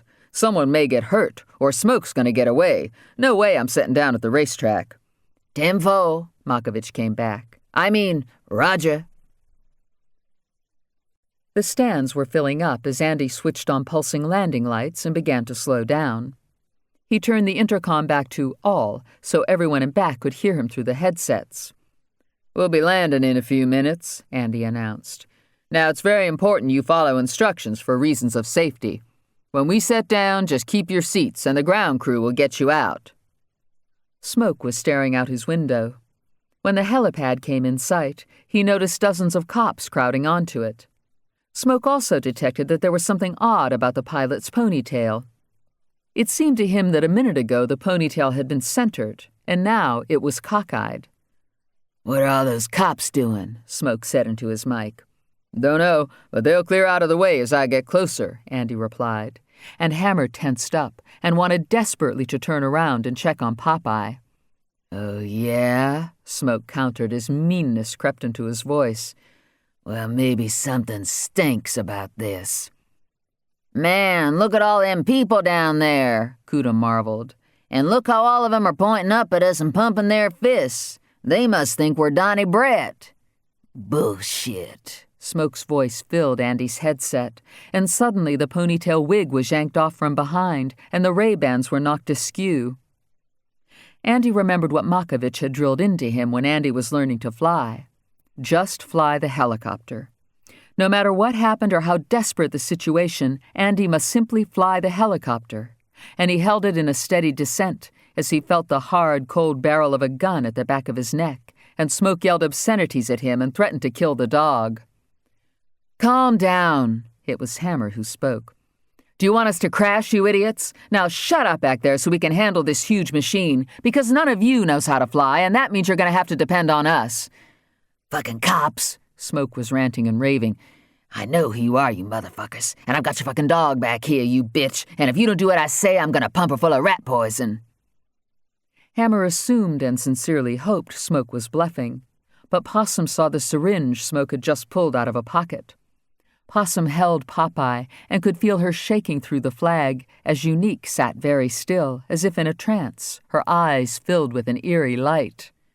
"Don't do nothing like that right now," Possum told Smoke. "You stick the dog and she's gonna start having convulsions and jumping everywhere, and if she dead, you ain't got nothing to threaten them with no more." Smoke fell silent for a moment and decided Possum was probably right, as Hammer's heart was seized by fear, because she realized Smoke might really have a syringe full of rat poison back there. The bastard. If they ever got back on the ground alive, she might just kill Smoke, even if it was a bad shooting and she ended up professionally ruined or charged with manslaughter. Unique slid a box cutter out of a pocket, her surreal stare fixed on the back of the blonde cop's neck. The Nazi had directed that she would find her purpose, and she had. She rearranged her molecules and then arranged them back to normal as she realized that the cop she had been stalking, who had turned out to be Andy Brazil, had already seen her when he picked them up in the helicopter, so there was no point in being invisible, and he wasn't going to recognize her anyway. Her groin throbbed as she anticipated cutting his throat from ear to ear. Then the co-pilot would take over, and after they landed, Unique would cut her throat too, and spend some time alone with the body. "Get us out of here," Smoke ordered Andy. "Now, take us to Tangier Island, and don't you say anything I can't hear in the back." Chapter 32. Makovich spotted the white minivan with the rainbow bumper sticker 2 cars ahead, and he recalled the rainbow sticker on Hooter's toll booth. Just as Hooter entered his mind, he realized with surprise that she was sitting in the front passenger seat of the minivan and turning around to talk to people in back, none of whom Makovich could see. "Woo, girl, what's going on here?" Makovich muttered to himself as he noted that the minivan was driving a bit erratically, slowing down and speeding up, swerving and trying to switch lanes to pass. Makovich flipped on the specially equipped limousine's blue grille lights and got on the bumper in front of him, forcing the motorist to pull off on the shoulder. He did the same thing to the next car, and was now on the minivan's rear, his emergency lights strobing. "What's going on?" Regina asked as she tried a few pats of the face powder Barbie had given to her. "I'm just trying to get us through all this traffic," Makovich said as he managed to nudge into the left lane and get parallel to the minivan.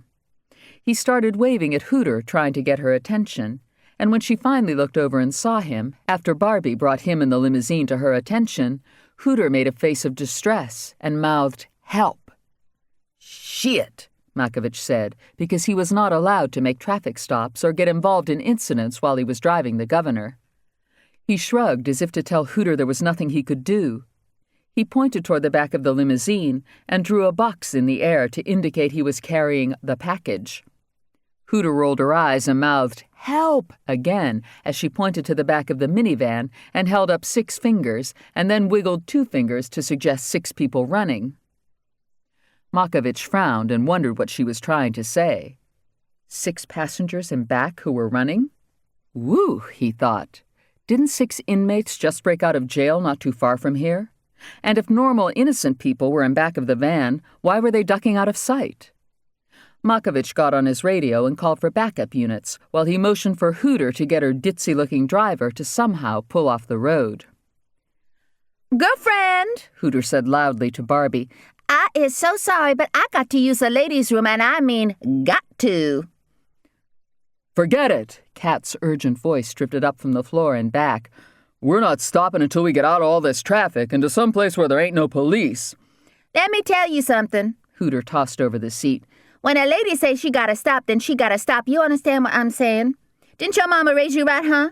Didn't she teach you nothing about ladies and their monthly spells, and how a lady can be riding along minding her own business when all of a sudden she feels her fertility waking up when it wasn't expected for 2 more days?" The men on the floor and back fell silent. "So, girlfriend, you just pull over right up here at the hair station and I'll run in. I'll be quick, but I sure hope I ain't gonna get the cramps. Oh, Lord, please don't let me get the cramps." Barbie was so concerned she momentarily forgot the inmates inside her minivan. Barbie had suffered terribly from cramps when she was younger, and she understood completely how unbearable and debilitating they could be. She flipped on her right turn signal and reached over to pat Hooter's arm. "Just drive," Trader ordered. "Do you have any my doll?" Barbie asked Hooter. Oh! Hooter replied with a groan as she held her belly. Oh! I didn't bring nothing 'cause I wasn't expecting my period. Oh, Lord, why this have to happen on today of all days? "I am very sorry," Reverend Justice said with feeling as he inhaled a mouthful of dust from the carpeted floor and shoved Cat's foot out of his face. "I pray that the good Lord deliver you from the cramps. Dear Lord," he sneezed twice, "please deliver this woman, your servant, from the cramps. I claim your powers of healing in the name of Jesus." Oh! Hooter moaned louder as the minivan crept ahead in the barely moving gridlock of race fans, all of whom were getting out of sorts and worrying about missing the start of the race, when the pace car would roar out onto the track and Air Force F-16s would fly over in formation. All right, Slim Jim's voice sounded, and if there was one thing he couldn't stand, it was hearing a woman with the cramps, and then having to brace himself for the rotten moods and mean-ass behavior that were sure to follow. Pull over and you make it quick, and don't talk to nobody or do nothing to attract attention. Makovich was intently watching Hooter as he drove beside her. Clearly she had been injured and needed to be rushed to the hospital, and Makovich was beginning to panic. How did he know one of the inmates hadn't stabbed her with a shank, and she was bleeding to death right before his eyes? "Sir, excuse me." Moses raised his voice to the governor. "What?" the governor asked, waking up. "That little horse got his hoof on my foot, and I can't move it," Moses said, trying not to cause an inconvenience, but he feared his foot might be broken, and he was in terrible pain. Regina tried to remember where she'd put her list of commands, and realized she had left it at the mansion. She knew there was a command for picking up a hoof, and she searched her memory. What was it? "Closer," she said to Trip. Trip responded by moving a foot closer to his handler, who in this case was the governor. "Ah!" Moses yelled when the mini-horse knocked against the cast on his arm and then stepped on his other foot. "I don't mean to complain, but I'm getting as banged up back here as I was at the hospital." "Right!" Regina began to panic, and all of the commands she had glanced at tumbled together in her head. "I'm sorry!" Trip turned right and banged Moses's bandaged head against the window. He screamed and begged for someone to let him out of the car. "I'll just get me a cab and go on home to bed," he said as he tried to push the mini-horse away. "Can you pull over?" Regina yelled to Makovich as she tugged on her denim skirt, which was a bit snug and tended to creep up her enormous thighs. "Mr. Custer's not feeling well and needs to go." "Needs to go where?" Makovich said as he crept along with the minivan. "Back!" Regina shouted, and Trip stepped back and rested all of his weight on both of Moses's feet this time. "Aye!" he shrieked. Oh! Hooter moaned as Barbie finally, at long last, turned into the Hess station, and the governor's motorcade pulled in right behind her. Other race fans who had also decided to take advantage of a pit stop stared in amazement at the lead limousine with flashing blue lights and the other 3 black stretches that followed. Shiny black doors opened, and the governor, a fat girl with awful hair and bizarre-tasting clothes, and what looked like a hospital patient, in addition to a tiny red horse, and plainclothes drivers who had guns under their jackets, and the rest of the first family, climbed out to get a little fresh air. The governor grabbed Trip's harness and took a few uncertain steps as Makovich rushed toward the minivan just as Hooter climbed out and began to wave her arms and yell. "We've been abducted by convicts!" she shouted, and immediately every NASCAR fan who had stopped to buy beer and relieve himself from beer already consumed began to cheer. Slim Jim, Stick, Cruz Morales, Trader, Cat, and the Reverend boiled out from the back floor and scattered. 2 of them were tackled by Bubba Loving. Makovich snatched Cruz and Stick up by the backs of their shirts, and Cat zigzagged and dodged and ran straight at the governor, whom he intended to hold hostage. Regina, remembering that she was still a police intern, decided it was up to her to control the situation and yelled at Trip, "Sick 'em!" The mini-horse was unfamiliar with the command and did nothing as Cat ran past, and the governor squinted about in confusion and patted for his magnifying glass. Regina, who as a child had annoyed and injured mansion staff and family by butting them in tender places, lowered her nasquaffed helmet head and pawed the ground with her red patent leather high tops, building up steam as she suffered a violent atavistic throwback to her primitive programming. She rushed the inmate and butted him in the groin, knocking him off his feet and sending him sailing through the air and body-slamming into Trader. Then she pounced on both of them, sprawled across their chests, and hollered as she banged their heads together and strangled them. Hooter hurried over to assist, while cheering NASCAR fans encouraged the fat girl to slam into them again and stomp their pedals to the metal and blow their asses off the track. Smoke continued to bump Andy's head with the pistol and threatened to kill Popeye if Andy and Hammer didn't do exactly as they were told. "I know you got guns, so hand 'em back here," Smoke ordered over his mic. "Just fly the helicopter," Andy told himself. "Hand 'em back here now," Smoke's cruel voice sounded in Andy's headset. "I'm flying," Andy replied. "It takes both hands and feet to fly, and I'm not about to start rooting around for any alleged weapons until we're on the ground." "I don't have a weapon," Hammer answered as she wondered if she dared turn around and shoot Smoke with the 9mm pistol inside her Harley purse. She supposed this was not a good idea. Nailing Smoke wasn't the problem at such close range, but if he happened to fire his gun because she'd fired hers, then Andy might be wounded or killed, and it would be up to her to fly, and she didn't know how. Not to mention, if her bullet passed through Smoke and penetrated the helicopter, severe damage might be the result, and they could crash. She looked out at the dark waters of the James River as it opened up into the mouth of the Chesapeake Bay, and remembered her fear of drowning. "Sit back and shut up," she told Smoke in the severe tone she reserved for suspects. "We're over the bay now, and the last thing you want is for us to lose control of the helicopter. If we go down, everybody drowns. You'll be trapped inside, beating on the doors, trying desperately to open them, but you won't be able to because of the vacuum. So you'll struggle in the frigid pitch dark as water fills the cabin, and you'll die slowly." "Chill," Kuda begged Smoke. "Just chill, man. I don't want to drown."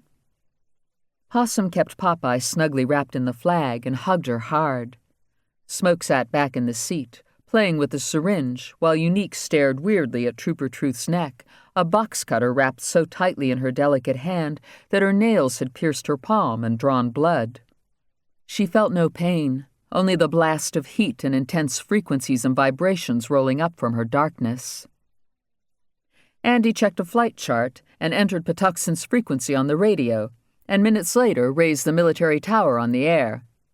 "Helicopter 01 Delta Bravo," Andy said over the radio. "1 Delta Bravo," the tower came back. Restricted areas 6609er and 4006 hot?" Andy inquired. "Negative." "Permission to transition through them at 1000 en route to Tangier Island," Andy said. "Permission denied." The tower said exactly what Andy thought it would. "Roger," Andy said as he entered code 7500 for hijacking into the transponder and then gave Hammer a thumbs up. He was going to transition through the restricted areas anyway, and now that Patuxent had him on their radar and knew his tail number and realized there were hijackers on board, the military would respond. He pulled in more torque and was grateful for a tailwind that propelled them along at a ground speed of 170 knots, and 15 minutes later entered Patuxent's airspace. Andy took a deep breath and switched the 430 over to automatic pilot.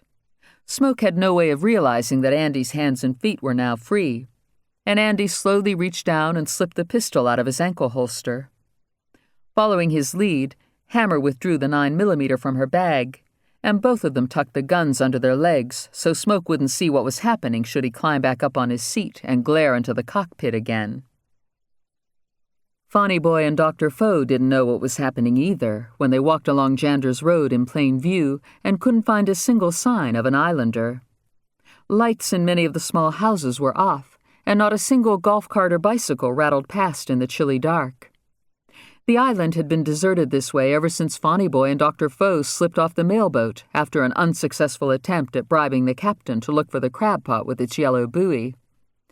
"Aye, Swanee, maybe the rapture done come," said Fonny Boy, who had heard about the rapture all of his life. "And we've been left 'cause we ain't fittin' for heaven 'cause of all our sins." "That's silly," the dentist replied in frustration. He was hungry, cold, and tired, and he was imagining all of the watermen out in their bateaux finding the Tory treasure. He wondered if the Coast Guard had rounded up all of them and placed them under arrest, or if the watermen had found a way to extort cooperation from the authorities. Plain and simple, Dr. Foe didn't know what was going on, but he was spooked and wished he had never been so foolish as to pad his dental bills, lie to Medicaid, take advantage of children, and ruin people's teeth for the sake of profit.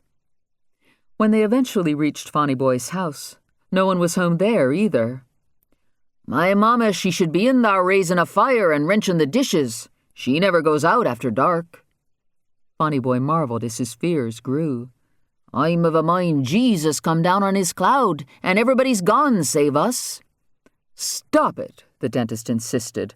"Nobody's gone up in a cloud, Fonny Boy. That's a fairy tale. Now, there must be an explanation for why the island is deserted, so let's just get your family golf cart and drive around. I suggest we head over to the airport and see if anything's going on over there." But the golf cart's battery was dead, and this just increased Fonny Boy's feeling of foreboding and damnation. "I guess we'll walk," Dr. Foe decided, turning around and heading in another direction that cut through a marsh.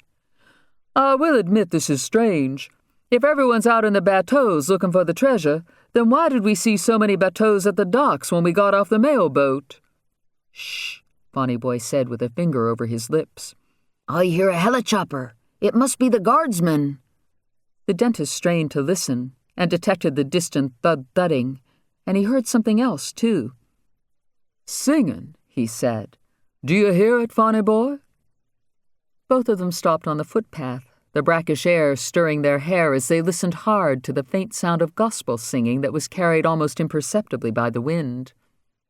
"It's coming from the McManleyan Methodist Church over there on Main Street," Fonny Boy said with breathless excitement. "But I don't have neither notion why. The church it don't have neither meetings on Saturday night."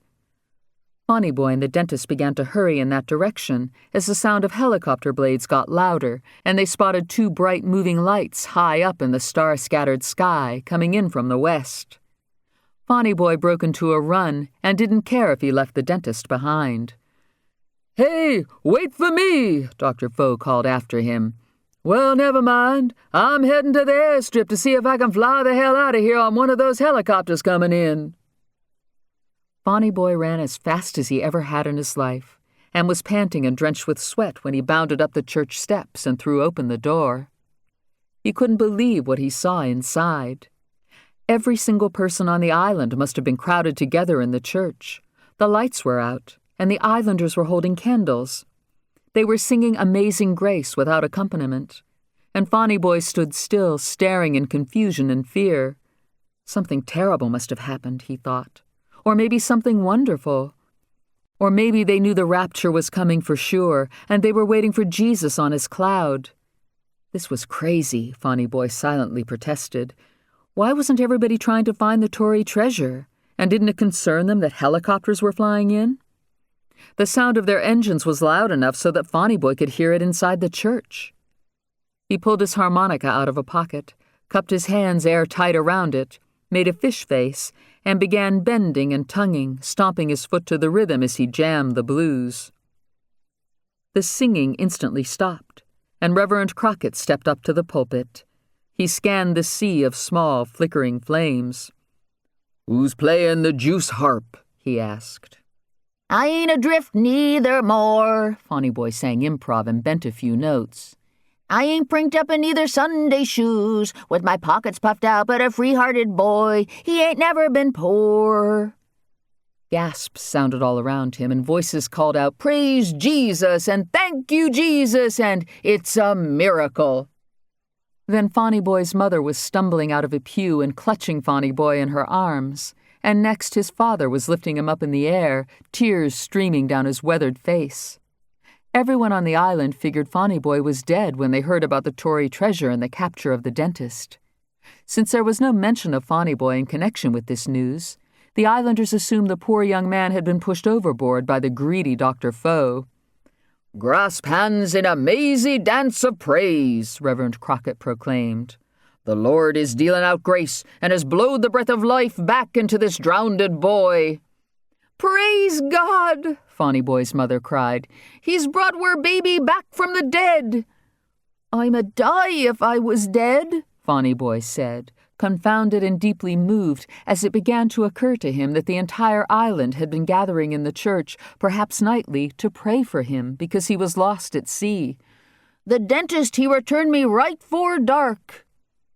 A rumbling stirred throughout the congregation as helicopters thundered overhead, shaking the roof of the church. "That's it," Reverend Crockett boomed in disapproval. "The dentist is back on Tanger?" "No!" Fonny Boy exclaimed backward. "Where's he at?" "He's follerin' his way to the airstrip," Fonny Boy replied. "That bad man from the Main, he pulled every one of my teeth," Mrs. Pruitt said loud enough for all to hear. "And mine." "And mine." "Yes, mine too." "He must be fixin' to escape on the helichoppers." Loud, outraged voices ran together into a deafening rumble before Fonny Boy could explain, and the island's entire population streamed out of the church and moved in a determined, united candlelit front toward the airstrip, which was only a 5-minute walk away, because nothing on the island was far from anything else. Soldiers dressed for combat were climbing out of 2 Black Hawk helicopters when they saw a cloud of small flames floating in their direction. Andy picked up the strange display of light as he thundered 1,500 feet overhead. At the same moment, Unique pushed a button and zipped open the box cutter's blade. "What's going on down there?" Hammer said before she could restrain herself. "You better not try anything, or all of you are dead," Smoke threatened as he looked out the window at the moving sea of lights and the big Black Hawk helicopters. "What have you done? What the fuck's happening? Tell me now!" Possum's attention was riveted to the syringe in Smoke's hand, and he knew Smoke well enough to figure out exactly what would happen next. The instant the helicopter was safely down, Smoke was going to stab Popeye through the flag and inject her full of rat poison. Then he would shoot Hammer and Trooper Truth and keep Cuda and Possum as his road dogs on this forsaken island forever. Suddenly, Possum noticed Unique twitch as if she were having a seizure as she unfastened her seatbelt. "Bye-bye, Popeye," Smoke said in a mean, mocking tone as he pulled the protective orange tip off the syringe. "No, Unique!" Possum screamed, and Andy instantly remembered Possum saying in an email, "It was unique," in reference to whoever cut on Moses, and Moses talking about an angel who promised him a unique experience. Andy yelled, "Mayday!" into the mic as he slowed down, lowered the helicopter's nose, and shoved the cyclic to the right, rolling the 430. For a hair-raising second, they were upside down. Then warning alarms went off, and emergency lights began to flash, and the helicopter suddenly flared like a rampant stallion.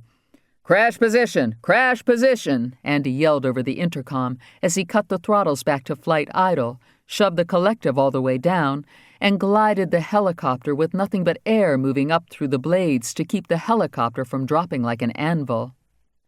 There was nothing special about deliberately cutting the throttles mid-air.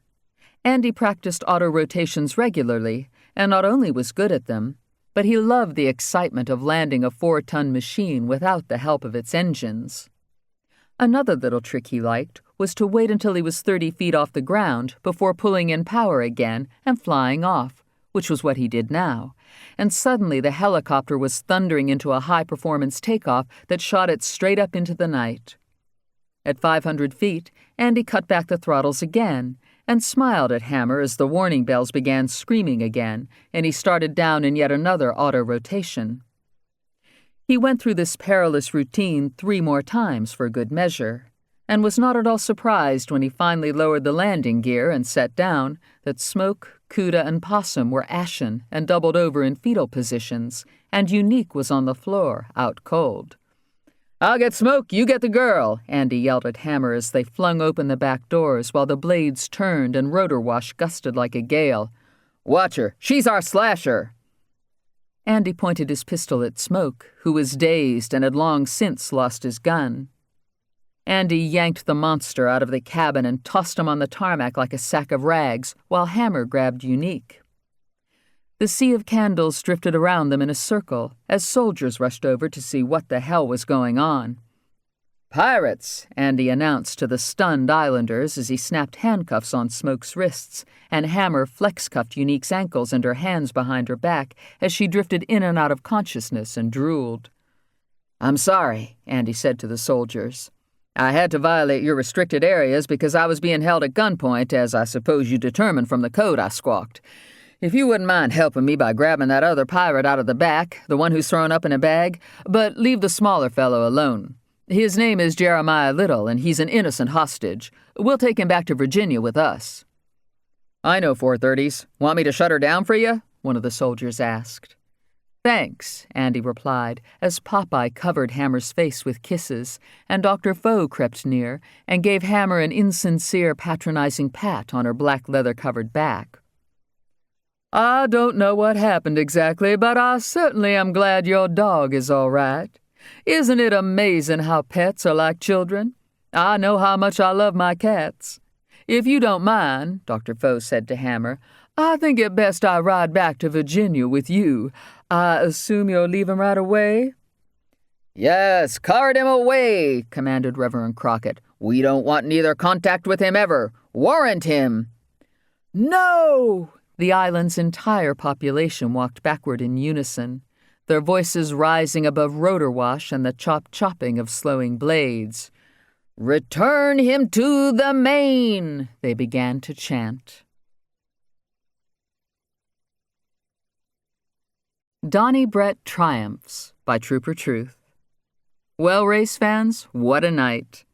I suppose the bad news is there was no Tory treasure, or at least not in the spot marked by the yellow buoy, which apparently had done nothing but drift with the bay's current until the water got shallower and the crab pot finally got snagged on eelgrass about a mile off the Virginia shore. But what matters is the only treasure the islanders cared about was Fonny Boy, and way to go Officer Reggie for single-handedly catching the escaped inmates. And how about our boy Donnie? Now, I'm sorry to say I was caught up on a case last night and missed the race, but I watched TV and the endless replays of his big move when he was running side by side with number 4, and an accident on turn 4 took out the number 33 Chevy and caused a 7-lap caution with a restart on lap 94. Darned if Donnie didn't take advantage of a perilous situation by making his big move. That's right, sports fans. You saw him get off the gas and get on the brakes just like he's done before, and then he just bulleted past number 4 on the outside of the back straightaway, and he stayed with it the rest of the race. "I just dug deep inside me," an exuberant Donnie Brett said as he took a slug of champagne. "I just tried to enjoy it again and not worry so much about losing, you know. And I want to thank that cop who took the time to talk to me in my trailer. I don't know your name, but hey, thanks, man. And I want to tell everybody out there the same thing he told me. It's not about being good. It's about knowing when to make your move." And now it's time for me to make my big move and say to you, my faithful readers, that there's a time to speak and a time to be silent. I'm going to sign off now, and this will be my last essay. Maybe I'll be back one day, but I don't know. So much has happened lately, and there is a lot for me to finish up and a lot to figure out. I will continue to welcome your emails and appreciate all you do to enlighten me and make the world a better place. But if I don't answer you, please don't feel bad or think I don't care. Remember the golden rule, and that even the smallest life and everything on this earth has a story, if only we take time to listen. Be careful out there.